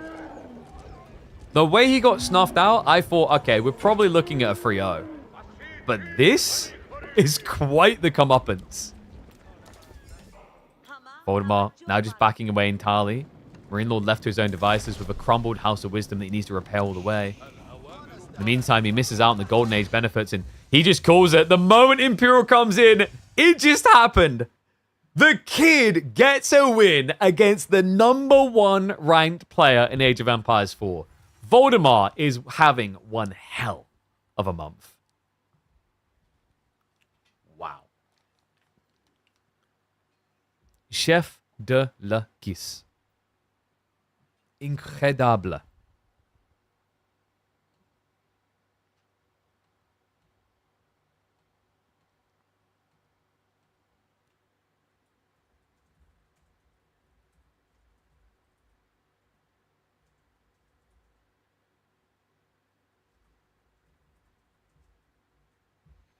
I think I call it one of the best players struggled to get a win against him. Oh, man. That was incredible.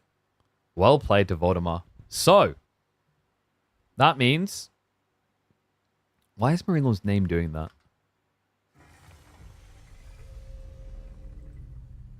Oh, wrong scene anyway. I just realized I've been doing that the whole time.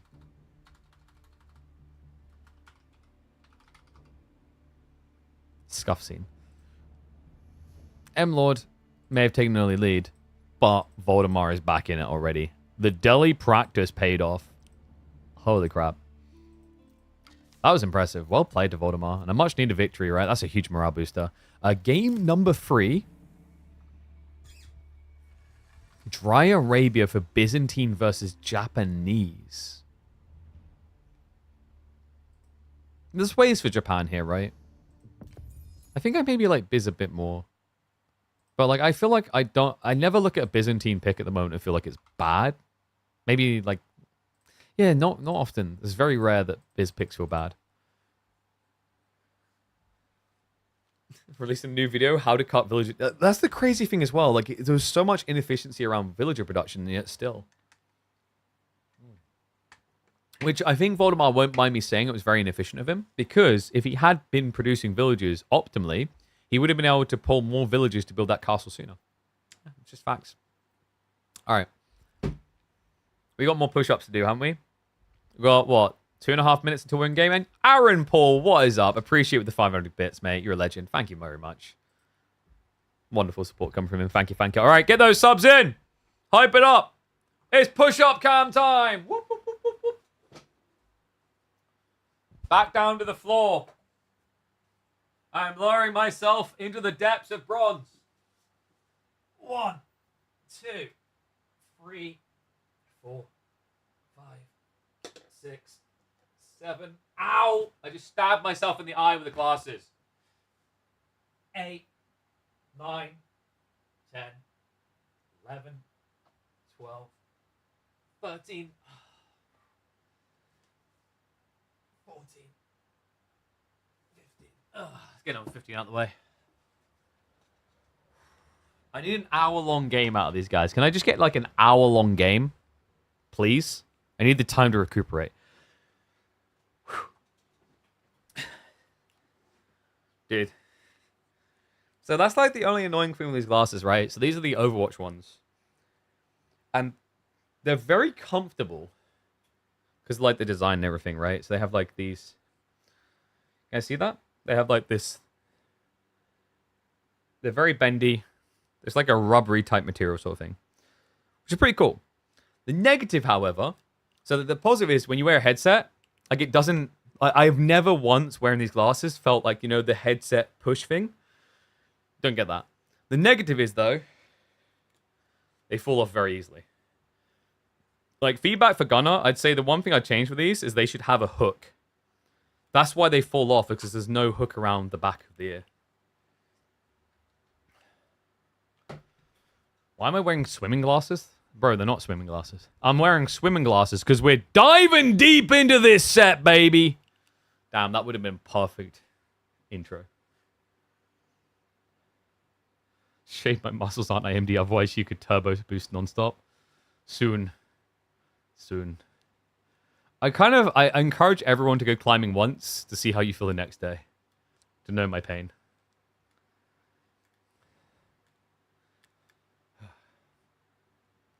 Dude, I'm gonna have bigger muscles than Tyler 1 at this rate. Jesus. Alright.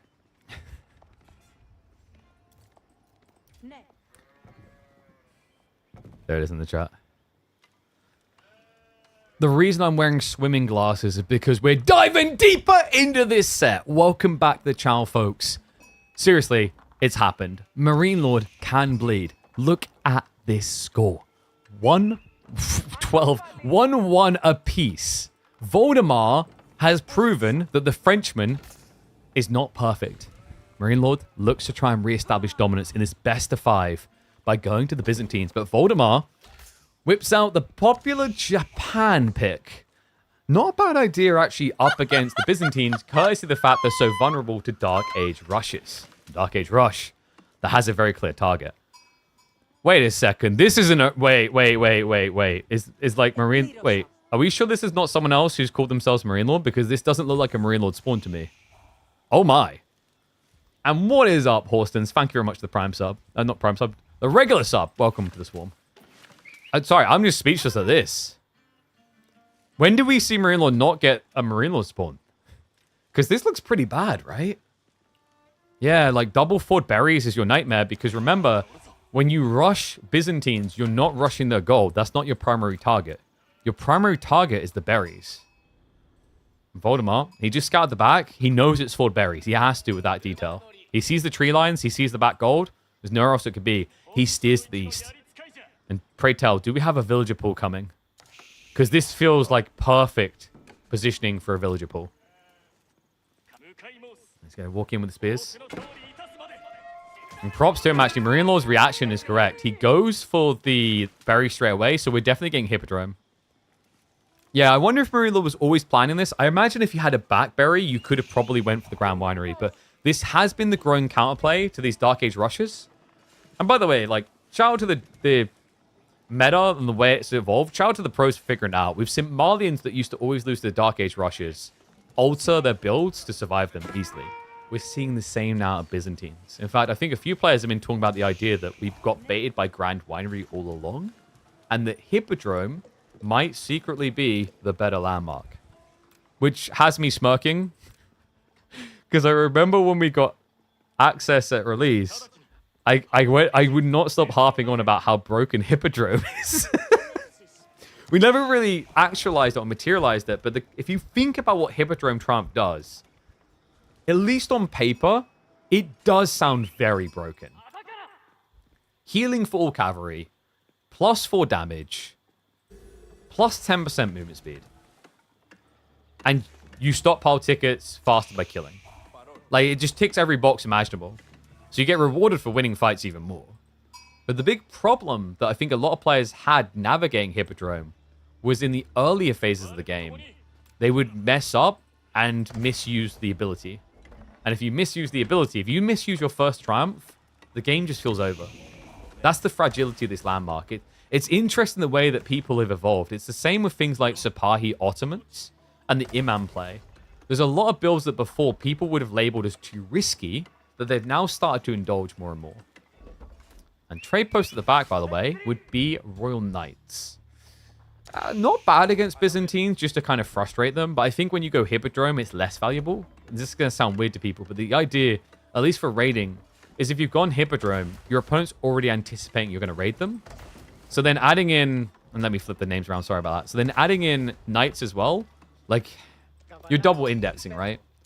The main value ones, if you are going to cav, is indeed Sipahi. The other one would be to go into Magadai. But he didn't get the Magadai spawn. That's over here.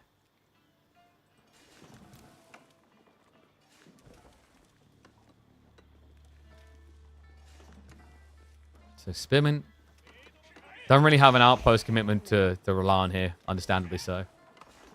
The good news, at least, is like the moment Voldemar showed up with the 2 spears and saw this, he knew to stop producing because he knew what it was. So Kura's coming in behind not too much later than Marine Lord's timing. Marine Lord, we've seen a lot of people going Keshiks. I'm not a big fan of the Keshik contract choice, even with Hippodrome. I think Longbow is just 10 times better with Hippodrome. Actually, 20 times better. Because it gives you a diverse comp. And also protects you against spear spam. So we'll see if Marine Lord agrees in a moment. I mean, it would be a pretty hard spawn to raid. Voldemar got back berries and gold. It's kind of crazy. Marine Lord got a trash spawn. And Voldemar got a really good spawn. Yeah, even the deer later accessible and wallable, right? A good old Voldemar.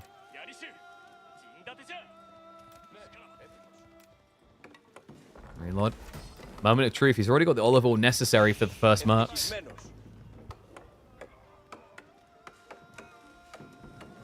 Is he going to hold it? Nope, there we go. West Indies.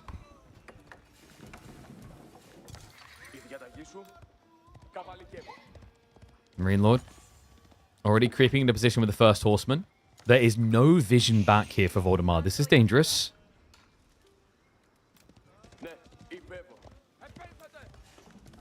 He's going to creep in and sneak in.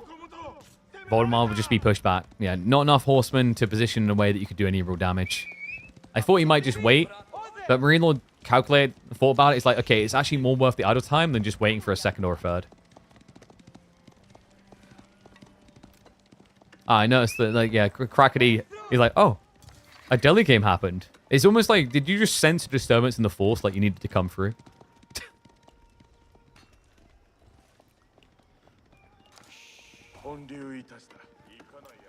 Voldemar now just bulking up spears. But this is what scares me, right? Like, the Hippodrome is so powerful. The horsemen are so good. You have to think of these horsemen like you would Sipahi. They're that good because of the triumph ability. So you have to react with spears, right?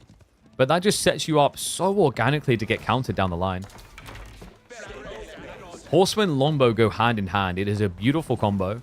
If English actually had a better economy, I think they would do it most of the time.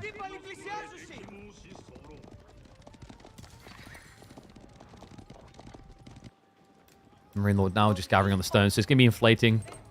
System levels are going to start pumping in quick. He's even prepping to move out to the 4 berries. Outpost to be safe, of course.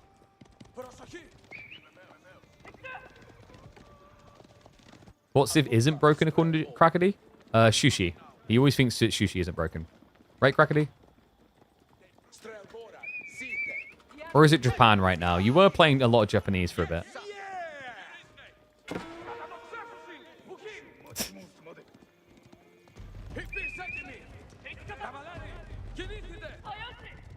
Horseman raids on the back. Voldemort was considering an outpost. That's just going to be very difficult now. If he wants to get it, it needs to be fast. A nice intercept there. Voldemort, he's going to find the first group of Lombos. Oh my god, the horseman is so far away. There's nothing you can do. What a read. Voldemort. Marine Lord's going to try to hug the outcropping to get to safety. The problem is you don't want to use Triumph to protect this. Unless you can pin him. Wait. Voldemort. Wait, what? All right, that's an overcommitment. He's lucky he didn't get sandwiched against the tree line. Still, we'll lose 2 horsemen, but still, he takes out the remaining Lombos. Spearmen are coming through now. Uma Bannerman is a great target if you can get rid of it. The Spearmen are going to scare him away. And that, folks, to me, did not feel like a good triumph. You lost 3 Lombos, 1 horseman, killed 3 horsemen. That's a pretty balanced exchange, and you just used your big ticket punch. He's down to 1 ticket. Remember, you get 1 supply every 30 seconds, and that's 1 second. Voldemort's play there was phenomenal.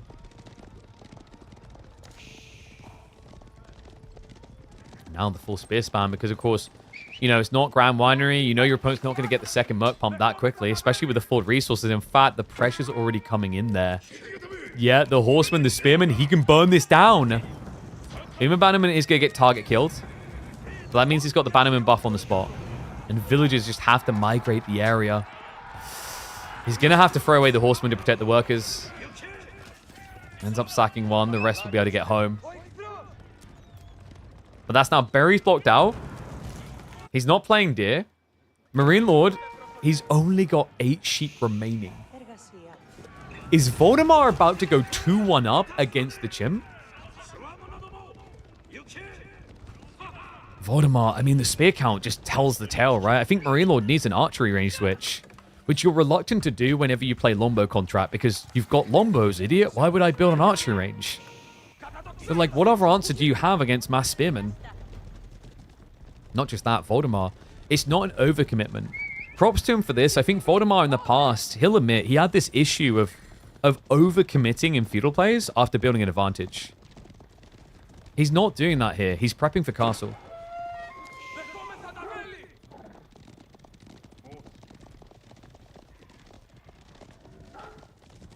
Unbelievable.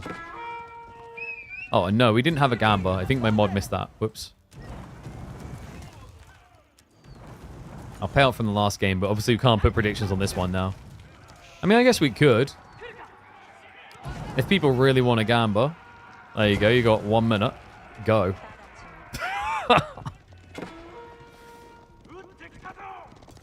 Marine Lord's trying to play catch up on the age up. He has to know it's coming. If it wasn't, you would have been attacked harder by now. It's a little bit of pressure play. So far, no one getting an insane worker lead. But Voldemort's timing is going to be succinct here. Floating gate now coming through.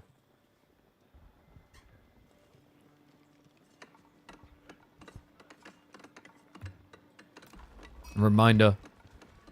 It's a best of 5. If Voldemort wins this, he's 1 away from just straight up making playoffs. Marine Lord will find himself in a lower bracket. You never say that of him. He might not be the tallest lad, but if there's something he's not low in, it's brackets. He has a tendency to steamroll his way through them.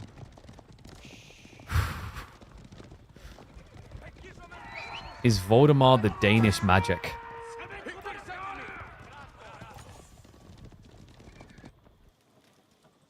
Marine Lord does now have access to those berries. But his tech up timing is so late. The good news, at least with Byzantines, is you have the systems, so your veterancy unlocks are really fast. Right, it's not going to take you long at all to get into these. Bad news is relics. You know, without a Grand Winery, Byzantine's timing to get relics is usually later anyway. But Voldemar's going to have a huge edge here. Yeah, tech up complete. First Shinto Priest comes out. And, yep, good reaction by Marine Lord. Sees the spears, but also he glimpsed the Shinto Priest, so he'll move to the south side. Just to block the relic. But actually, Voldemort, he's moving out for deer. A bold move.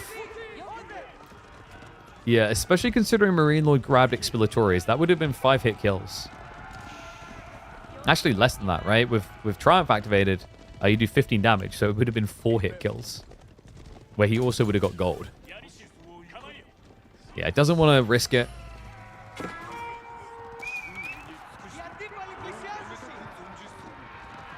And Waldemar will now resurface. Will secure the back deer. Also protects him on the secondary gold. And the other deer is actually not far away. You could just kind of push this in a bit, play farmhouse, and have a gate to get in. So yeah, nice way that he's kind of approached this. Grab from Marine Lord. He will get rid from the Mount Samurai. In fact, he might pinch a second. Voldemar, no. This is unnecessary mistakes. Unforced errors, actually. Double Knight goes down. And remember, that's half of his current count of Mount Samurai. Yeah, just unnecessary mistakes there. Voldemar, I think, just trying to eagerly rush a bit here. I mean, you feel it. Like, your opponent hasn't teched up yet. You know he has to soon. So you want to send out the Mount Samurai. You want to get a few kills. That may have actually shrunk his lead. I mean, no may about it. Most definitely did. So tech out complete. Marine Lord was the Golden Horn Tower. Level 4 system. So he's able to produce the mercenaries every, what, 2 minutes? Needs to switch from Dialecticate, Marine Lord. Oh my god, the blacksmith placement. Yeah, he's not. I don't think he's going to realize because he hasn't got that many blacksmith tech, so he's likely going to keep using that and forget about the Golden Horn Tower. That's pretty bad. Reminder: if he used the Conscriptor instead of Dialecticus, he'd be getting the mercenary units every about minute and 45 seconds instead of about 2 minutes 45. Not Samurai now with the jump in. Marine Lord, he doesn't get the wall up in time. Ended up losing some workers. And remember, these Mad Samurai, they hit hard enough to 2-hit kill. It's going to shift away now. Dialecticus is still activated. Unbelievable. One Cataphract's going to come out, but he's not going to fare well there. Oh, dear. Well, the good news is he's looking at this and probably thinking that the longbows aren't coming out quick, right? You'd hope. Because every troop is going to count here. Considering that Voldemar just has so many spears and Yumi. Yeah, I feel like the horsemen are starting to take the L. They're not funding entry anymore. And Voldemar now extending the lead. New longbow group does pump out. Villagers try to go back on the goal. The Mountain Samurai just dive for it. We'll find additional kills. This is actually happening. And Voldemar, like the scary part from Marine Lord is Voldemar's at the point now, yeah, where the Yorishiro drop on the TC makes a lot of sense. Looks like he's trying to snatch towards relics. We've got Mounted Samurai sneaking out onto the flank. Scout does snoop them early. Spearmen have yet to been upgraded, by the way, which is a little bit surprising. Yeah, Voldemar needs to fix his gold income. Yumi would definitely make a lot of sense to upgrade here against, what, Mass Longbow? He goes Onimusha. And prioritizes the Spearman. So veterancy on the way for them. He seems to be fearful of the Cataphracts. Mount Samurai. Ooh, he's going to pull back here. Triumph. It gets activated. And Voldemar, he actually just commits into it. Oh my god. Well, this is meant to be your clutch ability right now. But Marine Lord, he's just clutching at the pulse. Yumi just going for the trade out against the vet Lombos. Marine Lord loses the bulk of it. Voldemar now building a bigger military lead here. Huge ult time at home as I think he just expired the gold. Hasn't realized just yet. And now just a move in. Limitane counted out by this Yumi. That Samurai count is low, mind you. But remember, he started to pump out Onimusha. Actually, only one. This guy's a monster.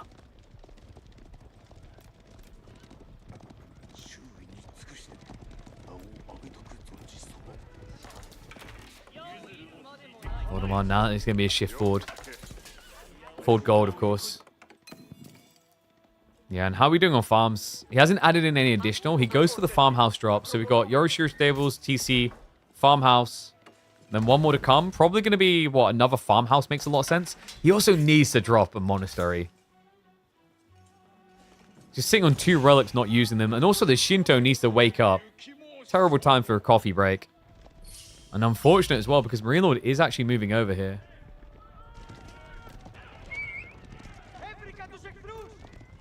You don't like spears? You don't like winning.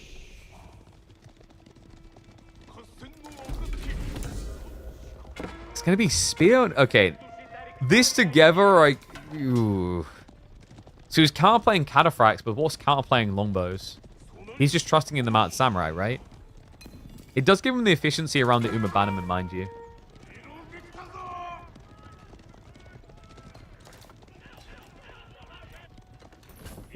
Any pro can beat any pro if one has a good and one has a bad, but I don't like that thought process. That's like devaluing this performance by Voldemar. That's like saying, oh yeah, it's only because Marine Lord is playing bad. I don't think it's Marine Lord playing bad. I just think Voldemar is playing incredibly well. Like, reminder, in the last game that Voldemar won to even this best of 5 up, Voldemar was the one technically playing bad, right? He missed out on multiple villages throughout the early game. And yet still was able to pull through. This guy's playing incredibly well.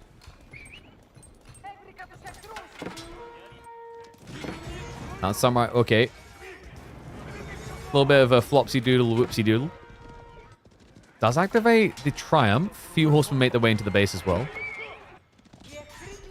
Oh, this is an expensive Triumph charge, guys. Still, like, the problem with Voldemar's comp here, actually, a little bit of a funny tidbit of info. If you're playing against Hippodrome, Yumi is actually one of the worst units you can build. It's not just because horsemen counter Yumi, it's because you generate Triumph tickets based on the units killed. So trash units rewards Triumph because you get much more value and much longer durations because of it.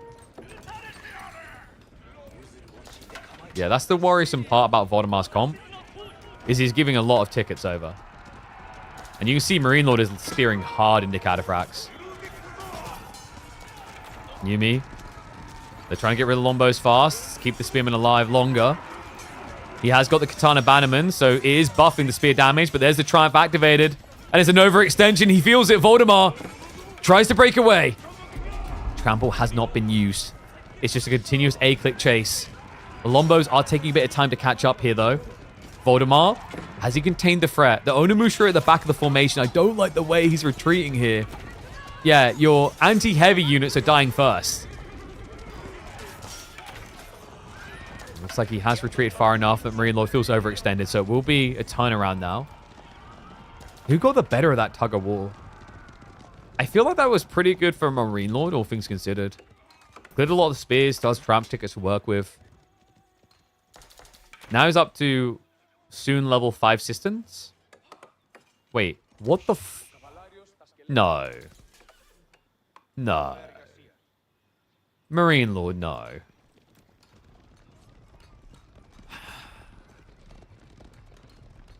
What is happening today? First, there was the skip villager production from Voldemar, and now we've just got the oopsie system. Oh, man. He doesn't realize, so he hasn't, like, just added in an extra to fix it. It's not his fault. I mean, I get it, but it is his fault that he hasn't noticed, you know what I mean? Oh, wait, what? Huh? What the f...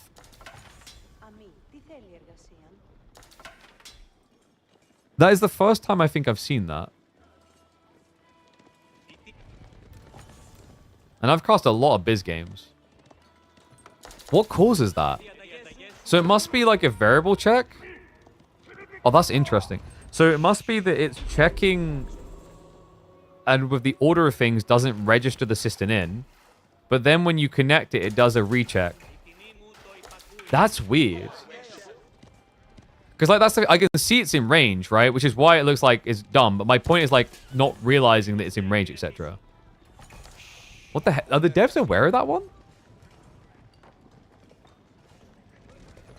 I don't think I've seen anyone report that. The blueprint disconnects it until they're really? And I've never noticed that before. How have I never noticed that?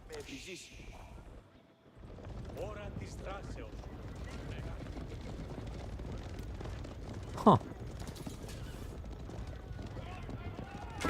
In fairness, I feel like a lot of players now do like the 1-to-1 to 1-to-1, right?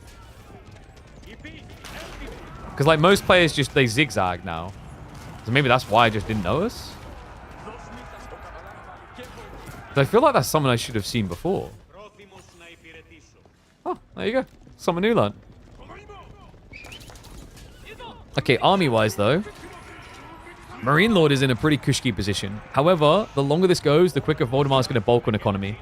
The concern is when they're both capped, Marine Lord is stronger economically. The clash though, Tramp's going to be activated. This is a lot of Cataphract.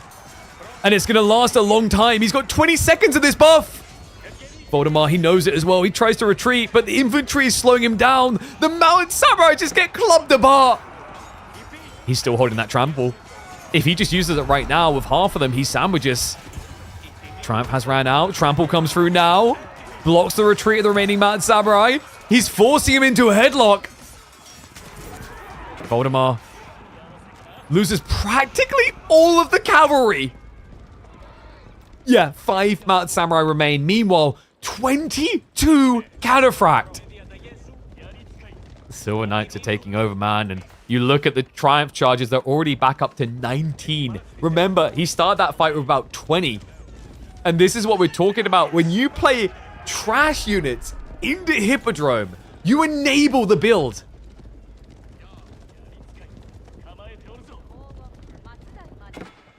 What a brutal game this is becoming. And Voldemar has to be feeling it as well. Like any other Civ, they have to add in 2 TC to keep up with this. But this is the beauty of systems. You know, you add in 26% to Marine Lord's eco count at this point. You're seeing about, what, 18 extra workers? So he's not behind. He's competing.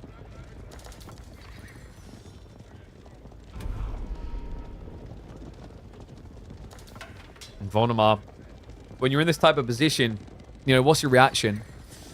More trash and then a unit that gets countered by Lombos. Well, 2 units, really, but the trash can also get overwhelmed by the cannons. My concern also, you know, Spearman Spam is good if you can reach Imperial here, because Nagiari will give you extra range. But without it, it's very difficult to kill the Cataphracts quick enough.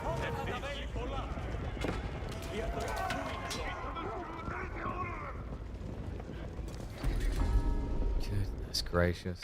Anyone who's like, oh, why did Voldemar do this comp? Like, you kind of have to. I mean, Yumi maybe less so, but like, you needed something to do with Lombos.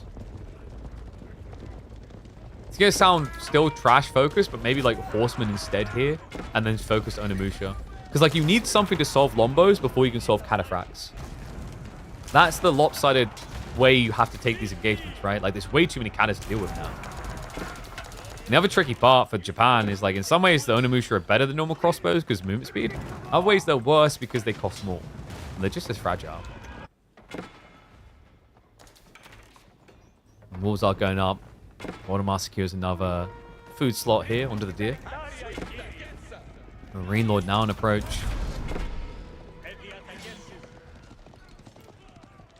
And Voldemar goes for some raids, but he's going to need everyone at home, all hands on deck for this.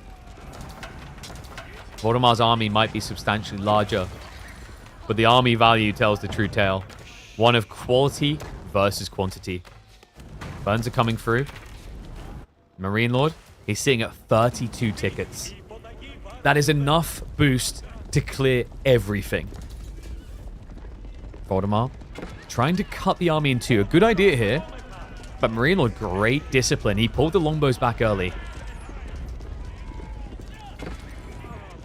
Longbows start to snipe onto the Onimusha. Cataphracts. Triumph gets activated. This is it. This is the big fight.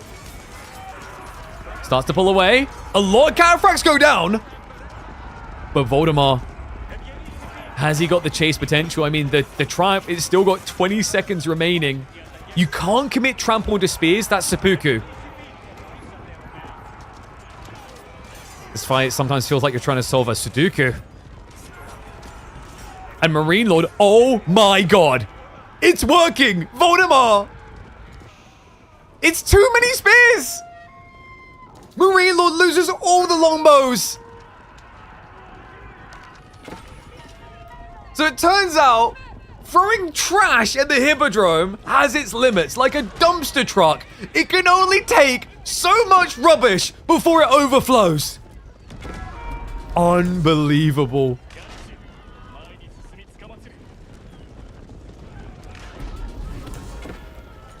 It's like a fat person being given all the cake in the world. Eventually, they just can't take more.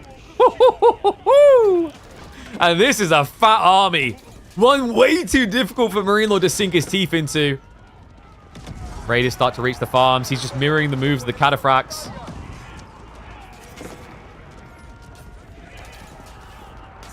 Spearman always chasing. The Bannerman, the extra damage actually mattering here. Every little helping. He's just offsetting the teardrop shield's value entirely. And Marine Lord looks hard, stuck, and hamstringed here. Voldemar's on the farms, idling them out, blocking the Lombos from reinforcing. It's just a gradual chase into the base. Sacred Site time is still ticking, but I don't think Marine Lord has got 7 minutes left. It has to be a commit and a die, and this is really happening. Voldemar is 1 game away from stomping Marine Lord out of the upper bracket. Oh my god. Yo! This might be Voldemar's best performance ever.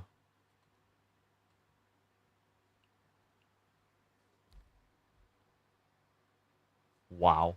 What do we even call that game?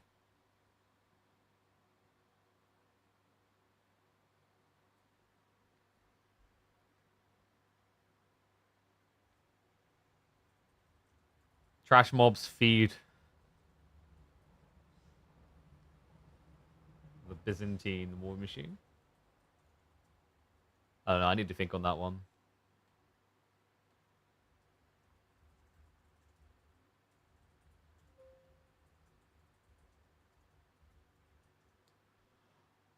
Oh my god, the last 2 games, man. The last 2 games. Your heart just can't take it. So he's now 1 game away from putting the chimp in the lower bracket.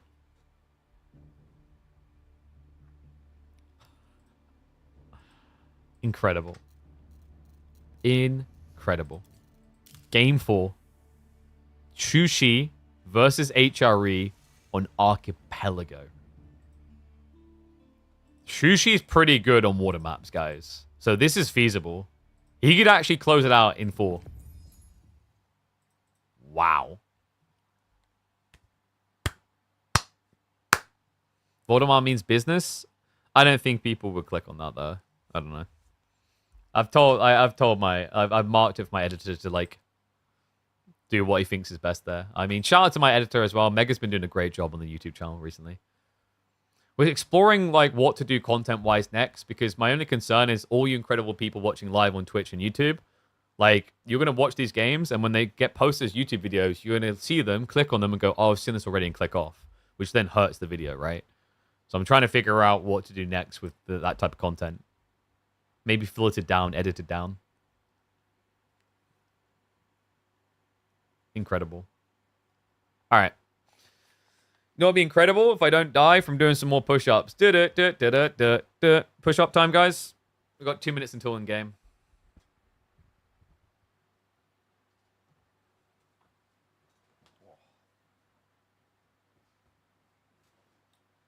These games need to be longer. My arms. 1, 2, 3, 4, 5, 6, 7, 8. Goddamn glasses. 4, 9, 10, 11, 12, 13, 14. Goddamn fridge.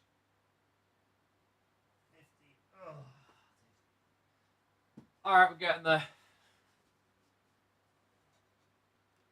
Dude, I'm feeling it in my arms. Clean my room? No. You come clean it. Touch your chest to the ground? I think that's called just failing. Technically, when I fell to the ground, I done that. you watch VODs on YouTube? Yes. And I recommend when it comes to VODs, you view YouTube, not Twitch, because Twitch doesn't generate any revenue at all for the creator, whereas YouTube does.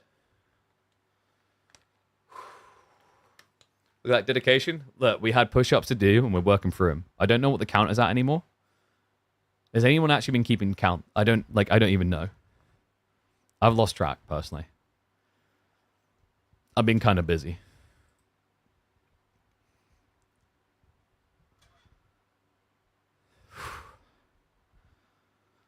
Yeah, don't ask me why Twitch is like that. It's such a scam.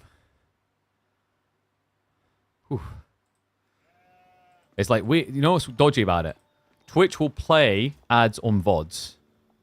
That's the dodge of it. They'll play ads on the VODs, but they won't give anything to the creators, which is really scummy. 1 sec, I need to close the door. It's getting dark.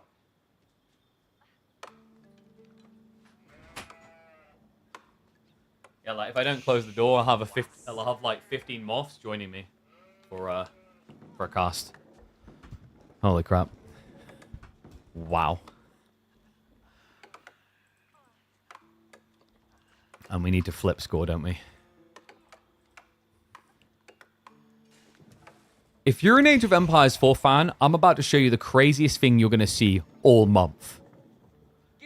Marine Lord versus Voldemort. What could possibly make this so crazy? It's the score. Voldemort is 1 game away from winning this best of 5. Marine Lord is behind by 1. It's a 2-1 lead for Voldemort, and we head into Archipelago. Shushi versus HRE. Now, I know people like, I'm clocking off as a water map. Nah, your asses want to be firmly in the seat, because if Voldemort pulls this off, it would be, I think, a career high for him. You know, recently, I think this year for him, making EGC S-tier events top 16 was up there. But winning a series over Marine Lord is an incredible achievement for anyone to brag. We said at the start of the day that if you could actually beat Marine Lord, like if you can actually take a game off Marine Lord, yeah, you're probably considered top 16. If you can take 2 games off a Marine Lord, most people would say like you're hitting the top 10. What does it say of you if you're able to beat Marine Lord and not even need a 5th game? And guys, it's feasible here. HRE versus Shushi. Shushi is no slouch. They're actually scary as all hell when you play on water maps. Because of the early resource inflation, Meditation Garden is not too good on this map. But outside of the Meditation Garden, the value play is going to be the timings. They tech much quicker because of the build speed, and much cheaper in general. And also on top of that, they produce more fishing boats, right? Like, this got nerfed a while back. I think it used to be double the increase on production rates. It's 27 seconds versus normal 30. It's still a slight edge. Marine Lord's pick is definitely not weak, though. HRE is pretty impressive just because of the buff gathering rate that allows them to contest. What's the alternate choice instead of Meditation Garden? It would be a completely useless landmark that we never see anymore. Right here. Jiangnan. Jiangnan just never gets built other than to get Song Dynasty. It's the one that allows you to get free units when you produce buildings. But this doesn't have any impact on water maps because there is not anything that you get for free out of a dock. 1 sec. Let's get predictions up. Is Faplop not here anymore? I thought he was. All good. So 2 minutes. Get your predictions going. I mean, the nice thing about water maps is it does have that kind of calm beginning of the game. And this has been incredible, guys. Like, I mean, if you're watching this later, if this ends up making a YouTube channel, you could have been watching this live. Reminder, Mondays, Tuesdays, Thursdays, Fridays, we always stream. And then sometimes on weekends it happens as well. But the best way to stay tuned in and informed of that is to make sure that you are part of our Discord community, which is growing and growing. And make sure that you're following with notifications turned on Twitch and YouTube. Because these are the type of moments, man, like, you know, if Voldemort does this, it's the type of, like, I was here type feeling, you know? Because this would be a first for him. He has never, in the history of his time playing competitively, been able to beat Marine Lord.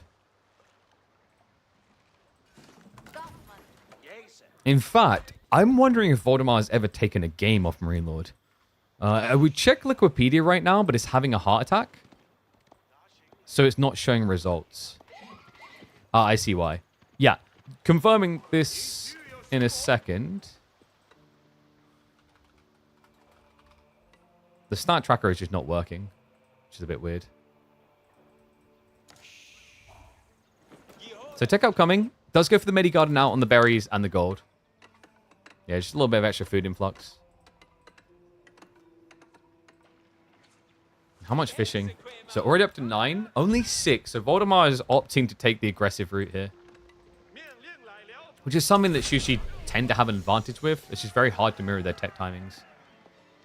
So we should have the first aggro boat coming out shortly. Voldemar just needs to get extra resources in. Arkin is on the way.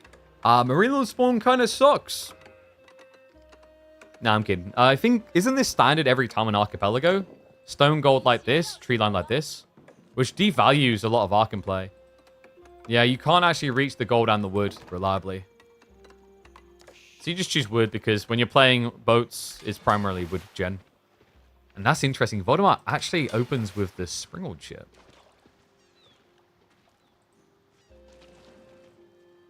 Oh, you're new here? Well, welcome, mate. And yes, Marine Lord is basically the Hera of Age of Empires 4. Slightly, to a less degree, though, because no one's quite on the Hera level. I think that's fair to say when he's won, is it 12 major events in a row? 13 now? Marine Lord can't brag that. Marine Lord's had a mixed year. Last year, him and Hera were most definitely equal in terms of their roles. Because last year, Marine Lord dominated everything S tier. With the one exception being the team tournament. Which we can tell for obvious reasons why. And Voldemar, oh my god, Marine Lord. He sees it too late! Yeah, he commit to the galley, so the Springald's going to get value here. That was fractional difference there of like 1 or 2 seconds. Fishing boat's going to be pulled though, so good reaction by Marine Lord.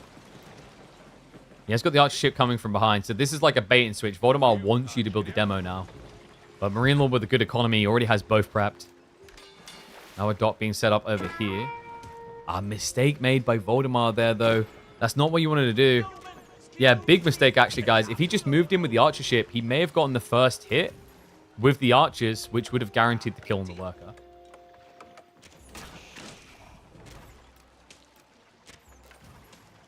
Is that the AO2 still popular because it splits the player base? I think they attract different players, and that's just fine.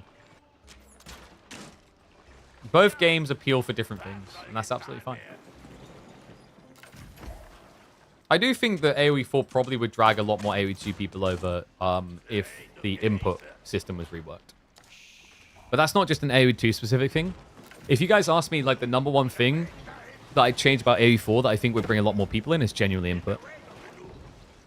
If World's Edge and Microsoft have a plan to fix that in the next year or two, they'll get a huge chunk of players from all the other RTSs.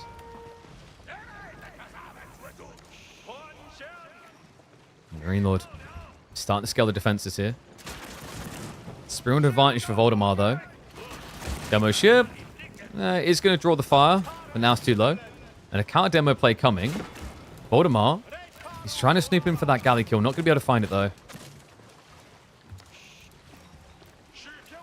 Now, this may escalate slowly right now, but at the absolute highest level, this map becomes fireworks. If you guys recall a game between Anatan and Vortix in particular, the amount of demo ships both of those players produced was pure absurdity. So keep your eyeballs open, because this tends to go crazy fast. And Voldemar, nice siege down. It's not easy to kill docks this early on in the game. Very dangerous because the fact that demos can come out. Usually, war junks are good at clearing docks when you reach castle because you get the extra tile range so that you're not as exposed. That is a great find. Just forces a reinvestment. Marine Lord going to have to spend another 150 wood on this instead of building units. And that's tricky because Marine Lord, he's gradually approaching that point where his power spike starts to evaporate. Remember, for HRE, they're hunkered where they get their big buff to their economy at this stage. For Shushi, once that tree line moves, they'll just move the Imperial Official with them. Yeah, it's pretty crazy how much more efficient Shushi becomes in the mid-late game with that. They take a limited resource and get 20% more, but more importantly, he can buff 40 villagers with 1 Imperial Official. To buff 40 villagers, Marine Lord would need 5 prelates. Much bigger investment. Demo pump is real, guys. Oh my god. Voldemar able to deny that dot going up. Doing decent damage to it as well. Marine Lord. Overextends. Loses one of the demos. Voldemar, he's playing this really well so far. He needs a hit soon. When you commit this many demos, it's do or die. And he's trying to impose death. Demos split up on approach. Detonations aren't going to be succinct like he's looking for. No, he gets a connector. But that was, what, 7 demos to kill 1 Springald? An expensive fight for Voldemar, but this is now the big problem. When you commit this type of strategy, there's no getting out of the hole by pivoting. It's not like, oh man, I'm 100k in debt. Time to remortgage the house and figure out a repayment plan. No, when you play mass demos and it fails, it's like you just bet the house on roulette on 69. What do you do when you're 100k in debt? You remortgage the house, you go back to the table, and once again, you slam the bet on 69. Yeah, like this is the tricky thing, and you have to just keep rolling and rolling and rolling until either the banker comes calling or you bust the casino. An M-Lord casino is a very hard one to bust.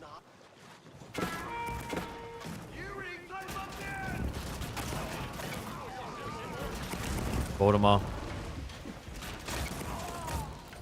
Let's see if he can find that stroke of fortune.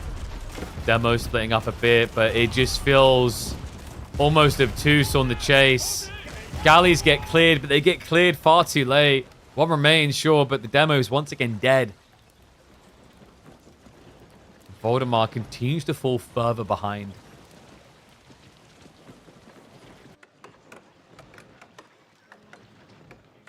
That table only goes to 30. Wait, does it actually go to 36? Well, you can tell I'm not a gambling man. You're right, it does go to 36.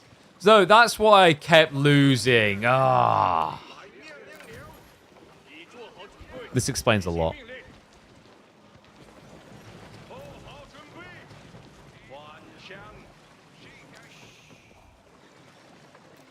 So wait, you're saying he can't win? Well, we've heard that before about Voldemar, and he has been the magician with a rabbit out of the hat. But this would be like pulling Houdini out of that hat. Fully intact, not just bones. I am struggling to see the way for Voldemar here. Yeah, I think he's just one slip up away from this being virtually over now.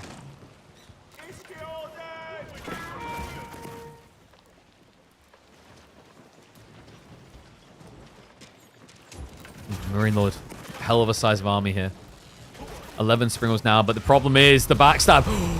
Not the connect he needed. 3 galleys is good enough. I was about to say, the problem here is as you get more Springles, it also becomes a double-edged sword. Demos work better. But not like this. Wait a second, Voldemar, where did he get the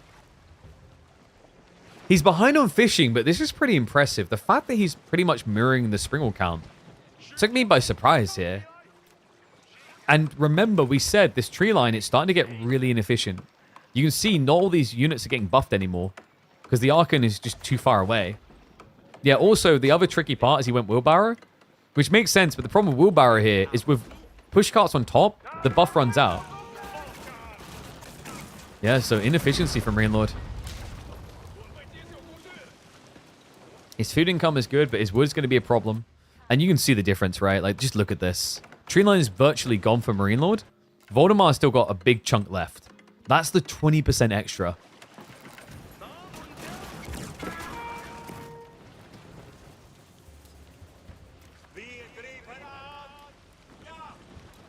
I mean, you can pull out the priest all you want, but the priest buffs 9 people. And if you look, he has 13 on wood. He had more than that before. I think he had about 20. So still, your prelate buff is getting cut in half. And if you're cutting it in even just half, it would go from 35% to 17.5%. This is 20%. This is just better.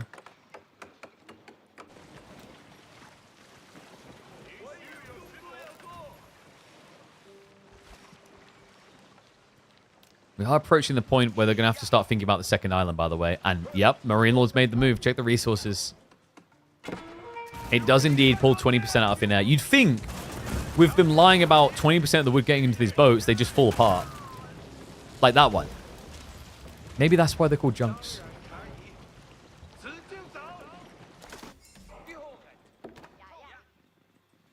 Marine Lord, this is going to be Rignitz. Double relic on the island makes it feel beautiful. He could even think about creeping to the enemy island. Because Voldemort, he's not aging up. No, this is the do or die point.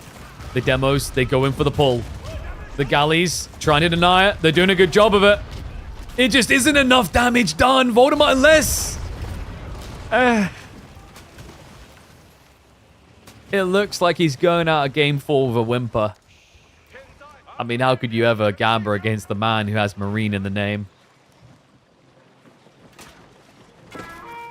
Voldemort. Unless this hit is divine. With 4 galleys, it does seem unlikely.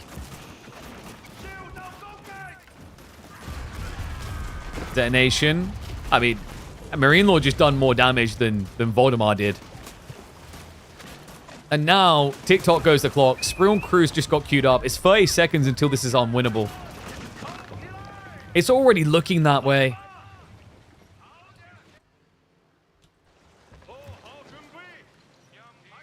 Voldemort, just like me, probably still hasn't realized that the roulette table doesn't have 69.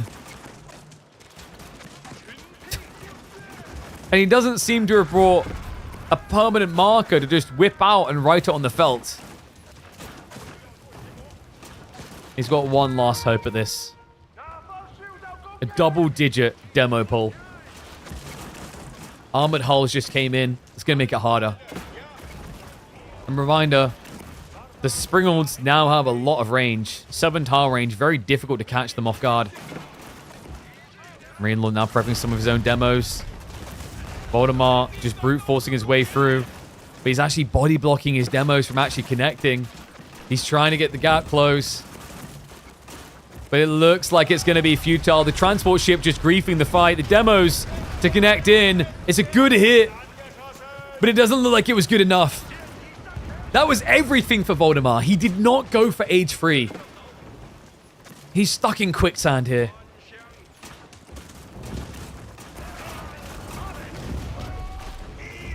It's just no mistake being made. I mean, props to him for just committing like this, just in case there is an error. Right? Like, you know, you gotta test the best. We talked about this for upcoming players. It's like, you gotta respect the talent, the skill of your opponent. But you've also got to believe you can beat them. And some people might be like, okay, this is the point of delusion, but you gotta have a shot at it. You came this far, you might as well keep throwing the fleet until it's definitely over. But now, with over a 20 military lead, it starts to reek of defeat. Prelate, even now, just garrison the relics to make sure he's got enough gold to keep pumping. Mount Lu Academy is on the way. It's 15 to 15 fishing.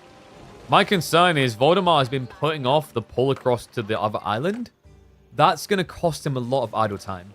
He's currently eating straggler trees to try and stay on the starter.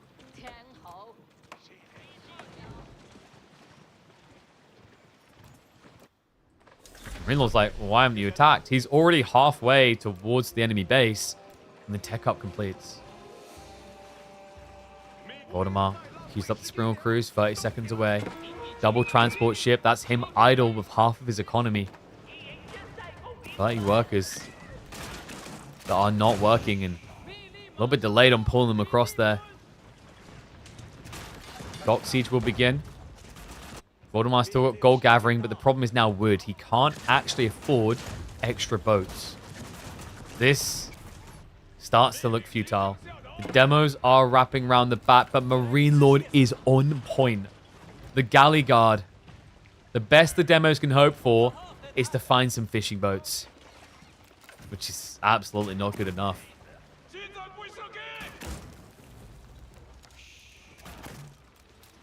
He's like, please, just give me a little bit of value. Maybe just a little lick of it.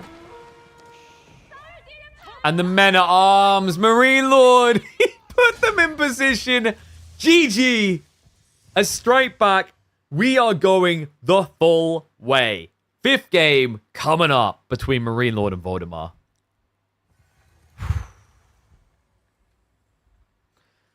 But the fact that we're even going to 5 games.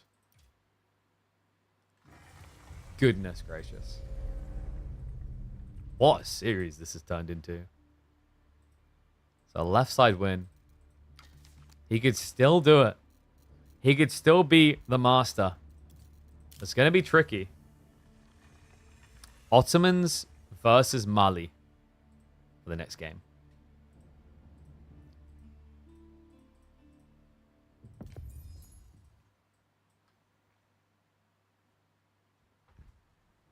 All right. Let's get a few more push-ups out the way, even though my arms are really tired. I need to start positioning so I'm not hitting. Oh, God, no. Let's wait. I need a longer game. Nah, we ain't go. Dude, we're not going straight back to that. Dude, I went to do it and I felt my arm buckle. We've done quite a lot of push-ups, actually. How many did we do? I feel like we're at like 50 or 60. Sounds like that's not a lot of push-ups. Maybe for you, okay? I got a breath grating cheese.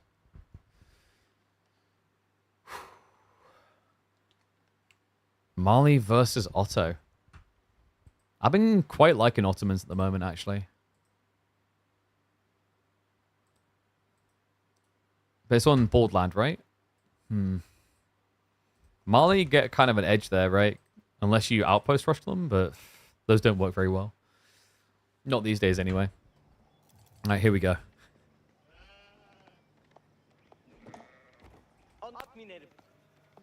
This might be the most incredible outcome of the month. No one would have seen this coming into this series.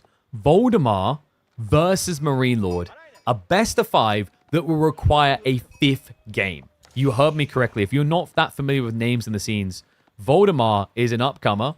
He's been grinding his way up, improving gradually over time, but no one would have pegged him to take 2 games off of the legendary Marine Lord, the #1 in Age of Empires 4. It comes down to 1 game to decide it. And we hop in to Borderland for that. That's right. Off we go. Marine Lord with the Ottoman pick up against Voldemar's Malians. At the moment, I've been quite liking these Ottoman picks into Mali. But this map, maybe not so much. Borderland is phenomenal for Pro Scout civs. There is 34 deer in total on this map. And it's spread so wide, it's difficult to contest. Yeah, so Voldemar's got to be feeling good about that. Not too bad about the spawn either. Setting up the outpost early. I like this. Maybe a little bit too early. I don't think you need to rush it. But the problem is, he only just saw the military school. Yeah, if this was a Rax timing, you need to go straight for the outpost. But against military school, the pacing is very different. So you could have gotten away with more greed. Like, I wouldn't mind Voldemar right now just stopping this, leaving it in its current state and building the houses first, because that's going to generate more gold off of the pit mine. And what is up, Anonymous Gifter? I appreciate you with the sub. Thank you very much. Farm man can't afford to sub to us himself. Age of Empires 4 farms have not been very good recently. That's why most people just play Malians. You build ranches instead. And yeah, this is the way that you stop the Dark Age rush. So good start for Voldemar. Remember that the key here is you're going to have to stay on the outpost to use the outpost in Dark Age. So what do? You build a mill, because you need a mill anyway, eventually. And you drop off 2 free sheep and club them. And then you can keep 3 to 4 workers in range of this thing for the Dark Age. Meaning that the opening spear play does nothing. And I think, honestly, that's why Marine Lord done the military school. So that you can have a bit of potential poke pressure, but he wasn't over-invested. Oh, what an incredible day this has been, though. We're almost at 5 hours. We've only done 2 series. I mean, I was boldly talking about how, oh yeah, like, you know, we'll cover this series, that series, that we'll do like 4 series today. I like looking at the matchups. It feels like we'll be able to do 4 series. Not a shot.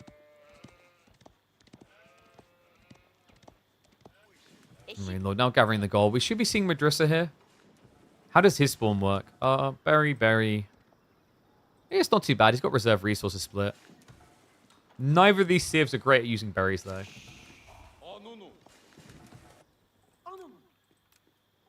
Outside of course, the Madrissa ones, which is now going to be coming through.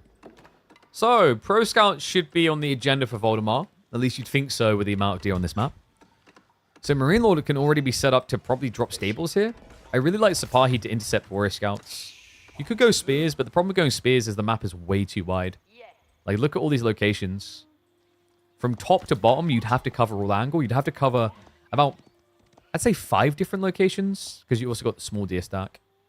Or you have to have a big enough military lead to sit right on the edge of your opponent's base, which is difficult to do at 5 minutes. I can do an additional 100, please, no. We don't need an additional 100 push-ups, good lord. I think you overestimate my physique.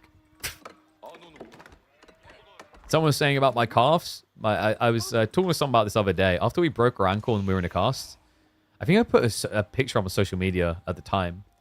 My left and my right leg, oh my god. The difference was day and night. You'd think you were looking at 2 different people's legs.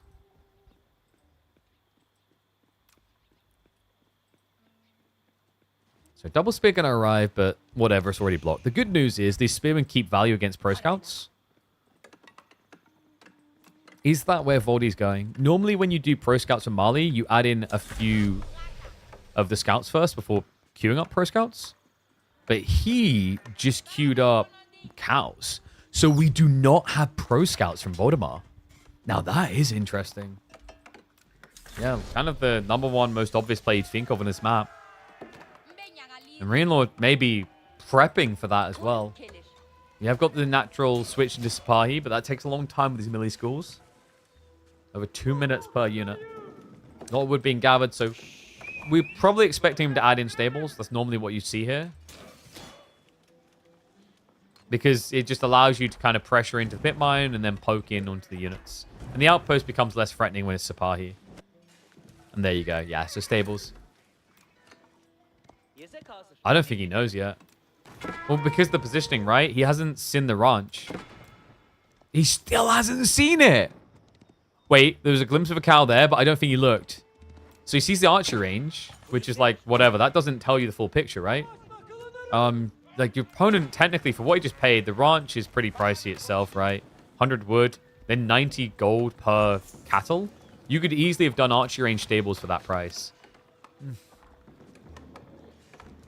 But I would be getting suspicious if I was Marine Lord.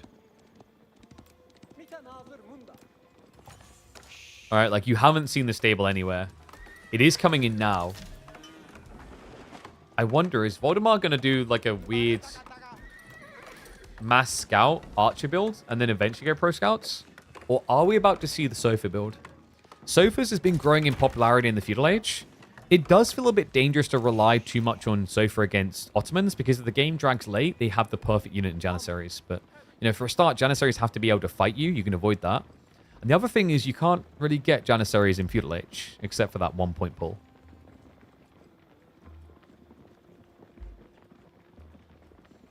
See, this is what I love about our community. This is what we want to see.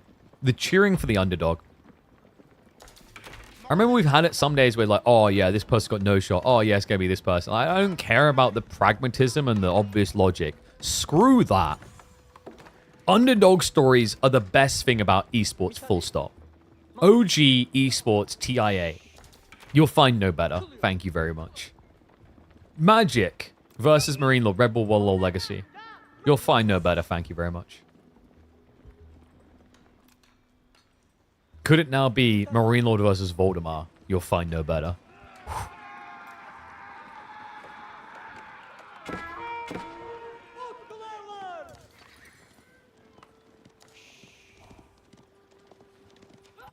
A little bit of pressure play from the spears, but it has been answered out.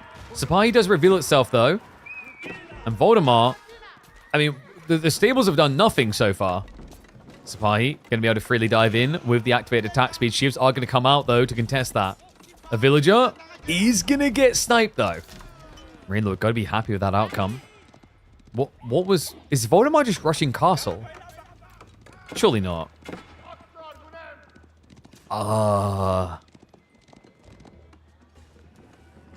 This is starting to feel a bit weird. I mean, let him cook, right? He's been doing well, but this is the type, like, I'm thinking the game's where he's won. There's never been a feeling at this early point where, like, uh-oh, this doesn't look great. The Sipahi are just massing freely. The Donzo switch is really late. Yeah, Marine Lord, I mean, this is starting to reach critical mass. Sipahi are ridiculously effective, even against spears. Donzos are at least a bit more challenging because of the melee armor, but still. Gets a free kill on the scout. And Marine Lord is prepping the archers now. Sofa from Voldemar. But the other scary thing here is the drummer boy. Yeah, the meta changes so much about this. Makes the game so much harder for Voldemar. He has at least got 2 ranches, so although he's lost a worker, and it seems like we've maybe skipped on villager production as well again, he's got this income to make up for it. So it's not terrible. The military schools aren't that competitive in Age 2 anyway. They're decent, but not crazy. Like, he's getting a Sipahi every 2 minutes, which means this is equivocal to an extra 80 resources. The ranchers balance that out at 75 food a minute. But seriously, like, Voldemar, I think that if he doesn't get the win here, it's going to feel crushing. Just because, like, when you look back and you just see that you're behind on villages like this, you're like, what the hell happened? But then again, it might be his superpower, right? The Delhi versus Ibid game, he was behind by, was it 6 villages through passive TC? And he won. He came back. He found the way. So even when he's being inefficient with economy, you cannot count this guy out. Donzo. Now I'm going to look for the charge in. The villager's not reaction from Voldemar. Yeah, just chases away. Sticky position, though, because he was pushing forward with sofas. Those get intercepted. And we have got a play on to Deer. So Marine Lord looking to bloat his Sipahi count. Yeah, smart play as well. Just staying at home, having to admit that you need the sheep point, and then just setting up for, like, berries. It's just going to slow you down so much. So Marine Lord plays for the Deer, and he's also looking to play for Castle. Which is mirrored by Voldemar. More farms. Or ranches, rather.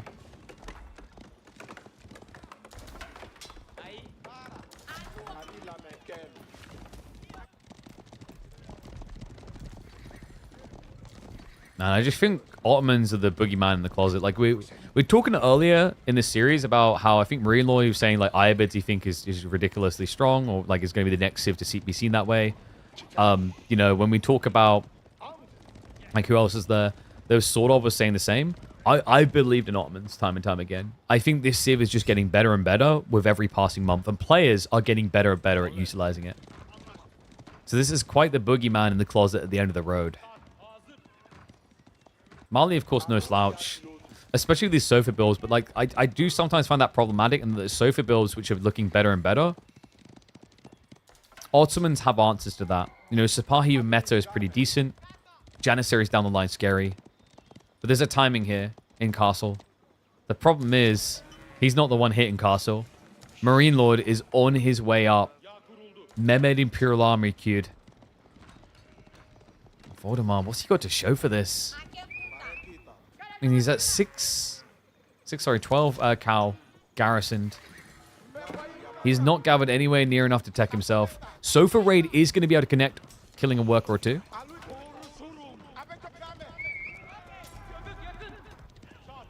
He doesn't know what we do. I don't think he's realized just yet it's attack. Even the Imam point coming out, so it will be a move straight away from Marine Lord to get on top of those relics.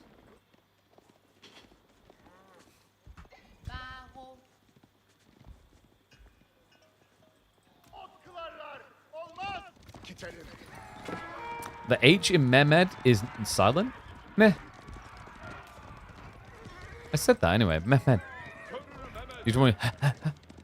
Okay, I'm not going to like that again, Jesus.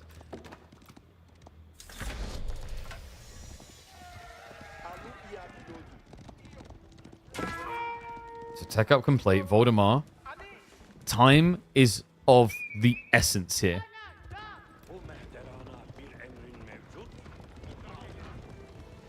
You are stuck an age behind.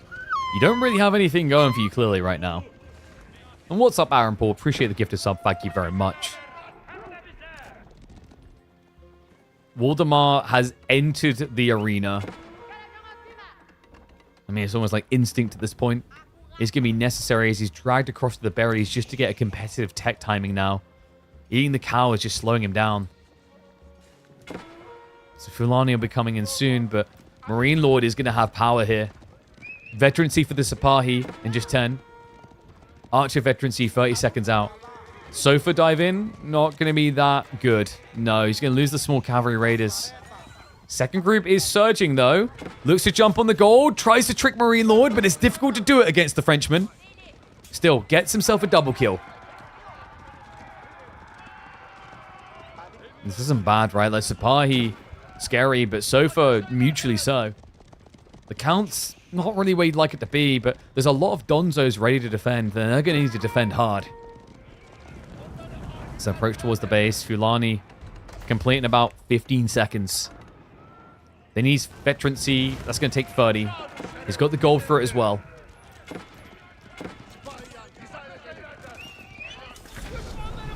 Dive onto the second outpost. And there we go. Both veterancy skewed. Sofa plus the Donzos. Marine Lord knows this isn't just a secure win yet. No. The Sofas contest well. The good news for Marine Lord is there's nothing to kill the meta. No, the problem is Voldemar's got full melee comp, right? Like, I mean, it's not entirely true, actually. He can kill the meta with the Donzos. Just needs to remember to do it at the start of the fight, because if he lets that aura exist, he'll lose. It's brutal just how impactful the meta becomes in these scaling armies. Good news is your opponent only has one, which might be a little bit of an oversight by Marine Lord. Such an uncomfortable map as well. You have these shifting tree lines. He took the back one first because of the early Sipahi pressure. So now there's a risk that Voldemar won't have wood.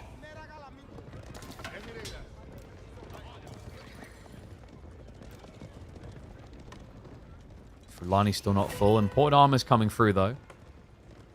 Marine Lord at the other side of the map.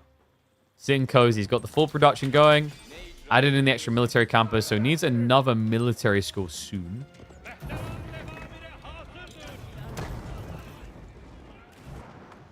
Marine Lord, he does know where that economy is. Just going to take some time to burn down the infrastructure, as Voldemar still not big enough to square up and feel threatening here. And Marine Lord, this is the brutal killing blow. We talked about Janissaries, their value, but also the weakness of being avoided. You can't avoid them when they approach your base. That's when you're stuck. Marine Lord's read this perfectly. Mango, not that valuable against this. Sofas will peel off to deal with it. The Donzo Jav, or rather, Donzo Sofa will charge in. Handful of Janissaries in there. Is it going to be enough? Actually, it's only one. So no, it doesn't look like it's going to be enough to blitz through the Sofa. But the Sipahi count is so damn high. Voldemar able to scare him off, however. He holds on. The kid not dead yet. But the next wave could be the killer. Yeah, just look at the military count difference. Marine Lord also just stockpiling a mega ton of gold. Is there a world in which he rushes Imperial here? I mean, the passive production rates when you rush Imperial is insane. The food is what would make it unrealistic right now, but the gold, not too far away, but really the gold just enables more Janissary spam. It's a majority gold unit. And Janissaries counter all of this. Like, Voldemar's now trying to get into archers to solve for the problem, but with barely any wood, how do you get archers together?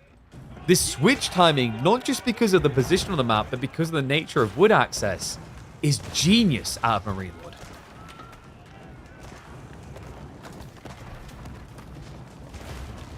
Five relic game for Ottomans.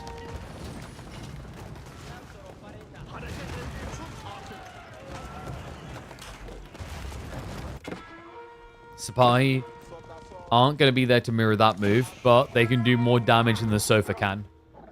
Yeah, also, Voldemar's just fishing in a giant lake where there's only one fish left. Right? He doesn't know where it is. He doesn't know where to cast his line. He can take guesses, but it could end up just being dead wrong.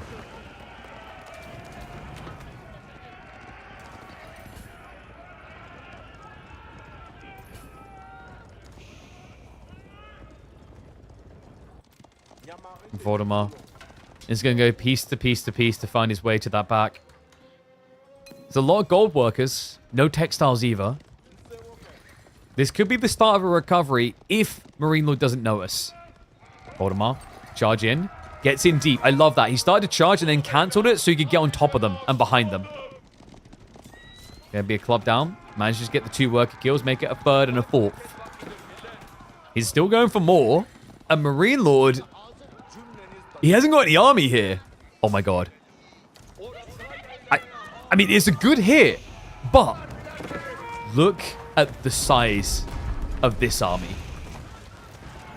Yeah, Voldemar, he came in, he flexed his little biceps. Then Marine Lord came in, looking more pumped than a kangaroo's biceps. Those things they can box. Yeah, I mean, it's a good raid, and he's still finding idle time, but this is about to creep into the Fulani, and when that happens, it's all over. Love this, just pop blocking. I mean, Voldemar, this is most of his houses. The other military schools over here, interesting.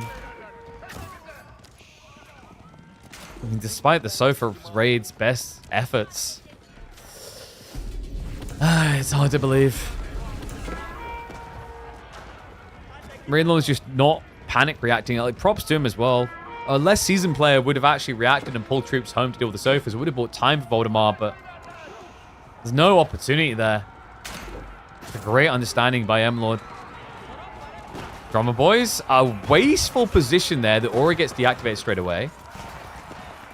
Gonzo's Sofa hard commit. Spy just trying to stagger it slightly to buy time for the Janissary. Second wave comes through, but Voldemar is just being slimmed down a bit too fast. I mean, slim down doesn't do it justice. It's like trying to lose weight by sticking yourself in a bacon slicer. As the Marine Lord just takes chunks away from the kid. A hell of an achievement for Voldemar to take Marine Lord all the way to 5 games, but no doubt about it. This military size tells everything. 25 Sipahi, perfect for now shutting down the cow and shutting Voldemar out. 3-2.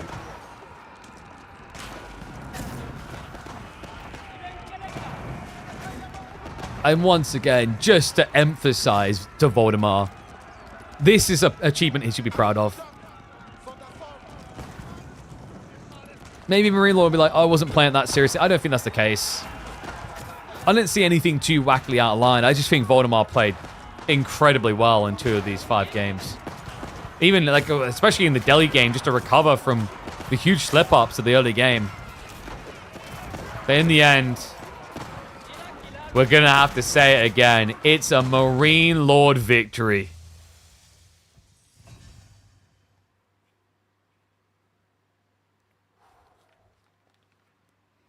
I think Marine Lord's seat might be drenched from all the sweat. Good Lord. And by the way, guys, yeah, I saw that as well. Thank you for reminding people coming in. This tournament, not ours. But if you want games that deliver this caliber of hype, Voldemar plays in a lot of our weeklies, and we have other players that will be delivering this type of back and forth. So reminder always, guys, to check out KPMM. You can even play it in yourself. That's on Mondays, Tuesdays, Thursdays, and Fridays. So that'll be our next KPMM on Monday. But we might keep going. I'm weighing up, keep going. Like, I don't know how we top this. This was incredible. Part of me's like, maybe we should end on this one, but part of me wants to go to another series. I think it would be from replays, but there is, what, Lucifron versus Vortix. There's also, whoopsie. There's also, so there's Lucifron versus Vortix. There's also B versus Anatand. Damn, he was so close. Got a feel for him. But an incredible effort all the same. Did B win? Yes. He beat Myriad 3-2 in the end. So, I guess we've got time for one more. And props to Voldemar, incredible. He'll be playing tomorrow, so that means that he'll be in the lower bracket, waiting to face up against either Gully or a rematch with SAS. So Voldemar's not out. He could still win this whole tournament, right? It's just that he has to go through the lower bracket now. But like in terms of the other group, Louis versus Core was a 3-0. Louis MT is through. Do you guys want Anatan B or Lucifron Vortix? It sounds like you guys want Lucifron versus Vortix. we do watch a lot of B and Anatan in general.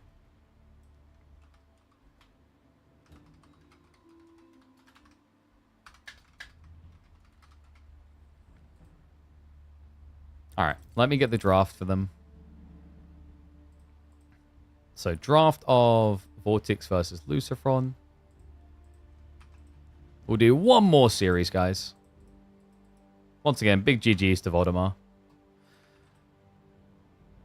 And let's say, it's one of those feelings where it's going to be like, God damn it. When he looks at the replays and sees like the skip villages and whatever, it's like, it's always going to be the bummer, but like he shouldn't, I don't think he should be like too harsh on himself. Taking Marine Lord all the way to 5 games is a hell of an achievement for him. He was so close as well, man. So close. Looking forward to seeing what he can achieve in the rest of the tournament. So, up next, we're going to be hopping into Vortix versus Lucifron. Battle of the Spanish Bros. Always a fun one to watch. Hot damn. Alright, so let's have a look here. So, game number 1. So, what was the Vortix versus me and Micah? Was I right? Was it a 3-0? It was. Yeah. And I think it was quite quick as well. Yeah, 3-0 done in about 35 minutes. So, game 1 between the Spanish Bros, it is going to be on Gorge. Byzantine versus Delhi. If Voldemar has a coaching business, that series was the best commercial ever, right? And he does provide coaching, by the way. And in fairness, of the people I've talked to in the AoE 4 scene, like, Voldemar's approach to coaching, I'm not going to say it's, like, perfect. I don't think anyone has a perfect solution. But compared to some of the other pros and the way they want to approach it, I would say that Voldemar, like, is more facilitating and understanding of how to, like, try and help on fundamentals. From what I've talked to him on. It's like I think the tricky part for like some pros when it comes to try being a coach, it's a very different skill set. And it's like, it's almost like the things that they just do inherently well, they just take for granted and don't understand that it doesn't cross-mutate. Oh, did I say thank you to Aaron Paul for the gifted sub? I think I did, but thank you again anyway. Appreciate the subs that have been coming through. All right, should we hop in? Game number 1. Alrighty then, we hop into another series. Welcome back to the channel, folks. Lucifron versus Vortix. It is going to be Vortix in the red as the Delhi up against Lucifron in the green as the Byzantines. On to Gorge we go for an opening game. I mean, this is just a great map for Delhi in general. Byzantines tend to struggle usually if the spawns are kind of harsh, and Double Berry Ford is a little bit brutal. Yeah, not the best look in the world. Wonder how Vortix could try to... Oh, wait, no, I'm looking the wrong side. They both got double berry ford, though. I wonder how, like, Lucifron will try to address this, though. Is this a Hippodrome matchup? You know, in theory, Hippodrome could be pretty good here to try and contest, but I find Hippodrome feels a bit wonky when you're up against cavalry-based civs, because when they see you activate the Hippodrome, they just pull away. Have to see what he's capable of, though. Fratricide matchup? Pretty much. It's interesting to think about as well. Like, this is the type of matchup that could very easily be a 5-game series. And the hilarious mutual thing there is this is the type of matchup that could be a 5-game series, but this is also the type of matchup that could be done in less than an hour. You guys know what I mean? Like, we've had it in ST tournaments before where it just almost feels awkward. You're 8 minutes in a game and one of the bros calls GG and you're like, huh? And then you ask him about it later, it's like, yeah, we practiced this a lot and we never got past this point if this happens. You're like, well, damn, man. I mean, surely this is the time you explore something new. But I'm hoping that Vortix and Lucifron have been keeping different company. Because one of the biggest advantages to a certain degree has always been the permutations of them training together. But I also think having someone else in the mixer is incredibly advantageous, right? We saw how that actually benefited both Vortix and Beastie in the first S tier tournament of the year.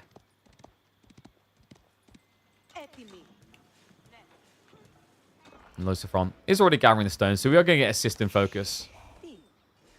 His secondary berries are pretty damn good, by the way. Buffs both the deer as well as the berries. Combo where one player controls two control the same? Yeah, that does exist. Yeah, it's called Archon mode. One player controls villages, one player controls military, I think it was. But I don't think that mod ever got off the ground because if I remember correctly, it was always kind of buggy, which is unfortunate. I don't even know if it still gets updated. I wouldn't mind. So here's my idea. I wouldn't mind doing that. So here's my tournament format dreams, right? And I'd love for us to be able to do this in 2026, which is why it's important we keep on growing, right? You people who are incredibly for turning up, keep turning up. Like, if this is your go-to place for your AoE4 content and we keep growing, I think we can achieve these goals. So 2026, I want to run a Creator Cup Invitational, where we invite a bunch of creators from other strategy games to come play. They'll learn the game across 2 or 3 weeks or whatever. And then they'll go in and they'll play tournaments. We might even set it up so we allocate them a coach to help train them. And they'll get a share of the prize pool. And then, the next step that I'd like to do, I'd like to take it a step further and then do an Archon mode tournament where the rookie player and the pro play the same civ. Or we do a 2v2 tournament as the alternative.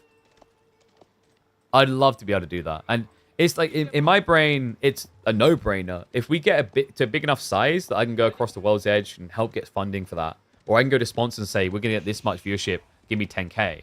It's a huge win for Age of Empires 4 because it brings new people to the directory. And I don't think we really have anything being done to bring new people to the directory currently. And that's one of the biggest weaknesses for AoE4's growth. It's just not happening, ever, in any form. Right? We have an amazing RTS here that so many people just don't know about. Because a lot of people experienced it when the game first came out, and it sucked. Like, we can say it, guys. It's okay. Say it with me. It's actually healthy and cathartic to say it. Age of Empires 4, in hindsight, at release sucked. It has come so far. But the problem is, you're often judged by your first experience. So yeah, fingers crossed we're able to do that. And like I said, if people keep tuning in, if people keep sharing around the videos, watching them, numbers continue to drill upwards, I think we can hit that. I'm a big believer in finding a mutually beneficial way that grows the scene as a whole. And I think like we need more people thinking that way for us to get to the next step. And big shout out to the Epohers tournament organizer for making this event happen. I'm impressed by the caliber of players they were able to get with a $3,000 prize pool. Well, the team's up a pro with a caster in each team. Maybe. I don't know about that. You could just get that effect that you're talking about by having what we talked about, though. Because, like, the other problem with, like, teaming up casters and players is you're going to notice a huge skew in some cases. Where, like, Crackety's technically a caster. So does Crackety play? Okay, so what's the point in the tournament now? Because the level of difference, like, I mean, I spend all my time casting games, right? Bo Cohen said he'd be up for a tournament. When did he say that? I'm familiar with Bo Cohen. I mean, if you got a link into him, let me know, because I've been eager to talk to that guy for multiple reasons recently. If you guys aren't familiar, Bo Cohen is a Hearts of Iron creator. It's a very entertaining YouTube series where him and his friends tend to grief each other a lot.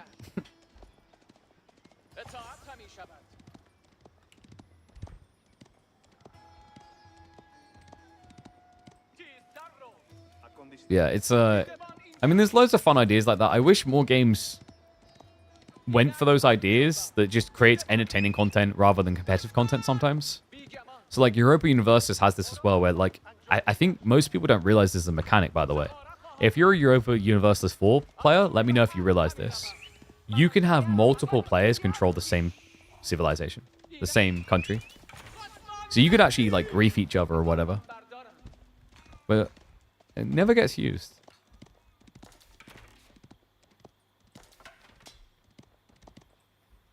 Okay, so what's been happening in this game? Vortix, he actually went for an Archer Spear opening. Yeah, a little bit different. After seeing the Limitane, this is his reaction. First longbow group is on the way. But they only just spawned. However, the Limitane are going to block the Scholar Cap.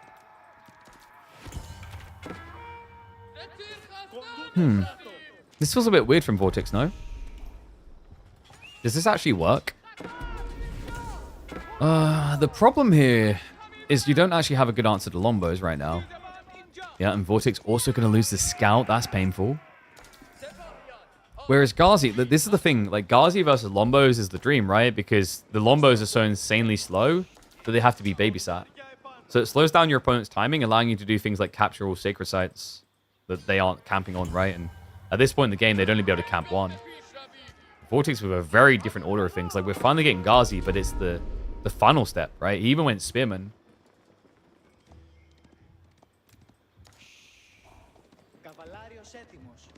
KP and Drongo show match?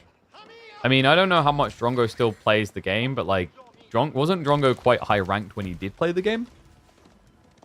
I'm pretty sure if I look up Aussie Drongo, he hit Conk easily, I'm pretty sure. I can't find him on AoE4 World.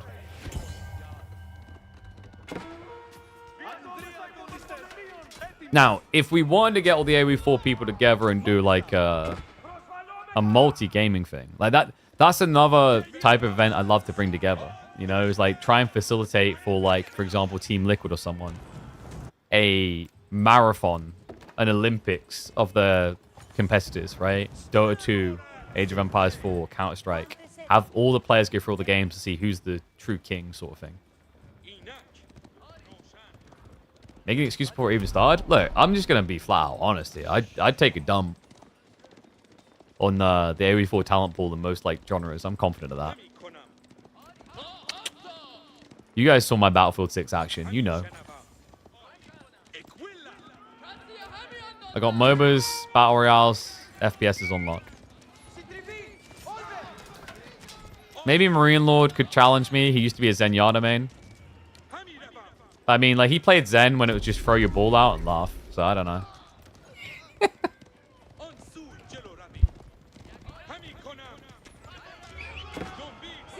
Oh, dude. Lowex, that's awesome. Can you do me a favor? Feel free to tell him to ping me on Discord. So that I have him in mind for that in future. But there's also some other things I did want to talk to him about. If you don't mind. That'd be great. Thanks, bud. That's good to hear. Like, I love that we have these type of creators that occasionally come in. By the way, guys, you want to see, like, a really cool flex? I mean, there's a bunch of variables as to why, but I don't care. A win's a win. You ready for this? This is pretty impressive.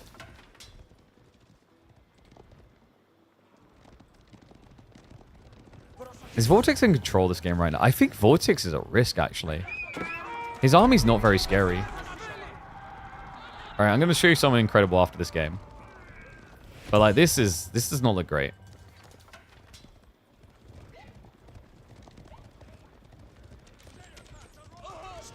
Yeah, Lombo count at 14. Like, this is kind of snowballing. He needs a hit soon, and only 6 Ghazi is not it. And the Horseman count. Lucifron is just surging in that department.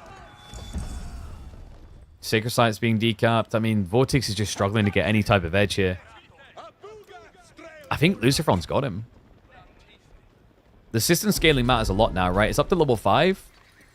And as the villager count goes up, the advantage of that percentage is even better. I'm just like, I don't know why Vortix necessarily done Archer Spear opening. It felt like he baited himself. Like, maybe they practiced something where you have to open spears because your opponent just goes straight into Horseman. It was Limitane first from Lucy, right? Now, Lucifron's timing looks pretty damn good here. Tricky part, of course, is getting Lombos in position. And once they're there... Horseman. Start to charge in. Ghazi have to mirror the move that's still Limitane in the formation. Lucy looking to brute force him. Reminder that 25% of Vortix's army are scholars that aren't even here. He is outnumbered, outgunned, and outdone. Yeah, the Ghazi just aren't cutting it. They need to be reaching the Lombos, but they're his only front line right now. If he goes to the back, so too do the Horsemen. And you know you'll just lose a lot more Ghazi trying to dive into Lombos as well. Yeah, even with the melee techs, this is not enough. So game 1 for Lucifron. Has to be, surely. And Ghazi count is insanely low. And what's up, Darby? I appreciate the Prime sub. Thank you very much and welcome. Welcome, your new Lord Superior. Lucifron opens the series with a win over his bro. His bro, who has been constantly grinding the game out a lot longer in 2025 than him. This was damn impressive. All right, game number 1 will be going to Lucifron. So Byzantines beating Delhi. I'm going to load game 2 and show you guys the impressive thing I was referencing. It's pretty crazy. Yo, Pepina Cow, thank you very much for the Prime sub as well. You're also welcome to be here. Thank you, thank you. Remember, guys, these Prime subs cost you nothing, and they help me out immensely, so do drop them in. Thank you, thank you. You guys are incredible. Hope you're having a good weekend, by the way. This tournament does have a day number 2. I think we will go live to cast some of the games. I was weighing up a little bit because I want to spend some time with my daughter and my son, but I think I'll just, like, it starts at 4 p.m. my time, so I should have time to spend with them. Do you know a caster who you would think is roughly the same level as you?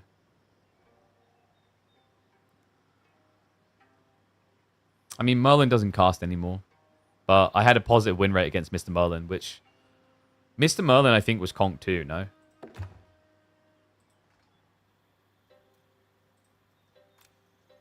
I can beat Nilly. Mainly because he hasn't played the game in ages. I don't know. I just, like, I don't hard grind. I think I've talked about this, though. Like, I feel fairly confident that I can hit Diamond, between Diamond and Conk 1, probably. Fairly fast. The problem is, like, it would just turn into, that's what my content would be. I'd just be grinding, and I just don't think that many people are interested in that. It's not what I built my content around. But, guys, here's the impressive thing I was referencing. It's not this game. Look at this.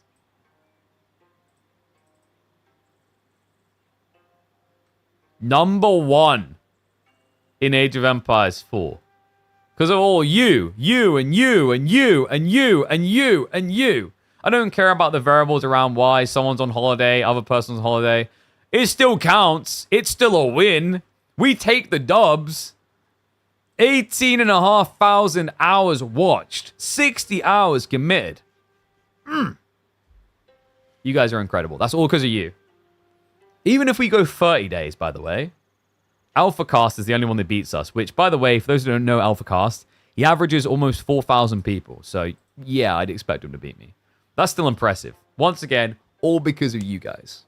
You're incredible. So thank you very much for all the support. Who is AlphaCast? He's a very big French content creator. He does a bunch of different games. He has a lot of love for AoE4. He plays a bunch of it. So I feel like every month, he at least plays a little bit of AoE4. But his main content, I think he's a variety streamer, mainly. He's all over the place. So, like, he has AoE4, I think, 2 or 3 times a month. But then he, like, played Battlefield 6 for the beta. He had, like, Mecha Break campaigns, Helldivers, Iron Harvest, and so on and so forth.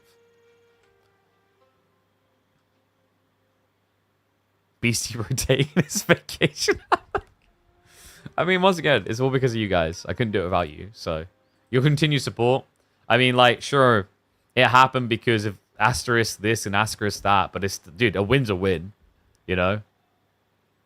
Like, we said with the Voldemort game, the start of his game was weird, right? With, like, the Delhi game where he skipped villager production. But he still won. It still counts. So, thank you, guys. Let's keep going bigger and bigger and better as we get deeper into 2025. All right. Anyway, let's hop into game number 2. So, Lucifron with an early lead here. He's going to be straight on to Kawasan. Mongols versus Shushi. So, Mongols isn't a terrible idea. But for it to be a good idea, I feel like it requires that your opponent goes for this. Like, this is very tempting. You know, if you are a Shushi main and you can resist this, you actually might have a future being recruited by a strange old man in a wizard's hat to take a ring across a continent. Yeah, because like this right here is the one true temptation. I mean, you could basically get yourself 150 food with these type of spawns with the meditation garden. And I think that's why Lucifron picked Mongols. Like, you know, obviously it could have been either Shushi or I think the other pick that he might have been worried about was maybe Abbasids here. But now, yeah, he has the correct call. Like, I think you have to straight up dock. There's no value in going for Iraqs, right? Because, like, you're playing speculative gaming now. My only concern is if Vortix sees this dock, which I think he scouted it straight away, he could now just pull for the meditation garden. And this is outside of the Iabid fast tech double pond timing. The play that Sushi have here is one of the most brutal ones you can get. Because what you do is you pull Medi Garden here and then dock drop straight away. And you build an archer ship and deny. And then you build here as well. So you just double dock. It's really fluid, really efficient. We'll see if Vortix goes for it or if he'll just go for a tech up at home. Because like there is still a little bit of a risk here. Is like if your opponent has the wood handy and just drops a rack straight away, his spears could intercept you in theory. Yeah, because like remember, without textiles, it's a very long walk. Wheelbarrow rather. It's a very long walk.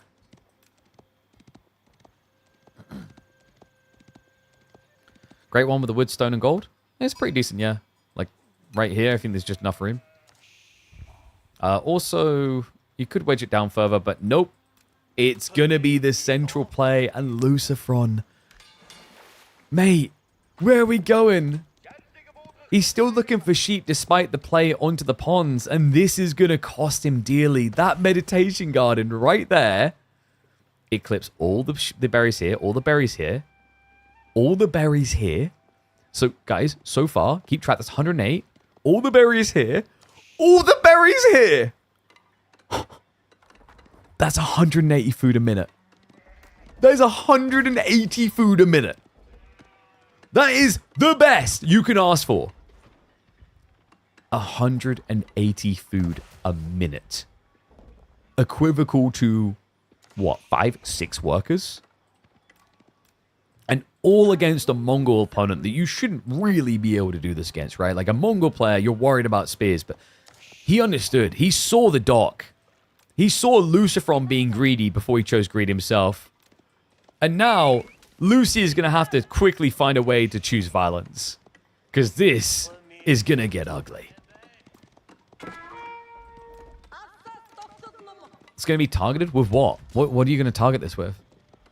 You're going to, like, select all villagers and just burn it? Like, what do you do? Pack up tech? Move your TC in range of it? Like,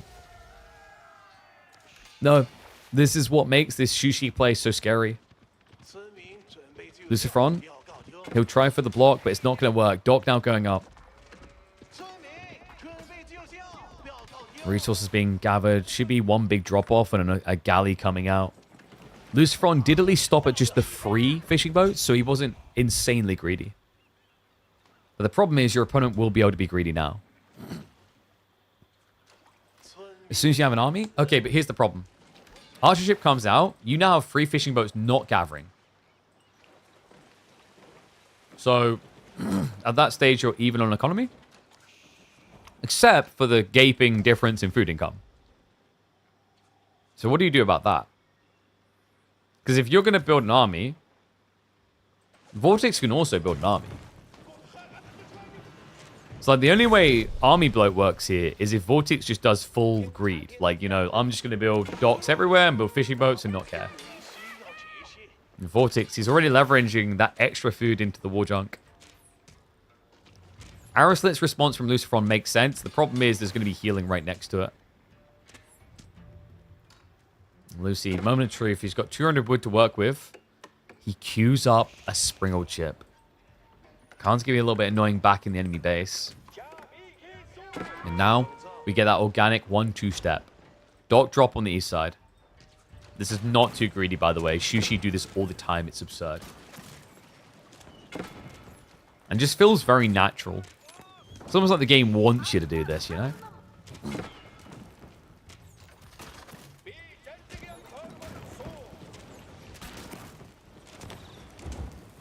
Just trying to gather a little bit of food, but it's just not working.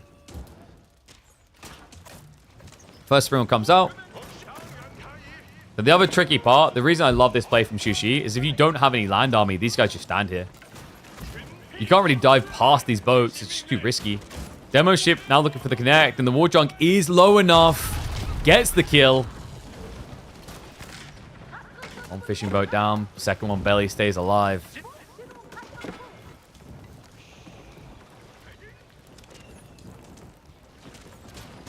The problem, so all this talk about like safe sushi meditation versus like risky one.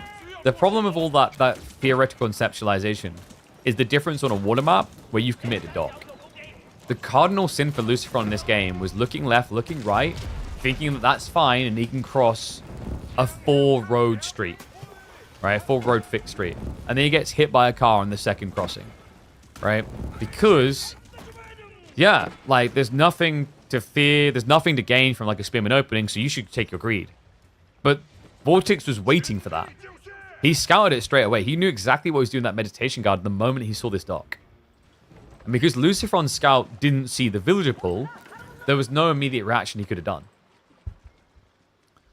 So now, in the early stage of the game, you're almost 200 food income a minute behind at a point in the game where that would make up about 30 to 40% of your economy. That's a lot. Like, if you think about the idea of, like, if you had an extra worker start, it's an insane advantage, right? Well, we're talking about you having, like, you know, not quite start extra, but, like, the scale at which you're getting is equivalent to starting the game with 1 extra villager. And that's going to be another demo connect, a GG called, and a quick turnaround as Vortix is on the board. I did warn you guys that the games between these two can be very fast. So Sushi win, Mongols L. Oh my god, my throat. Up next, Archipelago. Oh my dude, another water map? Boys. Actually, like, dude, their draft is insane. You guys realize, like, their draft is all water maps, right? As much as it can be. Kawasan, Archipelago, and Holy Island. Oh, wait, what?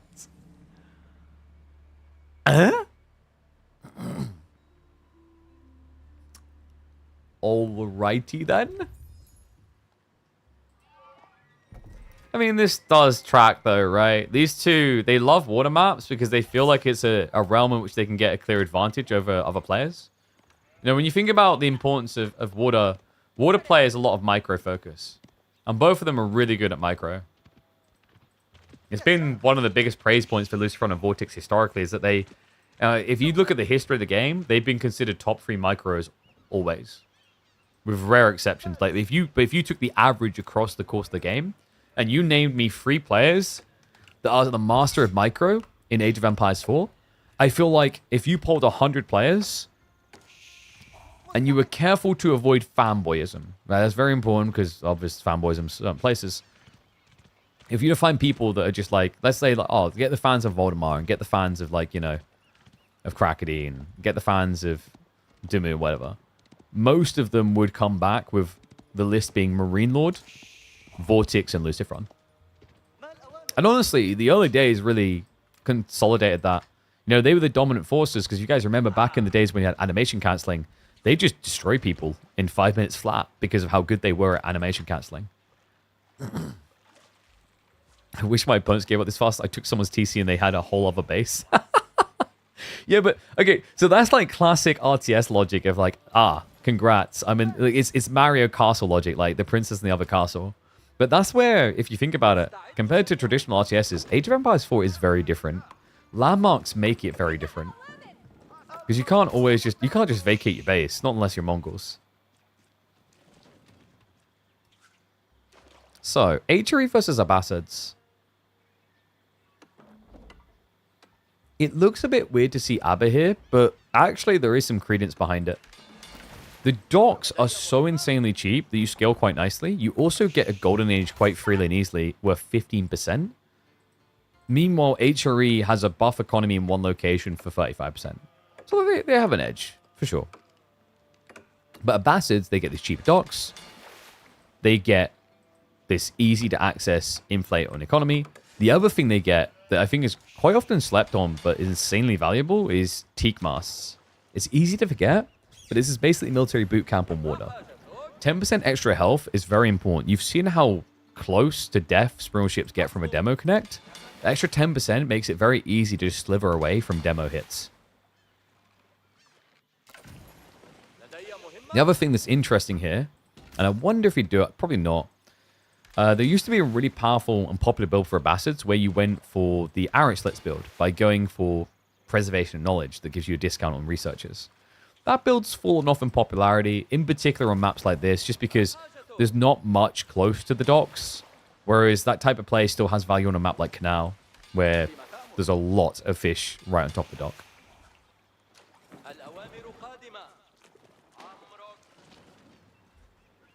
Man, my throat feels so rough. Oof. House of... Oh, that's interesting. Is he going to build a lot of docks? That's kind of cool. Yeah, because with lumber camps, you'll eventually daisy chain into the House of Wisdom.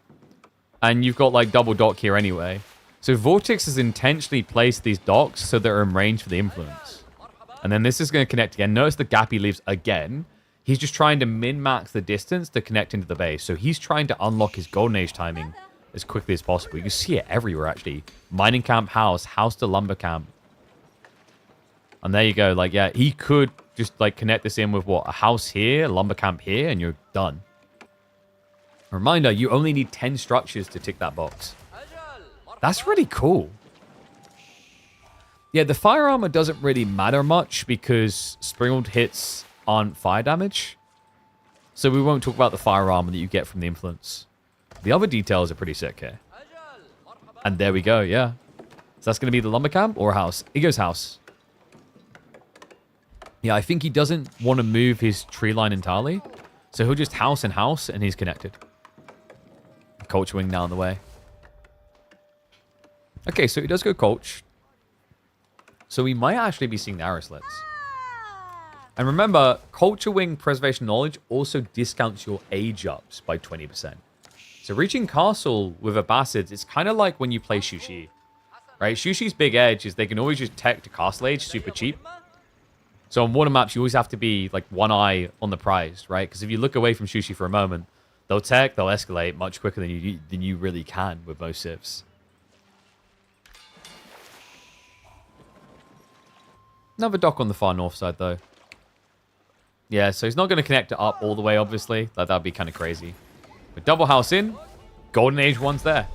So now, Vortix is buffing all 21 workers by 15%. While Lucifron is buffing 17 out of 22 workers by 35%. The gap between these two is actually not that big.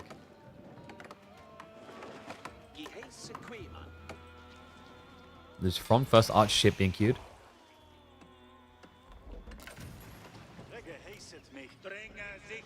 Gotta say, like, this is a really cool way to watch a water game. Just because of the small detail around this Golden Age access. Because, like, normally the problem is you build all these docks far away that, like, are a big investment. And then at home, you're delayed on your timing into Golden Age 1 because you just don't need as many things in your base. You found a way to make this work really well. Archer ship now arriving. Vortix. We'll get idled up. Has already queued the boats on the north side, so he's hiding his strat. Yeah, he's using the backup dock so that he doesn't let Lucifron know what he's doing yet. He wants Lucifron to reveal his play.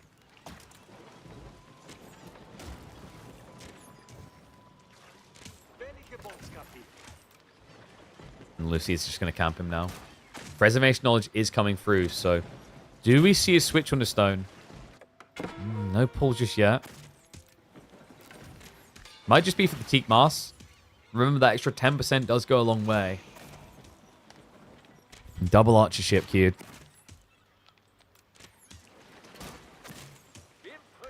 In fact, he's bringing them out here. This timing.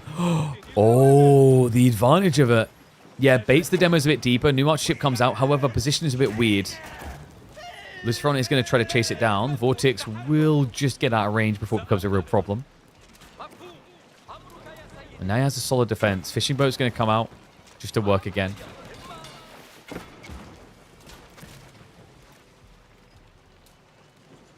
It's impressive actually how Vortix is competing despite how good the H3 economy is meant to be. He's getting him low. One of the archer ships does go down. Target fire here. Lucifron just trying to get rid of those anti-demo boats as easily as possible. But gets baited into an early commitment here. Sidestep. But nice pivot there. Vortix with just the subtle turn. Protects both of the bagglers. Man the sails and a walk away. Now the demo ship response coming through. Weird positioning here. Vortix is going to end up losing one of the bagglers on the back. It has got the double demo pump. A new archer ship as well. Demo. Nice denial. Connect. Only hits onto one of the bagglers though. But Lucifron will commit for the kill. Demo from behind. Ignores the dead ship. Goes after the other. Lucifron has wiped that slate clean. Vortix has only got one archer ship and it won't be good enough. And another swift tap out between the Spaniards. I told you. Like, these two, like, I mean, yeah, HRE definitely favored there, and I understand the logic, but, like, these two, when they face, especially when they face off against each other, they don't like playing out of the hole, you know? They often just say, GG, go next. So up next, it's going to be another water map. We're going to Holy Island.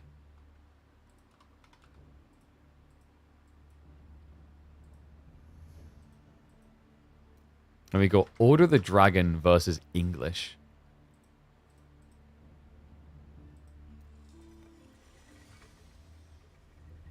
Yeah, cool idea out of Vortix, but I think it really requires you to just outplay on the opening ships, which is just like, you're on the clock, right? If you get the play wrong, you know the HRE eco is still better than yours. Like, down the line, a Basset eco, I think, competes, but, like, that's down the line. All right, here we go, guys. Next game. Hopping in. Let me switch that around as well. Lucifron, one game away from making it through to playoffs for the Epohers World Cup. Or Epohers? I keep saying Epohers like there's an extra letter in there, don't I?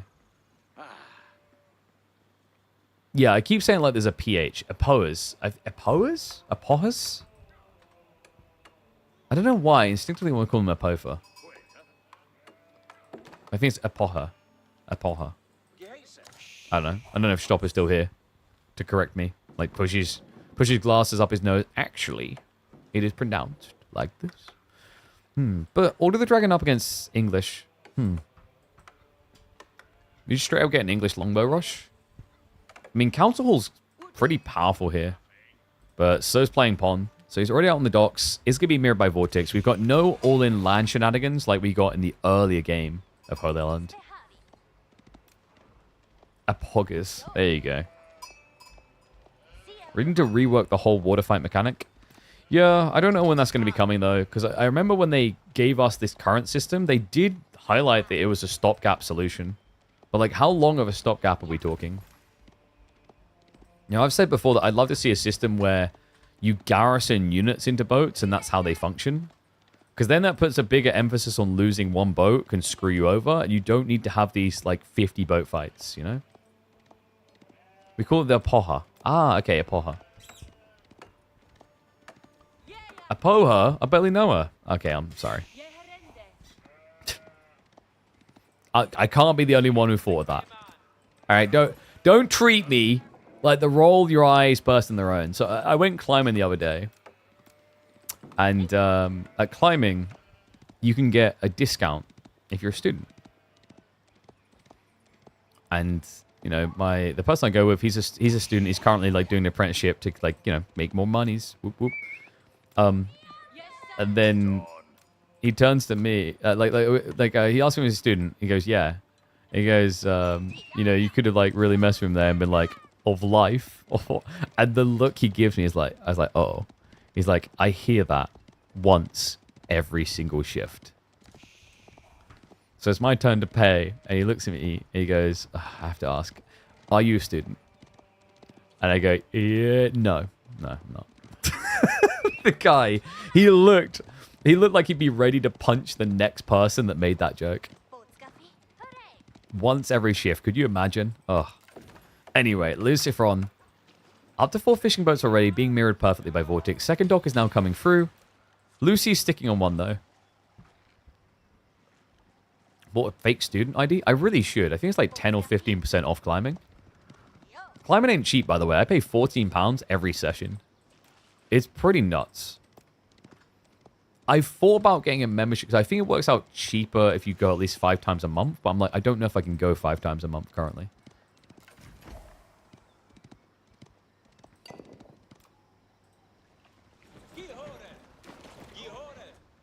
So what's the idea on the opening?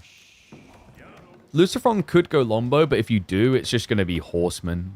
And Gilded Horsemen are like the best thing to try and get into if you can justify it.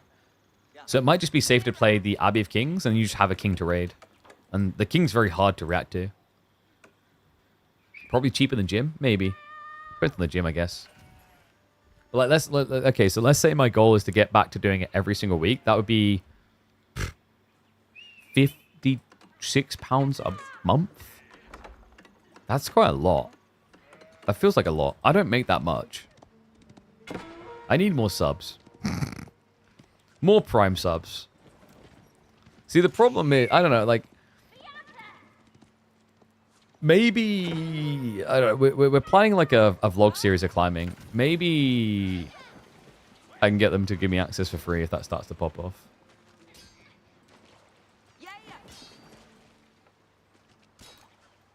Okay, but like making a comparison of how expensive things are in Norway is like that doesn't one to one.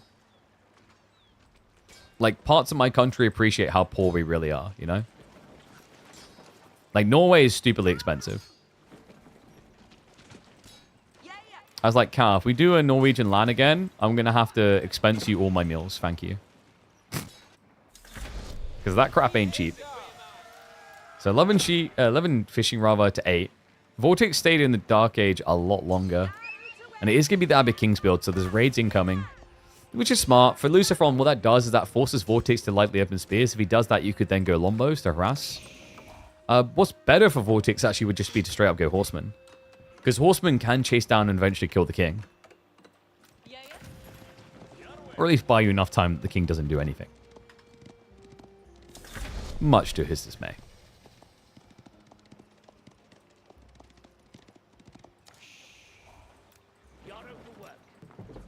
What's the opening play gonna be? He goes Archership. I don't like this if Vortix just plans to play Water and Water.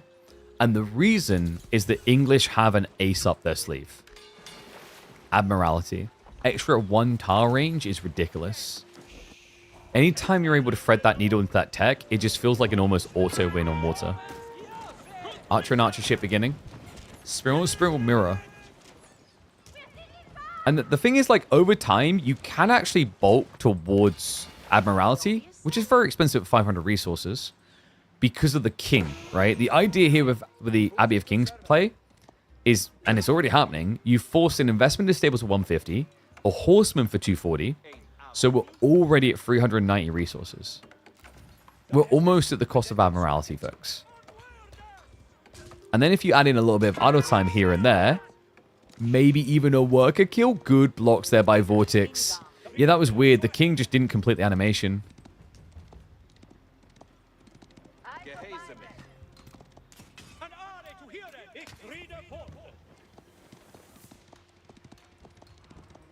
Oh, dude. So we're just learning Aaron Paul is getting scammed. All right, this is another value play for Aaron on our stream.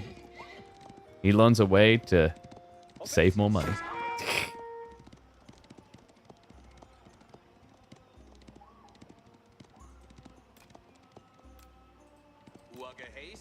Maybe Aaron's just got that fancy gym, you know, where they got like this sauna.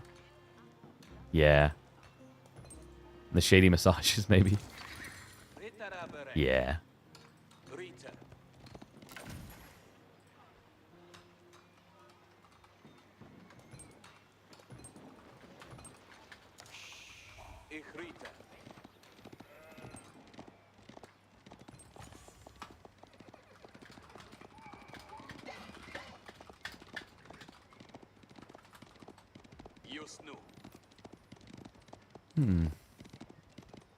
No, I'm starting to actually feel really hungry. Maybe it's a good thing that these games are fast. Yeah, I don't think people realize just how much, how much calorie burn you get from casting. It sounds weird, but like the amount of energy that I cast with, yes, you burn a lot of cal.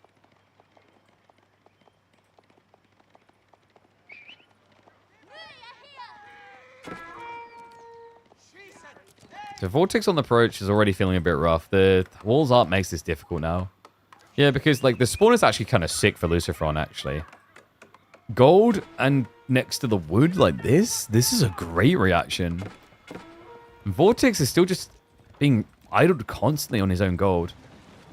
Press up is problematic here. We already have him into the Admiralty, which means that Vortix has to find a way of wedging himself deep in these fights. Give all your money to this channel? Exactly, because we're now saving you money elsewhere. See? It's important. This king is so frustrating, man.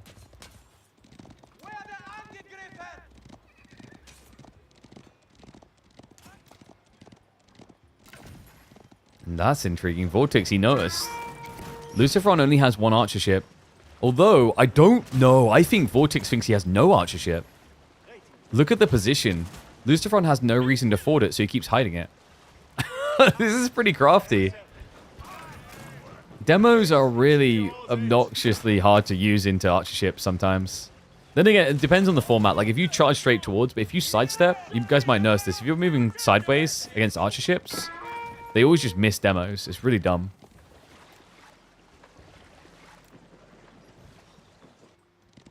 Double Horsemen, you're still achieving nothing. Remember, these cost the same as a French Knight.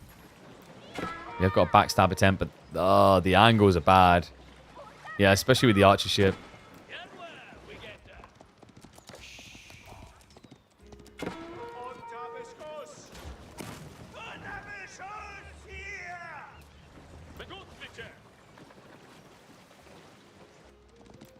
I just don't see how Lucy's ever going to take damage here. I mean, maybe now. Vortix dives in, but like he hits the tower instead. Forces some idle time, sure. The king is back on the march. He's going to do the same over here. And remember, Vortix never built an outpost, never built some walls.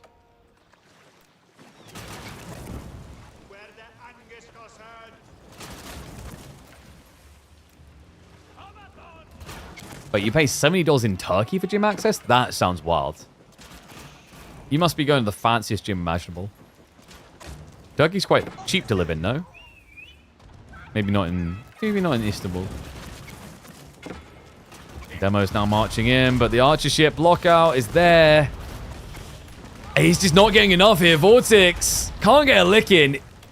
I mean, this is not the wrong play, by the way. Like, when you play against English and they have Admiralty, you need to go demos, because you can't play range against them, but simultaneously, the extra range on those archer ships makes it much easier to get picked from afar. It also means that the galleys aren't as exposed. They can be further back and be safe. You will sack the galleys just for the kills. Demo's being held in reserve by Lucifron. 4 galleys for Vortix, but what? No! A double connector! Even with him having 3 galleys up here, he gets sunk. Ah, this looks done. I've heard it cooked, but this man has been roasted. His reinforcements aren't arriving due to the aggro interaction on the back. And the fleet is going to get cleared. GG. A speed run of a series, especially considering if you compare to the Voldemar Marine Lord earlier today. Alright, so Lucifron will be first to make it through, which means that Vortix is going to have to play out in that lower bracket, where he'll have to make a run by and a run through against MSN and Miyamika. Damn. So that's why MSN couldn't get one game. The Boogeyman came to play. Alright, guys. So I think that brings us probably to a close. We're at like, what, 6 hours? It's been a good stream.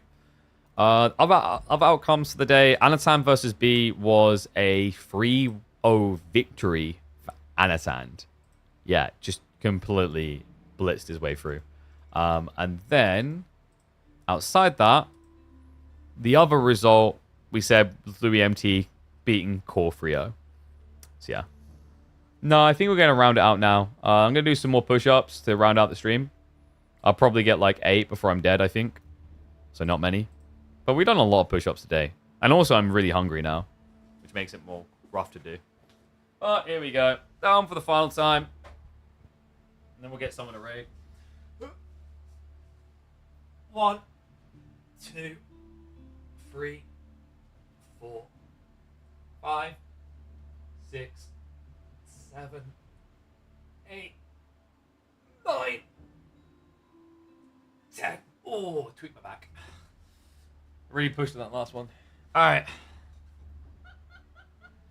Yo, what is up, Amigo Boda? Appreciate with the Prime sub. Thank you very much and welcome to Swarm. Cast tomorrow's finals. It's not finals. Tomorrow is lower bracket. I guess finals there, right? Lower bracket semi-final, lower bracket final.